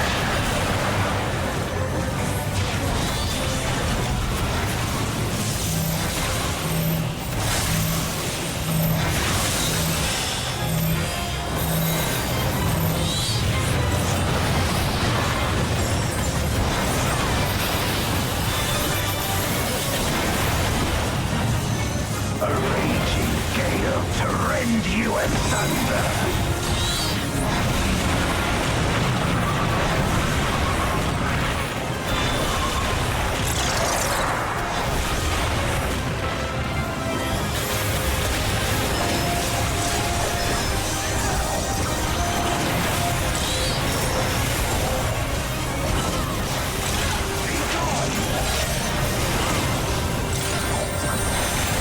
Oh god, another... Okay. And then the explosion. Okay.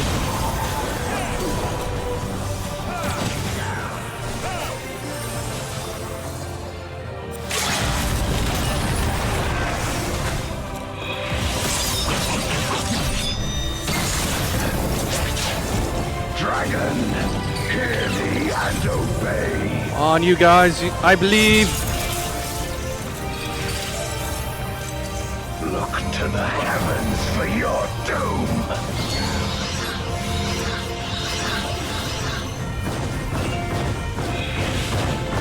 Where my rime-kissed blades! This place shall be your tomb! That was fucking intense. Holy shit. Power.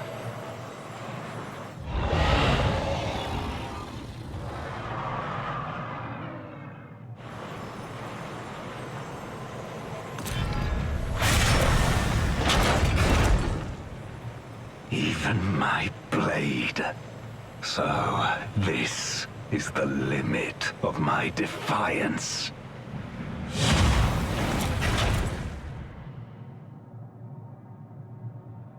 He shrank.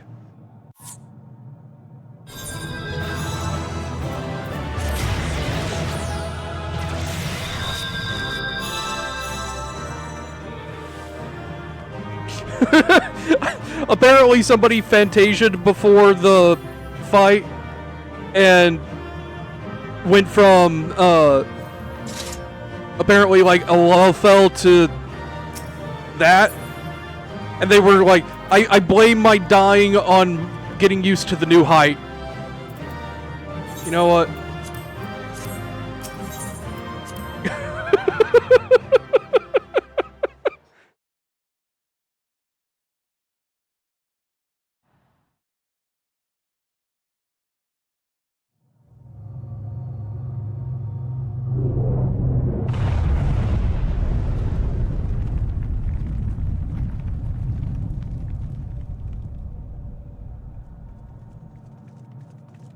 Are you all right?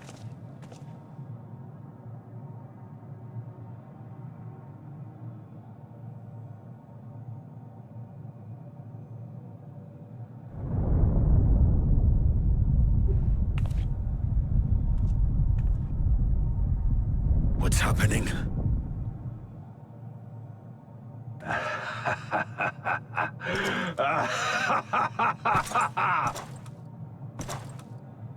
At last, the moment is at hand. You may Zemus? have bested me, but not quickly enough. Too late will you look to the chasm. Oh, we're getting a Zemus reveal. You've won the battle, but I win the war.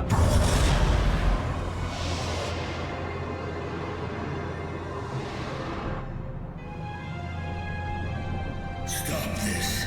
I beg of thee, let her go. Darkness made manifest once abided in the depths of this abyss, until one day it dispersed in a haze of ether. In the absence of the great flow, that ether has nowhere to return. And so it has coalesced, giving rise to a mighty voidsent. Now feast, Feast upon this dragon and its ardent longing for home with it.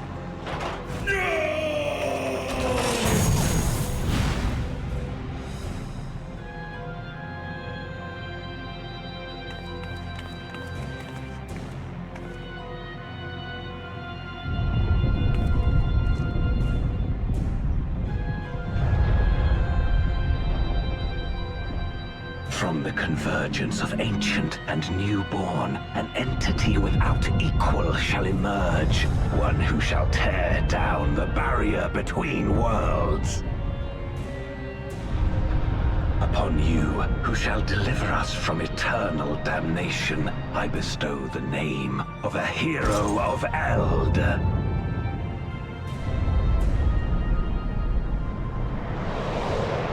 Zeromus, awaken! Oh, just skipping Zemus straight to Zeromus. I'm shocked that Zero is surviving this.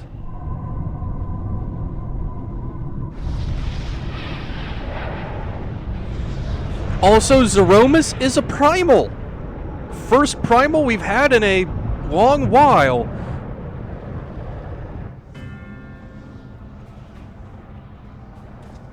No matter how powerful, a Voidsent can be sealed in Memoria.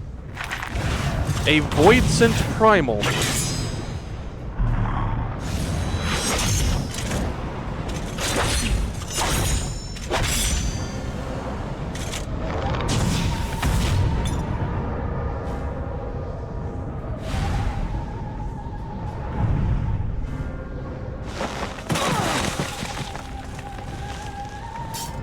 Damn it. It's too strong.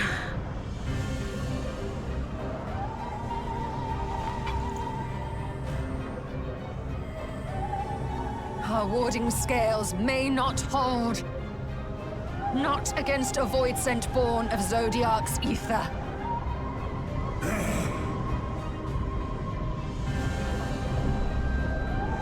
We must retreat. Everyone to me.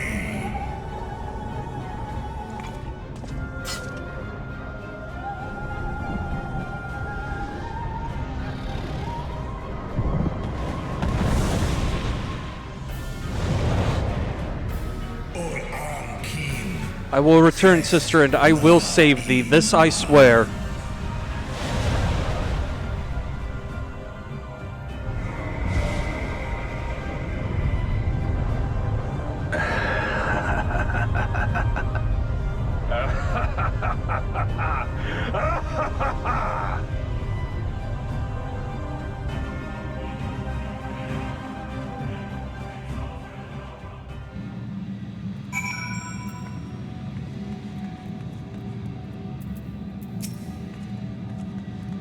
We made it back safely, at least.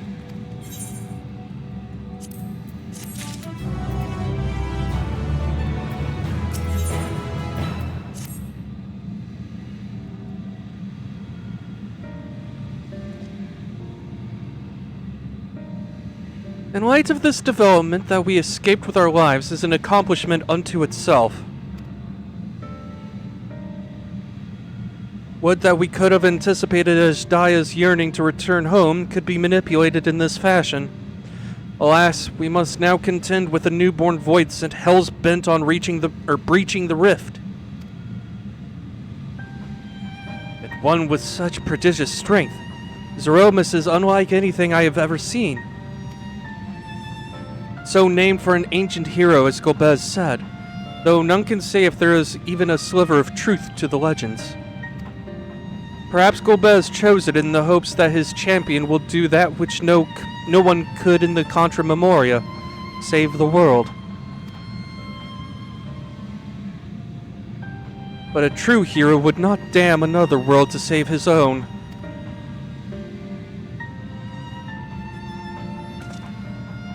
And we're not about to let that happen. But regardless, we need to regroup. Aye, loath as I am to admit it, we are in no state to face a Voidsent of Zeromus' might.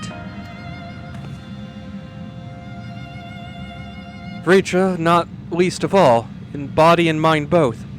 For now, let us return to Radzat Han and take stock of the situation. Very well. Ayane, might I trouble you to head to Bestway's burrow and appraise Urianger of the situation? The rest of us shall tend Vreecha's wounds before returning to Radzat Han. Pray, join us there soon. Join us there anon.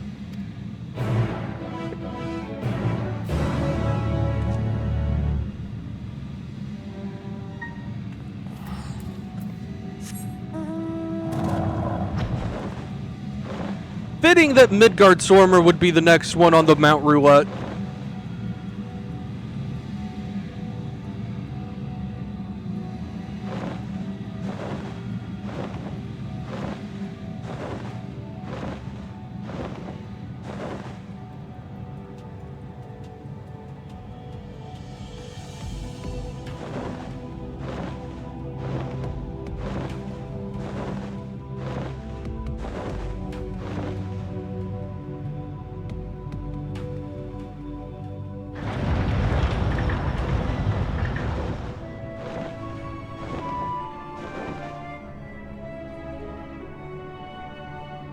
Oh, he's up here.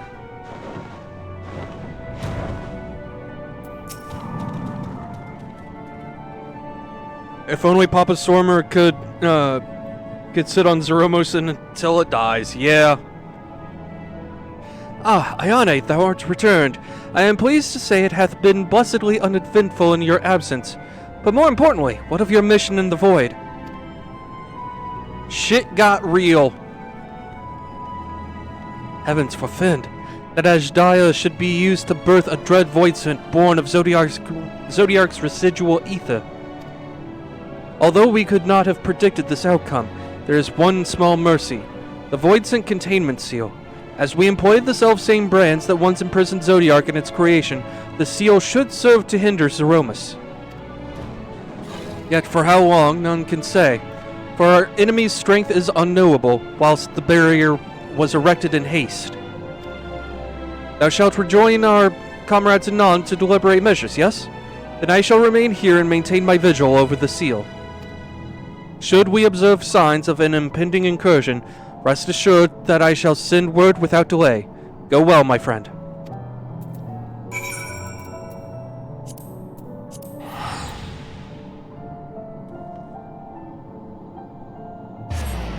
It went fucky. It sure did. You might even say it was a little fucky-wucky.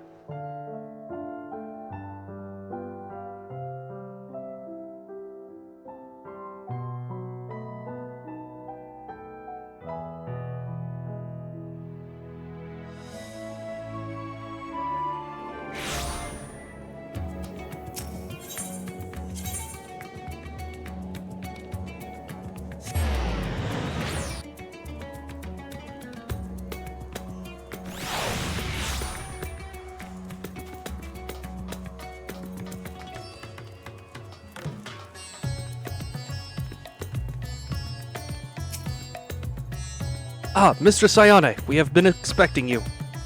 When the Satrap and your comrades returned earlier, I couldn't help but notice they were in low spirits. I hope it's nothing too serious. But forgive me, you must be eager to join them, if you would follow me.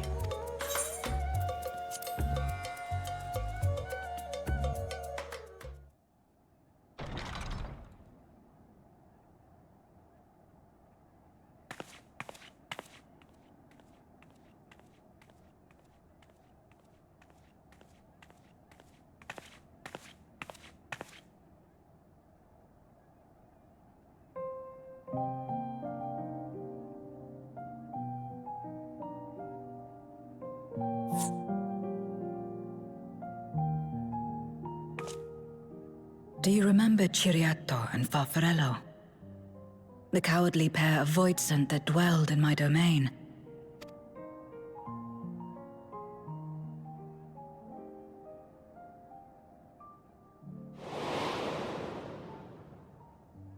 Ciriato devoured Farfarello. And in so doing, he inherited an all-consuming fear of Barbariccia. For as you know, when a Voidsent is devoured, it doesn't simply cease to be. Its soul persists within the devourer. And when a Voidsent dies, all the souls that harbored may break free to become individual entities once more.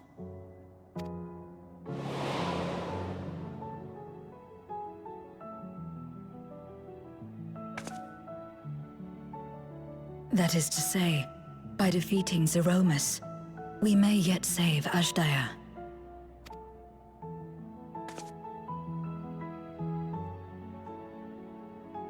And to make certain that we do, we must remind her of who she is.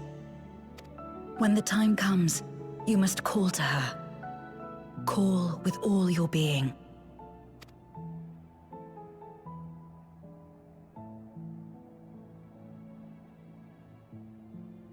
Thy words give me heart, Zero. Thou hast my gratitude.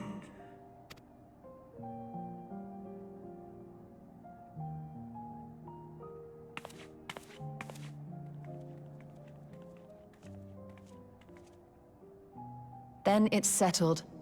Our objective is to defeat Zeromus. While it is unsettling that a Voidsent could be born of Zodiark's ether, its very nature may render it susceptible to the brands that once contained him. Did Urianger have aught to say? He basically said just that. I see. If the seal may not hold for long, then haste is paramount. Couldn't we just let it come to the source and strike it down here? Doing so would consign Azdaja's soul to the Ethereal Sea.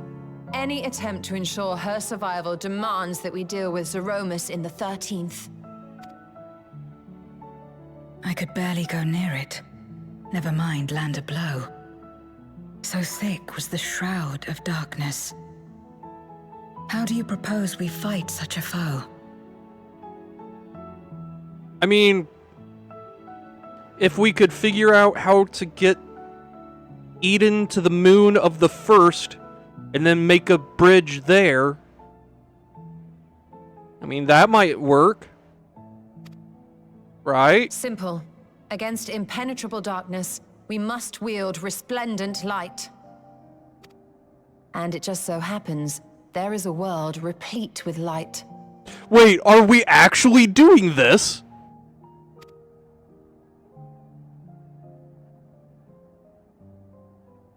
The question of how we will harness that light, you may leave to me. With our recent discoveries and proven techniques, as well as the aid of comrades near and far, I have faith that we will find a way. But only if I begin my work at once. Rest up while you can, for there will be much to do when I return. Yo, if we actually use Eden to make a bridge from the 1st to the 13th. It wouldn't do to be idle while our esteemed sorceress labors tirelessly. I shall be training if you have need of me. Wait.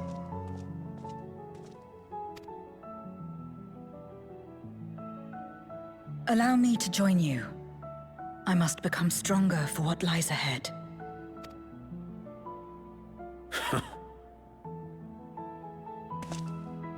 Fine by me. Come on then.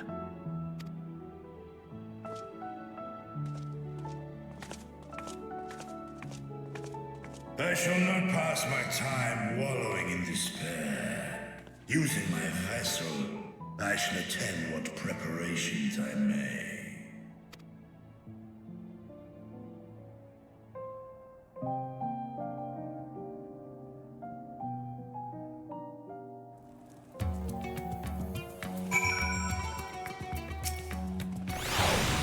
Azdaja is my sister, and long have I dreamed of saving her. But if I am to do so, I must be better than I have been. Blessed though I am to have you and yours as comrades, I cannot well ask you to lift me up every time doubt and despair creep into my heart. I won't falter again, this I swear. I will hold fast to my conviction, Ayane, and I pray that you will stand with me to the last.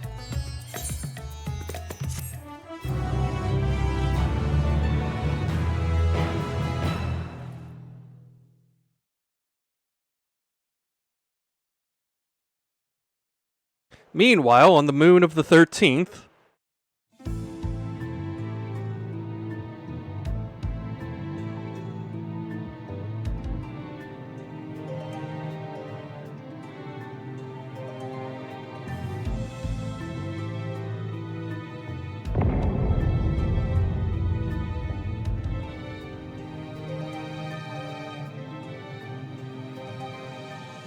Zeromus is risen, but not yet at full strength. It will take time before the Fiend is able to breach the veil. But what is another moment on this long journey I have endured?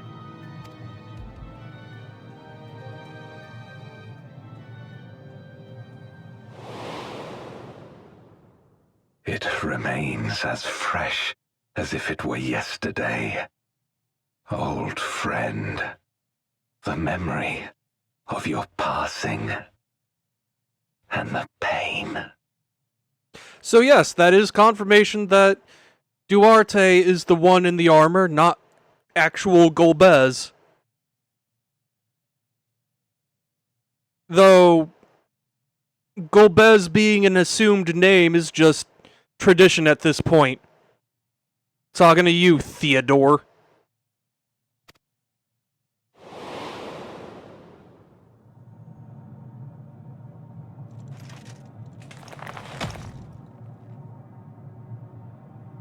As I promised you then, I promise you now. They shall sing of Golbez, the hero who shattered the wheel and brought salvation to the world.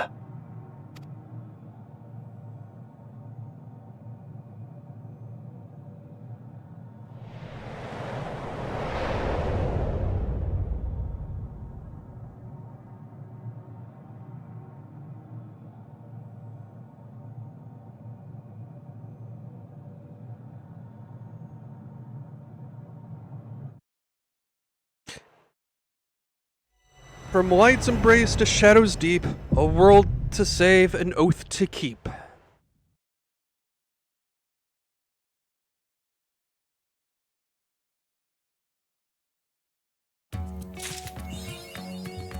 Okay, so I imagined as much, from the setup that, yeah, from the memory, yeah, it was Golbez that we were looking into, which meant he was in the crystal. But one thing in particular stuck out to me. The fact that Golbez was not voiced, but Duarte was. Like, that, first off, Duarte just is Golbez's voice actor. Like, that kind of cemented the link. But at the same time, the choice to leave Golbez unvoiced, yet give him dialogue, kind of forces the player to effectively internalize their own voice as Golbez's voice, which makes me think if he's not the player's shard from the 13th, basically the anti-Ardbert, as it were, which would be very interesting. That said, it's almost 1 a.m. I'm going to end for now. This will be back probably tomorrow, or I guess later today now, for the Pandemonium stuff.